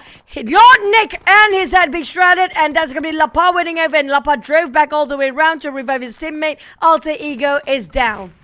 We're back on United and RRQ now, fighting by the edge of the circle, not letting go just yet. As Hexa assassinated in hand, no mercy, resetting himself. BN United have the numbers. They have break on the other side as well as an off angle, somewhat with Telco. Hexa's knocked down, but not by BN United. Instead, it's by Lapa. BTR trying to push themselves in there using brute force purely, taking fight after one to the other. RRQ defending himself quite strongly against the hands of PBE and another team just now. And finally they managed to survive and get in here. That speaks a lot on the side of RRQ. Not just that, they secure 2 eliminations for now. 6 on the side of PERSIJA EVOS. We don't see PERSIJA EVOS nearby. Now, that's going to be worrying, and it's quite concerning for the other teams because they might be going for third party all day long. Yeah, PERSIJA EVOS. They only got 6 eliminations, so they definitely doing something here, probably from afar.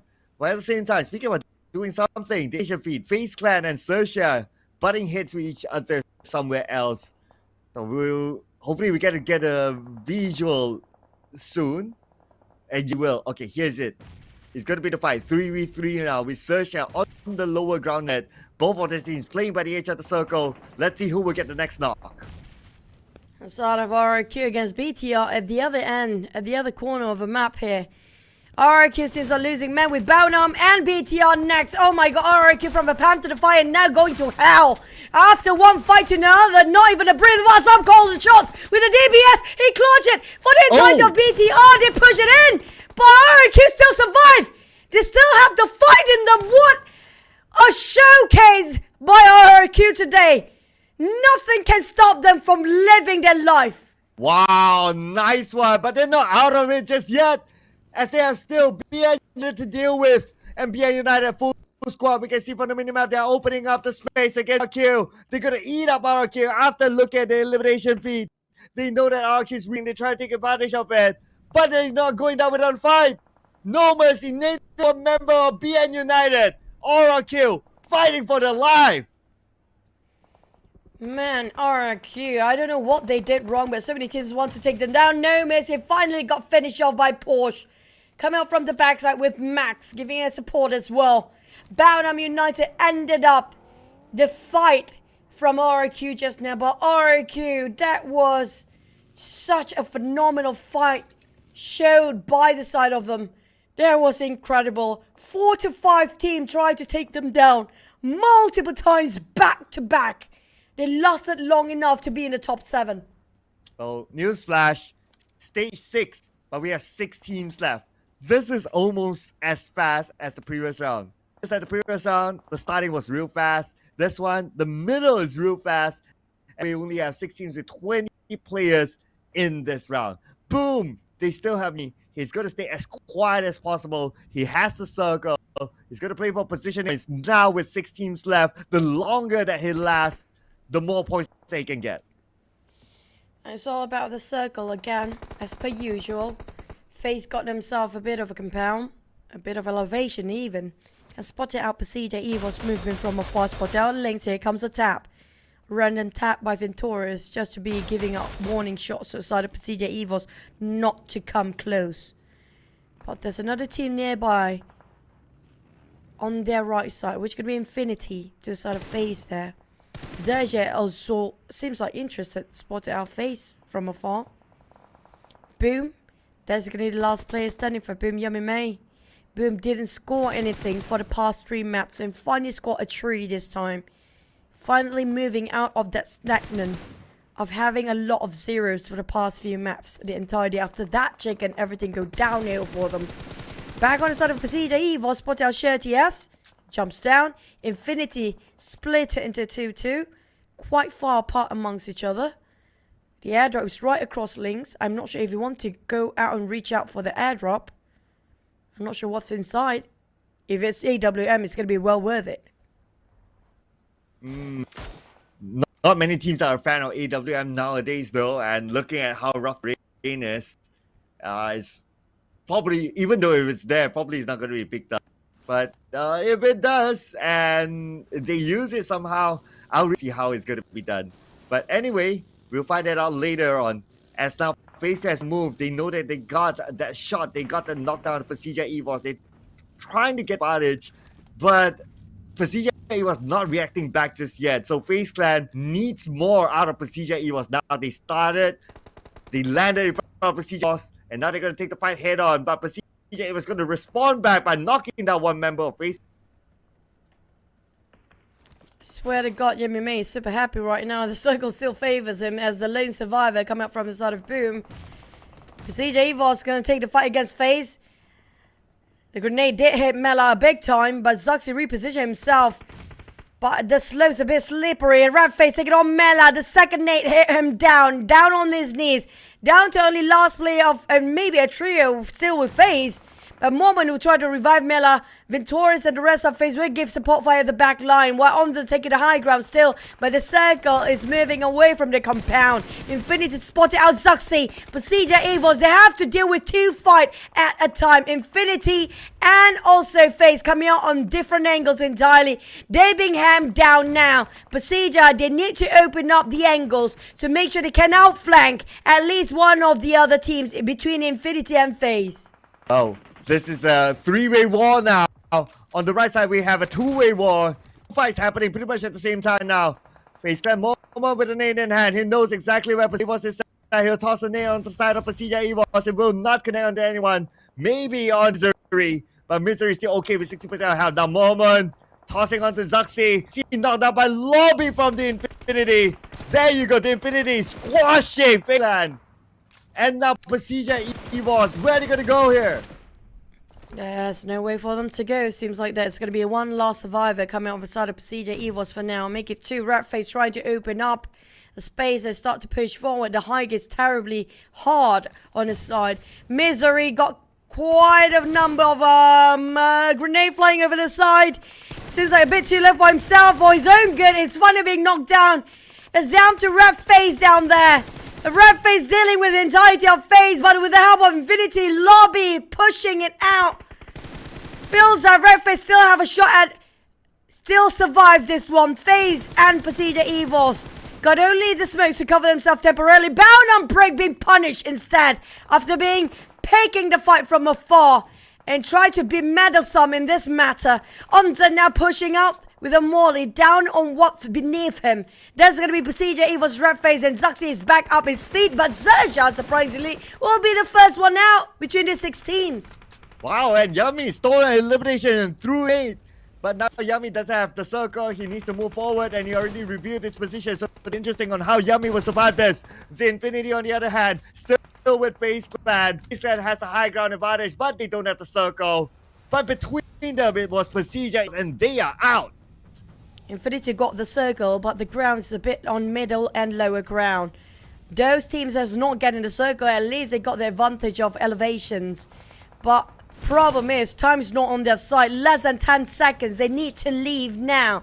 The circle will be awfully painful, this one, as we're heading to our final stage. Boom.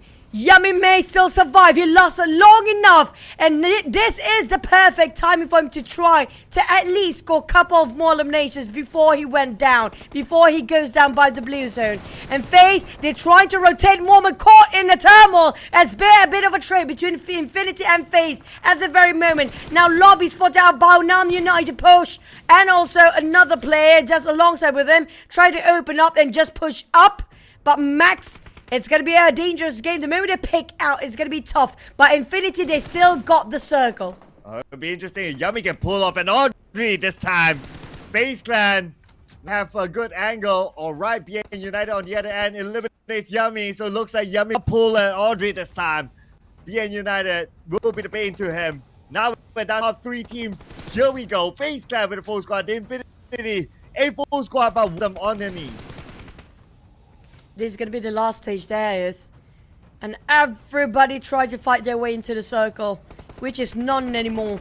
Porsche spotted out. Max almost got clipped entirely down to only 2 or 4% of HP. FaZe spot out Infinity, but Mela, it's going to be troublesome. He doesn't have any follow-up. If he's trying to push now, his teammate's still reviving and trying to reset, but the blue zone is approaching too soon, and they don't have that much space anymore. FaZe have to brute force their way in, but Baonam United across them can't spot them out. Lobby dropping Kobe. Vintorius is down. Moment barely hanging on. FaZe cannot follow up and try to save him. It's a bit too late. He'll be sacrificed for now, but Baonam push. So as a Max, make it difficult for FaZe to go down towards Infinity side. Oh man, BN United have them locked in. Who will get the chicken dinner? This is going to be insane. BN United knocking out of FaZe Clan. No time for them to revive their teammate. They need to continue on moving. But the moment they show themselves on the other side, BN United will be prepared for it. At the same time, the Infinity hoping for PN United to eliminate FaZe Clan from their angle, but the Infinity, they are doing that as well. On to FaZe Clan, but FaZe Clan fights back, knocking down Lobby. Moment on the Porsche, reveal himself. PN United looking good to get the chicken dinner from afar. Onza, they're finally down! But as of Bound make it happen. Infinity, they got himself in a ditch. Bear's bleeding now. Shed, yes, trying to push up, but Suwa shoot him down with a push across his side as well. They secure another elimination, down to last player of Infinity. Armstar, can he do this by himself? The smokes will buy them time, but Max start to take one by one out of the equation. Infinity slowly dying into the blue zone. Armstar surrounded, he's open. Bound United is back. They scored this chicken. I could hardly remember the last time we saw BN United get chicken dinner. Glad to see them up again with the chicken dinner. They deal with two teams at the same time. They manage it well from the angle, utilizing their high ground. BN United managing two teams against chicken dinner. Amazing play. I mean, Bound United did splendidly well, almost a flawless run. 3 of them survived to fight 2 teams, and they keep their eye out to a side of FaZe Clan closely. And it was close for them. If they pick out first, I definitely feel like Infinity will try to shoot them down, saying this for the side of FaZe, but they played the patience game, and they know exactly the movement of FaZe Clan and how they think, and so as this is well-deserving MVP. Yeah, his lucky charm together with him. That was really cute. I wonder whether he drew that heart sign underneath the shirt. But anyway, it's nice to see like these players, like they show a little bit of personality as well, showing their lucky charms. And even so as on top of like his lucky charm personality and all that, he multiple MVPs for BN United. What an important player he is for the team. And time again, another MVP to add to his stat. And speaking about stats, looking over at it, BN United, they also got a good amount of elimination points. I mean, they've been taking those grounds for the longest, and they scored themselves 12 eliminations by now. But so as we do know how such a high value player he is, but the entire team played attack game. I have to say, this is a clean, flawless, and such teamwork displayed by Bound United. Well deserving. Yeah, that's well deserved of the 12 eliminations as well for BN United. So it's going to be 22 points for them this time. Looking nice, BN United. Okay, they are back. So this is also a reminder to everyone. It's like, yeah, you guys missed us, right? Last week they didn't really perform, but this week they're doing okay. This chicken would seal the deal for them to be in the grand finals for sure, and also for them to remind everyone that they are still in this tournament. But Boom at least has scored themselves some placement points and that 3 or 4 eliminations by the end of the day, thanks to Yummy, who survived as long as he can solo-handedly. And Boom didn't score anything at all when it comes to after that chicken earlier today, and everything just gone absolutely silent. Quiet, nothing, any point, not that much. They have been stagnant at 116 for their overall ranking, and finally make a progress after Yummy pulled that stunt for the entire team. But RRQ, what a display of tenacity from them. That was incredibly tough being them. Yeah, I mean, RRQ, they played, what, 2 players for majority of the round, and even in this, they still showed it. My goodness, look at this Asa clutch. Okay, 1, 2, here you go. Asa for RRQ. That was a really good showing. Of course, it's a DBS, but the DBS was needed in that situation. But this is where Bound United know exactly they don't want to leave their position, knowing the fact that Blue Zone would not close on their side first. FaZe being pressured by the Blue, there's no way out for them. 22 points scored by Bound United this time. Infinity with 11 plays themselves 5 eliminations. MORPH and DVD. Both teams are not safe. We talked about this multiple times, and these 2 teams, when it comes to the bonus point standings, they're next to each other as well. So they need to score something here now.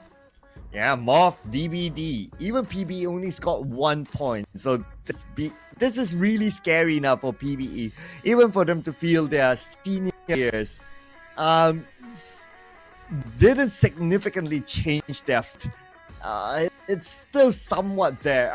I can't wait to see the overall scores. I think there is quite a change down there, and the change is going to be significant. At least for Boom this time, they got 9 points, so they're okay-ish. But, well, GE will still be looking at this and smiling. Now, okay, this is where... Okay, MORPH GPX, they went down. Okay, but they're still on top of PBE. PBE, EBD still next to each other with 1 point difference. Even Team Secret can potentially catch PBE and DBD. Now PBE just now, the attempt to actually flush out the entirety of RRQ, taking advantage of RRQ position when they're fighting against another team before, was a failed attempt and it comes with a great cost. It was too costly that the entirety of PBE didn't score too much when it comes to the last map. But I do worry about Boom right now, because tomorrow they will not be playing. And not just that, GEEK fam, the gap between them and GEEK fam is not big either. And for the side of GE, yes, they still be pushed down since they're not playing, but they can just play a couple of maps and it's more than enough for them to push themselves in the 100s still. But on the side of Boom, they're being offered less and lesser chances here. They need to take their chances to really push up the numbers, especially in the next map. But so as an Onzen, I love this two comparison between the players. They're very similar towards each other though for their gameplay, but you have to give it to Soas this time. He definitely plays more and plays longer than Onzen's. Yeah, they're respect MVPs for the team when they got that chicken dinner. The stats do favor So a little bit more, but this is only for this match. If Onzen's 11-point elimination add up there, then obviously he will be way above Soas. But that will be an apple-to-apple comparison, so that's a conversation altogether. Right, for Soas, 4 eliminations, damage than Onzen's, more throwables used. Is just that Onzen's is more of a team player. Anyway, still being united with the chicken dinner, so it's all about the team play, and Soas definitely contributed to that. Now I love how flag's flying today, but coming out from Boom, MORPH, Boom after that chicken, everything goes down the drain. Finally making progress in the second last map of the day. We're down to the final Miramar now, and this will be the last map played by the group that's going to be absent tomorrow, which is going to be Group E, PERSIJA, EVOS, MORPH, Bionam United, and Boom. They will not be playing here tomorrow, so they need to push the numbers as much as they can before they're heading into the final day, which is going to be day number 5. But also, you guys don't forget, time is ticking, where we do have the PMSL almost over, which can be only this week and grand final. So make sure you actually have the PMSL exclusive skin. And the timing for this as well, because we all know that the Royal Pass has a limited amount of time inside the game. So you guys get it right now. The beach and pool party team is for grab. And also don't forget the Mamoru's axe suit. I love this. It's also the first ever axe suit with exclusive glide effect. So I have not seen this myself yet in the game. Hopefully one of you guys will tag us in your content. But speaking of which, for the final Miramar. Now we've seen the final rank of the day. How chaotic it has been in stage number 2. Will it be the same case in the final Miramar? Well, I think we can start to expect this sort of pace and type of gameplay till the end of the league at least. Because like something's like, yes, they can get more points for the grand finals, but it's not that significant. So that's why you can see like some teams like The Infinity, for example, just doing whatever they feel like doing. But the only team that has 7 more games to go now is Box Gaming without the chicken dinner. So Box without the chicken dinner, 7 more games to go to change that fate.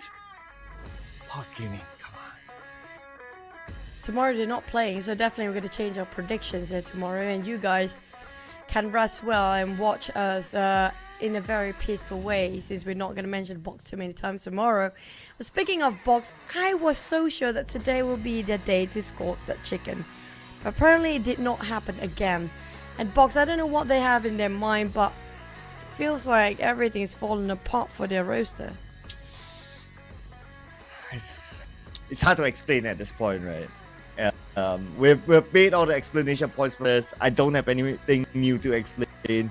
Boss Gaming, just do it, okay? So that we can talking about this narrative and we can move on to something else instead.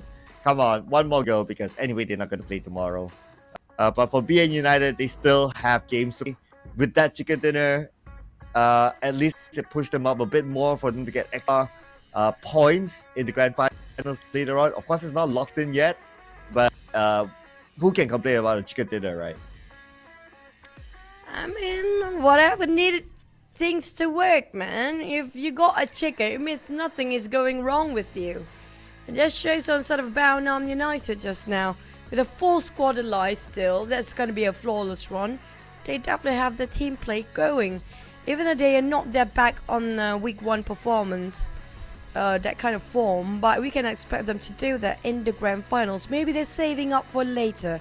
So on side of Bound United, I mean, that chicken just now was just another extra gift and also extra bonus throughout the entire league. Now, do we have a bit of swap? Yeah. Pumbit is here back, swapping in and out with a chill. Start to confuse me for Boom right now. What is their main roster? Yeah, it's still a wonder ever since last season. What is their main roster and who's the sub? But one main player, of course, is going to be he helped them to get the points in the previous round. If not because of his survivability, it potentially was another like 1-0 point for Boom. So good thing that he was the yummy earlier on and he managed to survive. He stole a few elimination points in the process, so it looked a little bit better for Boom. But it's not good enough because GE is looking at this and saying, you know what, tomorrow game on, Boom. Oh, Boom is not playing tomorrow. That opened up opportunity for GE to push back, but we don't want to talk anymore since we're heading over to the last Miramar of the day, and we're heading over to it to see if Boom can change when it comes to the numbers and Box to finally score a chicken here, Cloud. Yeah, Box, come on, I'm losing energy now. Just rooting for Box to get the chicken dinner. Please get time, please. Flight path. This will allow Box to assume they want to go into St. Martin again. This will allow them direct access into St. Martin. I wouldn't be able to really say who won between Box and Team Secret. Maybe Sleep for Team Secret.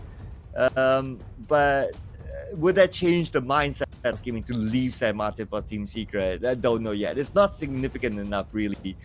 There's a high potential that Box will want to go again for St. Martin. And yes, looking at the they are heading that way. So now it's the question of whether Team Secret wants to go there.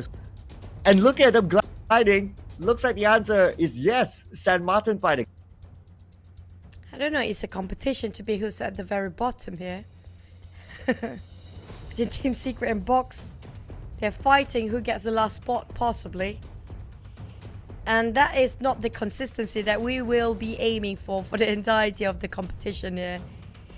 And the consistency that we talked about is going to be the one that actually staying themselves at the very bottom. And Team Secret and Box, we're going to have to wait and see who's actually the worst one and who's better than this, who get to be the second last. Yeah, the first few seconds of dropping together, it depends on the luck of the weapon. Zhongzhen happened to have a better weapon as compared to Zral.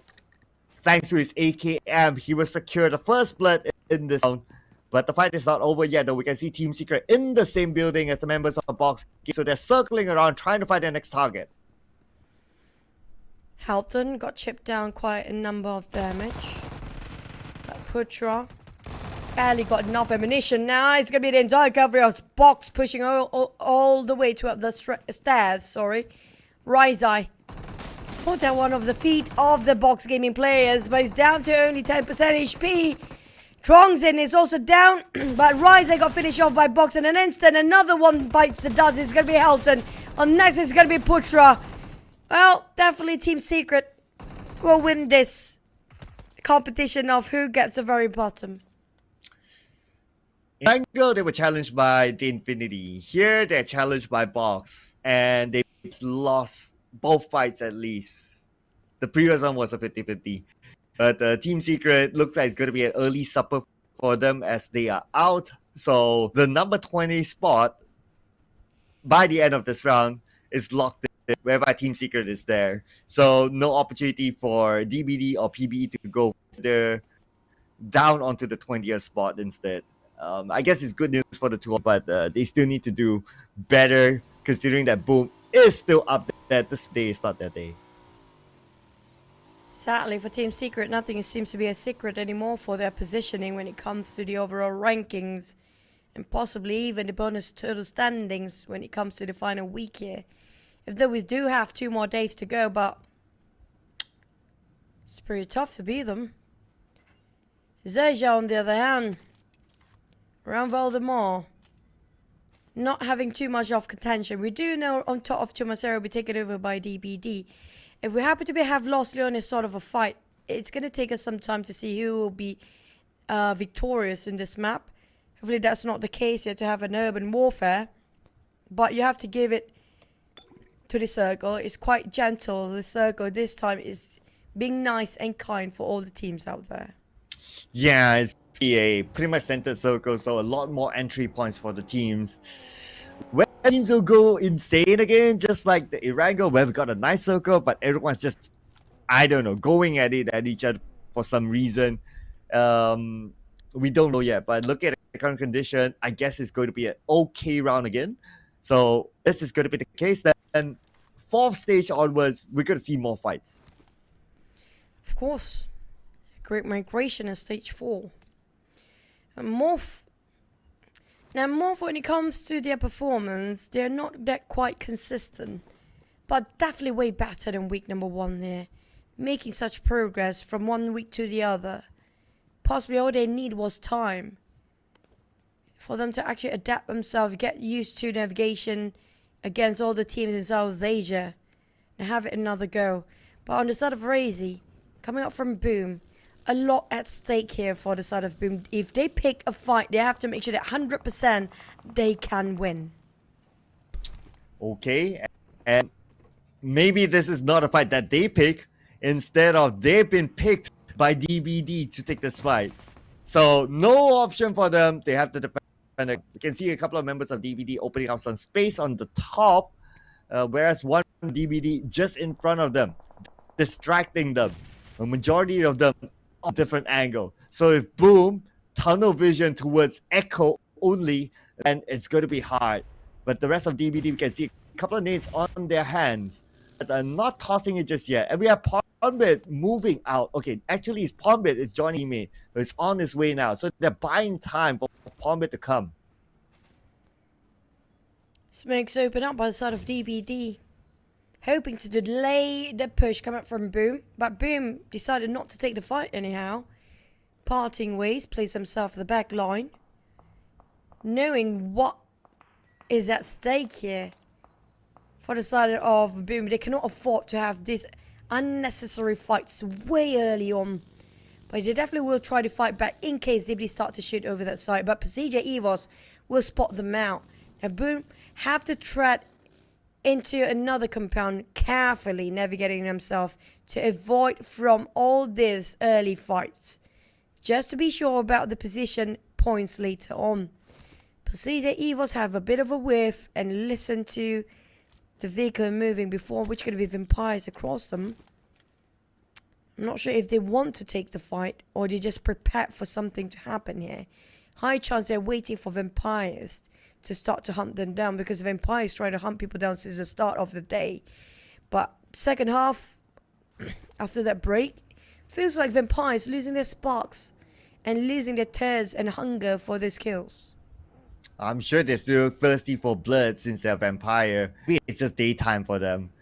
Wonder if this one will be a nighttime for vampire to really fly back out into the night to hunt for their next victim. But vampire, they are not a team that takes early fights. Even if they do, it's because like they rotate, they see a team, they'll take the fight. But again, like the meta, most teams will try to play in the middle, so they won't see that many early action opportunity for them. So if they do last long enough, then we will probably see them like stage 4 and 5 onwards. Oh, stage 1 still we have. It's going to be around 35 seconds to go until we actually do see another shift of a circle later on, which is going to be determined whether the circle going to be a sort of urban warfare or it's going to be on the outskirts of it. Box spotted out Sam9, giving a go of a warning shot. Ambitious, but nice try. Ball and Brazen coming up from the side of box. I'm not sure if they want to keep a tab on the side of Sam9. Leaving St. Martin now, going down south. But Bownham United, after that chicken, they're taking things super slow this time. Yeah, it seems to be pretty chill. I believe BN United is also one of the teams that don't really play in the middle. They like to play by the side. So tanking out the first phase of the circle, it's okay for them. It's a standard strat for teams that come in a little bit later inside of Miramar. And they are doing it again. And with this circle hard shifting towards the Chumacera, they can plan further to how to access Chumacera from this area. It's going to be devastating for DBD. They left Chumacera before. I don't know where they're at right now for DBD. I can't have a vision or visualization on them just yet. It was supposed to be their circle. Now they left the compound. And the circle happened to be on that side. Definitely they must be disappointed right now. But Echo start to vent out his frustration to the side of FaZe. Open fire on the side of FaZe. It's going to be them knocked down FaZe quite far. Since their execution is not done yet on the kill feed. Megamind. Ball and Brazen try to spray onto a side of Boom. None of them seems to be connecting. Didn't get benefit out of those sprays before, but definitely got a lot of information to relay back towards the rest of a roster. Yeah, I guess DVD tried to get into the middle-ish part of the circle. That's why they left Chumacera for it, because it looked that way, but then the circle pulled back to Chumacera. I'm sure they still got the circle. It's just a matter of like, okay, then the midpoint of the circle is somewhere else. It's somewhere around the area of Chumacera, which is going back to their home ground. Along the way, they got to knock down the FaZe Clan. Did not secure the elimination point, but at least they're still clean, full squad still. I can imagine them going back to Chumacera now and look at the current situation without them being knocked. They should be all right. This side, we do have Alter Ego. There's quite a spacious ground between the teams here still when it comes to this sort of general circle. So we do have some time before finally to see another team out to follow Team Secret's footsteps. It's going to be one team only out for now. 15 teams still intact. 60 players. None of them losing any players yet. All having a full squad. Now imagine the third and the fourth stage is going to be super massive. PBE will be the first few to break the tension and breaking the silence. Red FaZe and PBE. Red FaZe, the one that will hunt people down. He will never stand down from any fight, despite his being alone out here. He has to do it fast because the rest of PBE is on their way. They have arrived, in fact. So now there's Range, there's Cool, and there's Monboy. I mean, the rest of PERSIJA EVOS. If they want to back Red FaZe up, they got to come quick. If not, he's going to be in there. But he's fighting back, though. Okay, gets a knock. All right. Not able to secure the elimination. He should get a second knock. Yes, he will. Oh, my goodness. Could this be a Red FaZe? Is why he's super scary. He's a different monster entirely with that UMP in his hand, knowing the fact it's going to be one of the best guns right now for CQC. PBE fighting against the entirety of PERSIJA EVOS possibly very soon since they're arriving. Red FaZe been holding the ground by himself well and long enough. Now Red FaZe hunting down the remaining of PBE. Monboy opened up the molly, tried to avoid him from pushing in, but Monboy knocked down anyhow with explosion and molly burning off him alive. And Raimon resort to abandoning the ship. But he's being chased by another team entirely behind him. I think that's going to be the Vampires. Yeah, the moment he turned his back, Vampire arrived in the area just outside of Los Lunas. And man, good thing Raimon managed to evade that in time. So he's safe for now. Up my God, just outside of Los Lunas. But Vampire monitoring the situation. They know a fight just ended after looking at the elimination feed, after hearing the audio. So I guess they're deciding on whether they want to go in or not, but they got to be the fact that Alter Ego is also passing by Los Lunas and can come behind them. Shrubs knows, so they have the information now. They will start gatekeep Alter Ego. And Ryan definitely crossing his fingers right now, praying, hoping nobody will be interested to take over that compound on this side. But you have to give it to Redface with him credit is due. He was holding the ground so long and hunting down PBE by himself. What a great clutch of the play is. Formidable. But FaZe spot out 7-9-2 on the ground. And they're trading 2-2 right now. As 2v2 between 7-9 and FaZe across this street on the northern side of a circle. Mela will be saved. They still got the compound within them. 7-9 Tom realized that it's going to be something that they cannot get out of FaZe hands, which is going to be the compound will be guarding them heavily. So they need to either decide whether to take their fight and commit to it or go for a push, because BTR start to closing their distance and it's going to be a three-way war soon. Oh, now it's war. We have multiple wars about to happen now.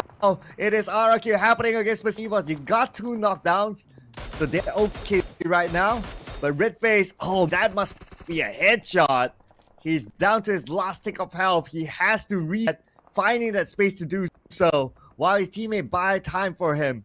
Now Fan has 7-9 on that crosshair, dap on his knees, used as a bait. Tom, temptation to push in was quite big for him, but knowing the fact he's the last player coming up from 7-9, too much to take the chances. The risk is too big, but the circle will shrink even further. We do have XERXIA in the center this time. Infinity BTR having a go, but Tom is the last player. Can he cut across safely? Speaking about safe, boom. Not so safe. PN United not so safe as well. Okay, 2 teams butting heads. Here we go. Paul been knocked out by Porsche. Okay, mate, he has a DBS, but the nade! That nade took down the DBS. This is opportunity for PN United, and boom! Goes boom! 0 points in the last game! But it's not done yet for Baronam. They just scored themselves a last chicken. They came in late into this rotation.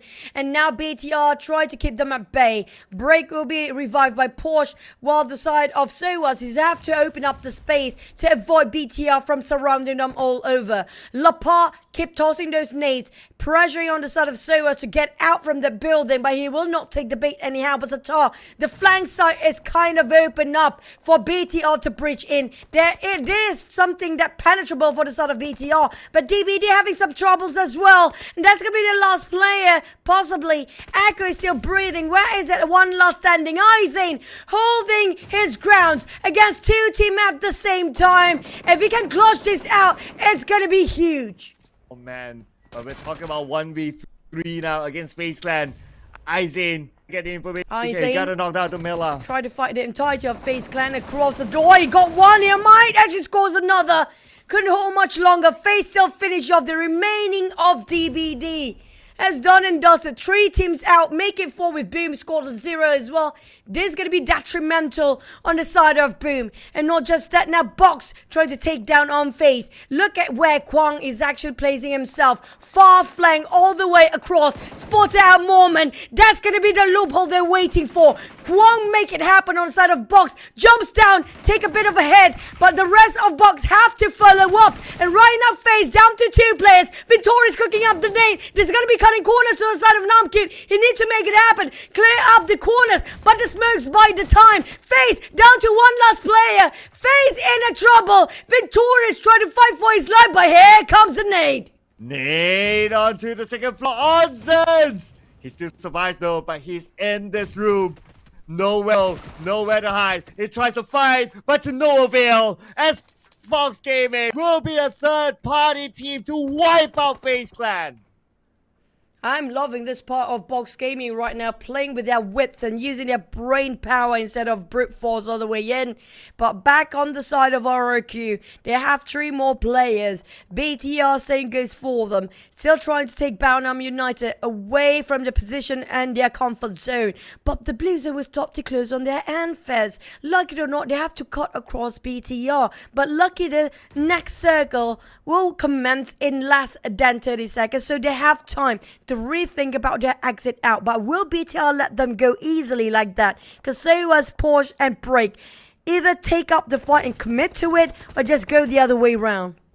Well, even if you want to go the other way around, not sure they have a clear entry. And now BTR will head onto them. They have no choice but to win this fight. A little bit more as Atan knocking them down. 2 more to go. They're both on the other building. And this is BTR having the advantage. And with the advantage, they're starting to close in. Lapa going to come in on the other side. BTR fanning out. Down to only Soas and Porsche to do the work here. The Blues start to close in. At least Soa's still going to have the fight in him still. Not going to go down easily. They still have an equal fair ground to have this win against BTR. It's down to 2v2. Satar trying to save Boychill.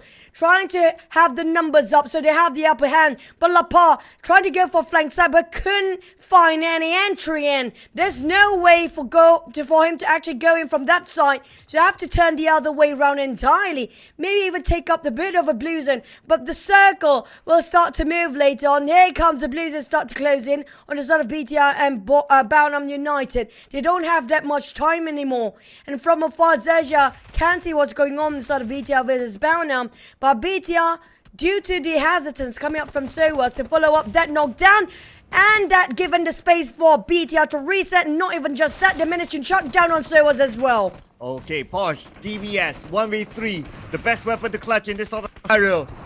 If only he can pull it off right now. Try to find the members of BTR. He gets 1 more to go. Posh is going to rush in. He secures the point. Now, can he finish out the job? Fraying into the smoke. Not connecting onto the members of BTR. Circling around, reloading. And BTR, they heard the DBS. So, they're going to take this chill now. Swapping over to the rifles. Porsche trying to fight for his life to get out of here.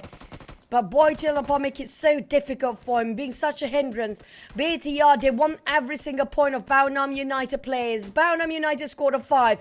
But here comes Boychill Neil, hoping it will flush him out. Boychill down to only 30% of HP left. He needs to reset himself. But Porsche, on the other hand, down to very low, but he got himself a reset still. But Lapao is going to cover fire to the side of Boychill. Boychill got tugged down to the side of a Porsche down there. Porsche, he got only 1 corner to hang on to his dear life. The moment the smoke dissipates, it's going to be done and dusted. But Boychill still have the fight to take down on Porsche.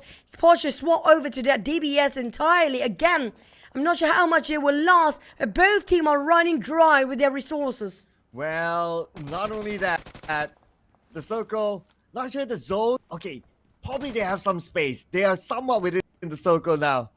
You can see they're desperate to get that hit. And now Boychill tossing a stun grenade in. Okay, is he going to rush in right now? No, not yet. Stunning Porsche, but it's all right there. He's not reacting to it. Still with the DBS in hand. The smoke will dissipate anytime soon. No way. Oh! And this is where, okay, stun grenade. There's the more Boychill to take. But they're not rushing it thanks to the smoke. But now they're just in front. Boychill sprays onto the smoke. And finally, the fight is over. The flashbang really hurt his eyes for that one. But, you know, it was a costly one for BTI, even though they won that fight. Definitely detrimental if they actually lose that one as well. But BTR, they barely have enough to go on if they have another fight. So they need to replenish their resources with the death box that's laying around down there. Down to only 2 players. But Box Gaming, they're not done yet. They still have 3 players up on the north. While RRQ happen to be having some troubles, Vampires in motion to get himself in the center. They do have Zerja as a full squad holding their ground. MORPH spot out alter ego from far across on those elevations. But MORPH, they need to reposition himself if they want to take the fight, and QEON will make sure they do it. Wow, MG3 managed to get a knockdown and an elimination point. MORPH GPX defend high ground. Rosemary on his knees. That's one more player of Alter Ego on the left, but Rosemary will be cleaned up by QEON. And it's only Alpha left for Alter Ego. And Zerja still holding out as a full squad in the center with 1 elimination points. BTR, Boychill couldn't survive long enough. That's leaving them to only 1 last player. Still in the blue zone. Taking a bit of a damage way deep into it. Hopefully not too far off. Managed to squeeze into the circle, but Alter Ego, they are in trouble. With 1 player left, Alva to call the shots there. Surrounded by MORPH and RRQ, this is going to be tough for Alva. Definitely almost impossible to get out. Wow, that was a close one. The pick almost knocked down by Stone with a mini 14. Safe now in the compound. He can reset. Vampire Esports in the circle. They do see you. They know that they're there. They have the information. They gotta be aware of each other. MORPH GPX on the other hand, by the edge of the circle. We still have stage 7. We have stage 6 now. So there's still circle shift that will happen, Ron. Now we see the movement here from RRQ. They're going in, and MORPH GPX might next target, but we got Vampire Esports aware of their existence. RRQ just parked himself in the center of the crossfire. Now this is going to be difficult for them to get out from. QEON spotted out them just beneath. Alter Ego couldn't last long enough. We're down to 17s, but Straps spotted out Infinity. Bit in trouble. Got himself cornered towards the blue zone. Yuri got knocked instead. Napeka down to only 10% of HP. No mercy. Trying to follow up with what Napeka has to offer just now, but the terrain makes it so difficult. The shots coming out of all angles to the side of RRQ. All around the corner, they have no clue where the bullets flying from. Vampires marching in. RRQ in the center. There's also MORPH closing in as well. RRQ, they have no place to go, no place to run, being smothered all around. We go, No Mercy alone on the right. Ravenclaw spraying into the smoke, trying to fuck her. And now No Mercy shows himself. Ravenclaw will not make a mistake there. Eliminating No Mercy. RRQ out at number 7. 4 elimination points. Circle will close in less than 10 seconds, but Box and Infinity having a bit of a trade. Namki a bit too far with the low ground as well. They are at disadvantage. Infinity Bear just closed off the deal. Infinity still having a full squad, and he got himself 2 eliminations in the bag. MORPH still having a trio. Got himself a 4. Spotted out Vampires, who are having a tough time to reset themselves. They are on the lower grounds. Infinity on spot him out, but Vampires, they can reset themselves because MORPH is marching in, but it will take them some time. BTR and XERXIA having a go at the back line, but XERXIA actually do have a shot at winning this one, and a clean one as well. Yes, XERXIA looking good with the full squad, but MORPH GPS look good if they can take out Vampire Esports. 1 knockdown. That's going to be an opening for them. QEON with the second nade. If we can toss it onto the shack, it's going to be a big here. The nade into the shack, and that is it. Vampire Esports. Schwabsnap, lucky enough, he's on the outside. QEON making it so big, and here comes another, and it's gonna be tough, and that's done and dusted. QEON boo-boo-hoo, making Vampires running out of their health, crying out for their sake of living, and they couldn't make it through. We're down to 4 teams, with 2 teams full squad. It's gonna be Infinity and XERXIA, and MORPH on the other hand, they're losing men because XERXIA in motion. Ooh, XERXIA looking good still, but we still got the Infinity though. With the full stuff, forget about them. Both of them taking opposite sides. BTR only the last member left. Playing by the edge of the circle now. Let's see how he's gonna. He's basically going to do the yummy to last as long as possible. Boo boo hoo. Hanging on, clinging his life towards the blue zone and the edge of the circle. Infinity spreading out wide. XERXIA on the other hand, split it into 2-2 formation. BTR, there's going to be only 1 of them remaining. Boo spotted out, that's leading MORPH to only QEON to do all the work by himself. XERXIA, RNJ, they know this is the perfect timing to get those eliminations going on. They've been keeping it silent, keeping it quiet for the longest time. But RNJ knows exactly where QEON is. He's given away his position with that smoke. He's still got a couple of numbers of that grenades. And not much of a molly, but the grenades will finally fished out QEON to get out of his hiding spot.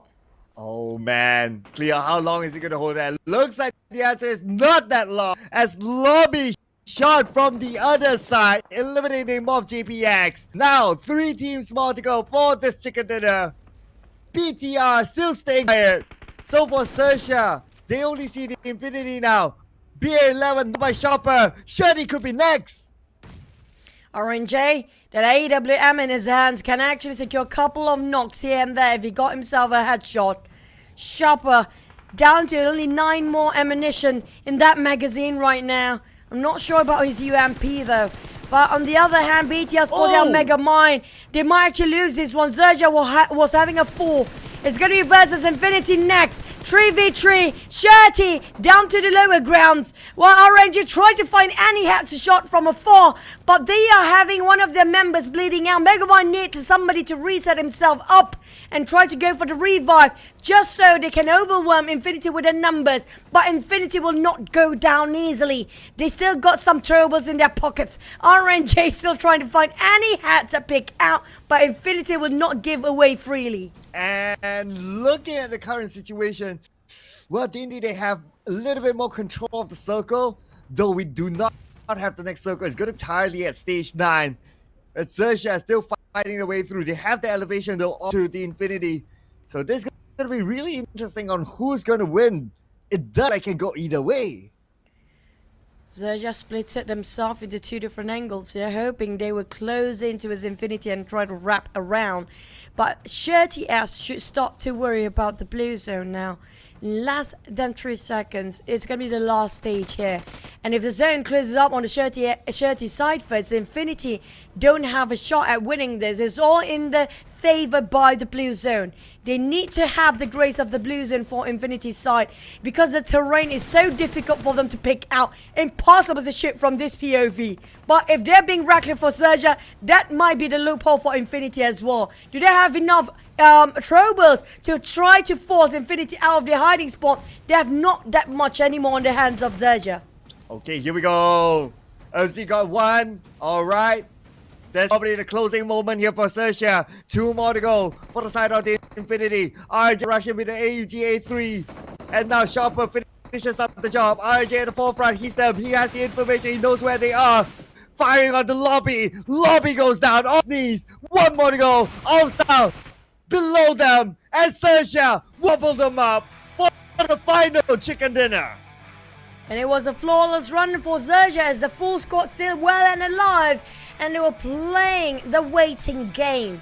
As for the side of XERXIA, it was well paid, worth it for them to wait it all this while. Even though they didn't actually get so much engagement, didn't have that much action in the first few stages of the map, but they know when is the right timing to start to move and put their plan in motion. It was well deserving on the side of XERXIA, scored themselves quite a number of eliminations still, but on the side of Empires, Infinity, it was close enough, but nonetheless, boom, this is going to be detrimental for them.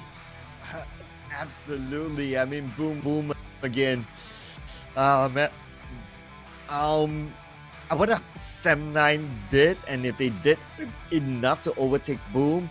It'll be one interesting discussion point as well later on.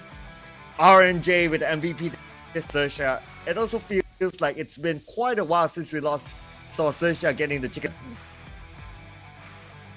That was week 1. It has been a while that we've seen aggressive XERXIA and a lot of third party coming in for the sort of XERXIA when it comes to week 1.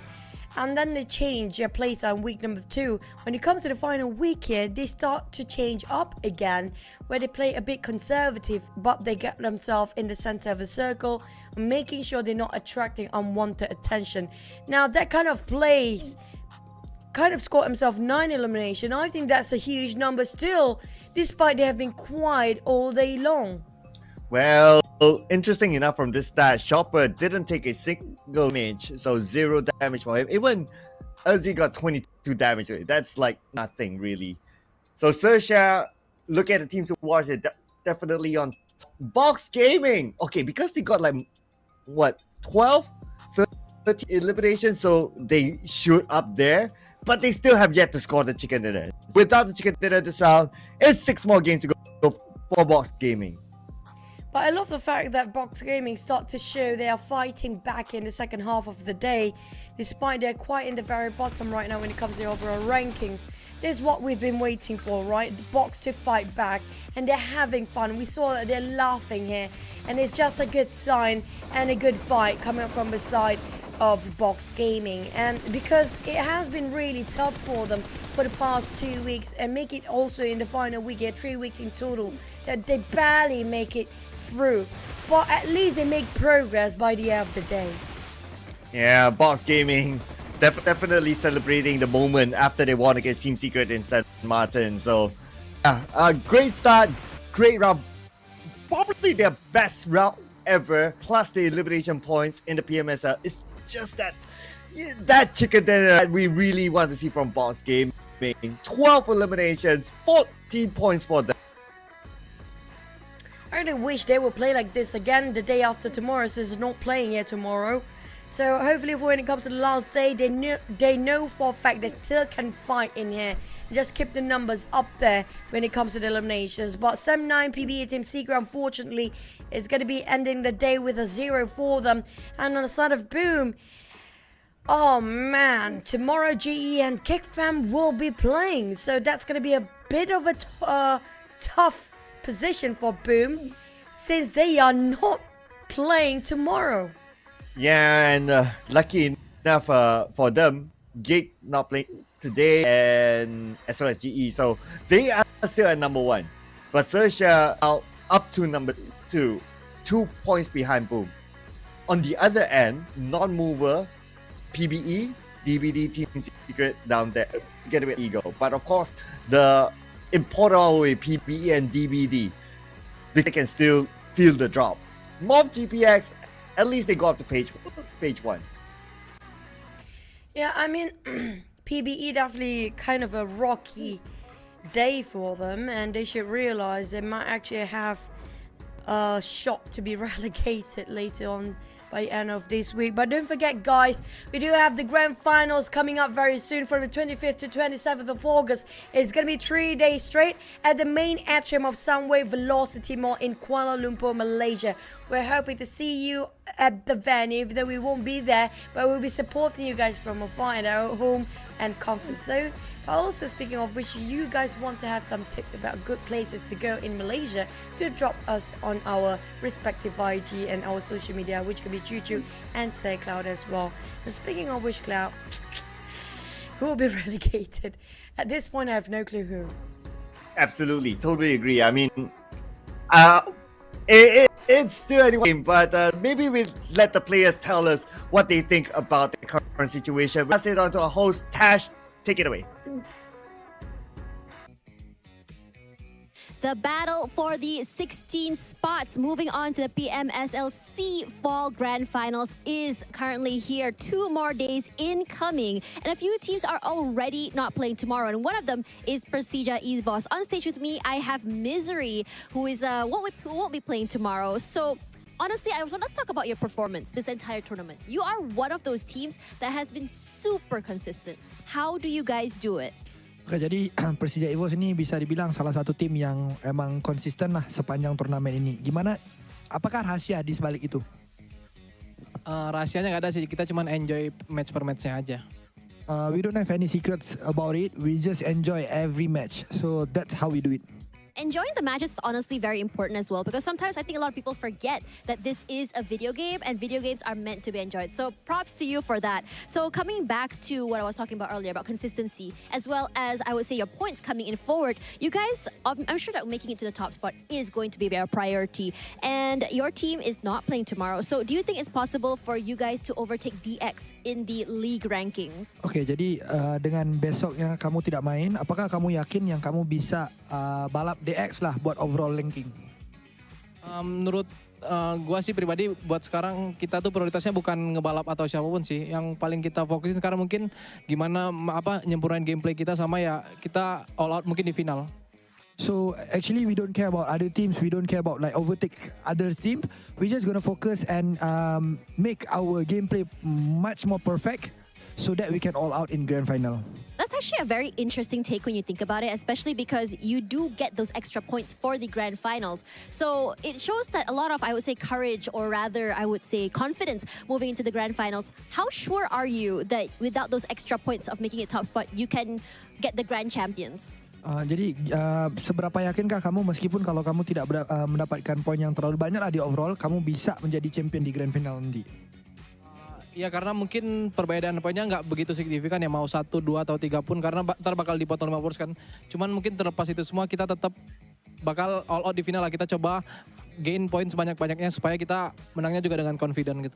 Okay, so our focus is like try to gain a lot of point so that in the grand final we can get those trophy. But then yes, we don't care because of the point is not that significant. It's because of the difference will be like 1 or 2 points. So yeah, that's why we don't actually care about the overall the bonus point. All right, coming into that, I love hearing that from you guys. You guys did mention that you guys are going to go all out during the grand finals here. Will there be a change in how you play? Can we expect that in the grand finals? Okay, dengan kata-kata kamu tadi, barusan kamu bilang yang kamu bakal all out di grand final. Apakah akan ada perubahan player ataupun dari segi gameplay buat di grand final nanti? Just wait and see. Okay, just wait and see. I like that answer a lot. Now, let's share with me. This is a very fun question. Share with me which player that isn't in your team that really, really impressed you this week and why? Okay, jadi bisa nggak cerita player yang selain dari tim kamu yang emang benar-benar mengimpress kamu lah, yang mendapat perhatian kamu di minggu ini dan kenapa player itu? Buat minggu ini kayaknya nggak ada specific player ya, tapi kayaknya anak-anak GE sih benar-benar semuanya improve empat-empatnya. So there is no specific players, but then what catching my eyes is GE is because 4 of them is actually improved throughout this tournament. Yes, and I completely agree with you. Their performance has been insane comeback on week 3, and it really shows that they're trying to really wrangle that spot away from Boom Esports. Regardless, let's see if GE will be able to bring it back tomorrow. And for now, we have reached the end of the night. Thank you guys so much for hanging out, watching us, and also to you guys who are up here on stage with me. We're going to toss it back to the casters. We'll see you guys tomorrow. Good night, everyone.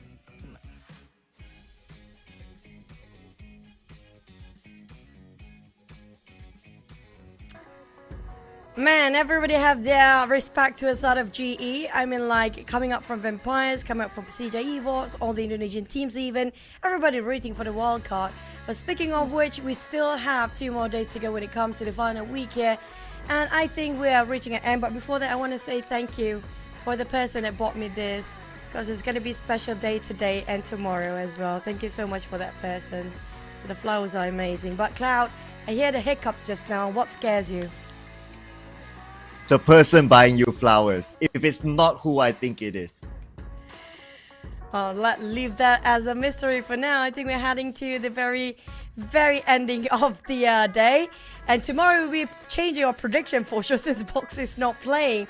Now it's down to the last day. Can we finally get Box score chicken on the very last day? Yes, 4 games to go. But you know, producer, he's actually buying time for us. I think he wants you to explain what day is this. It's something special. It's actually tomorrow. So, but yeah, tomorrow, Box is still playing. Are you sure about that? I don't think so. Yeah, Box is playing tomorrow. Tomorrow is going to be the last day for Box, yes. But they will not be playing for day number 5. Now, back towards the question, at least can they still score themselves another chicken tomorrow? It feels like our prediction is still going to stay the same for now. So I think that's it for now, I guess. I think we're good to go. No, not yet. You still have to what's happening tomorrow. No. Producer, give chance, right? I think that's it for today, guys. Good night. Bye-bye. No switch. Bye. No switch. Bye. Answer. Switch. No switch. Bye. No switch. Switch it. No Bye. switch. Not yet. Oh my God. See? This is awkward. Just Now go. you have to Just go. We're explain. done. We're done for the day. Oh my God. I can't explain. This is something mystery. I just leave it to Mystery Prison. Thank you so much for the flowers. You guys are amazing. I mean, I love this. It's just, purple is my favorite color. You guys know it. I mean, like, this is just good. I mean, I think we can close now, right? Producer. It's good to... Yeah, okay, that's it. No. Bye, guys. Good night. No See you guys switch. tomorrow. No switch. Switch. No Switch. switch. Bye.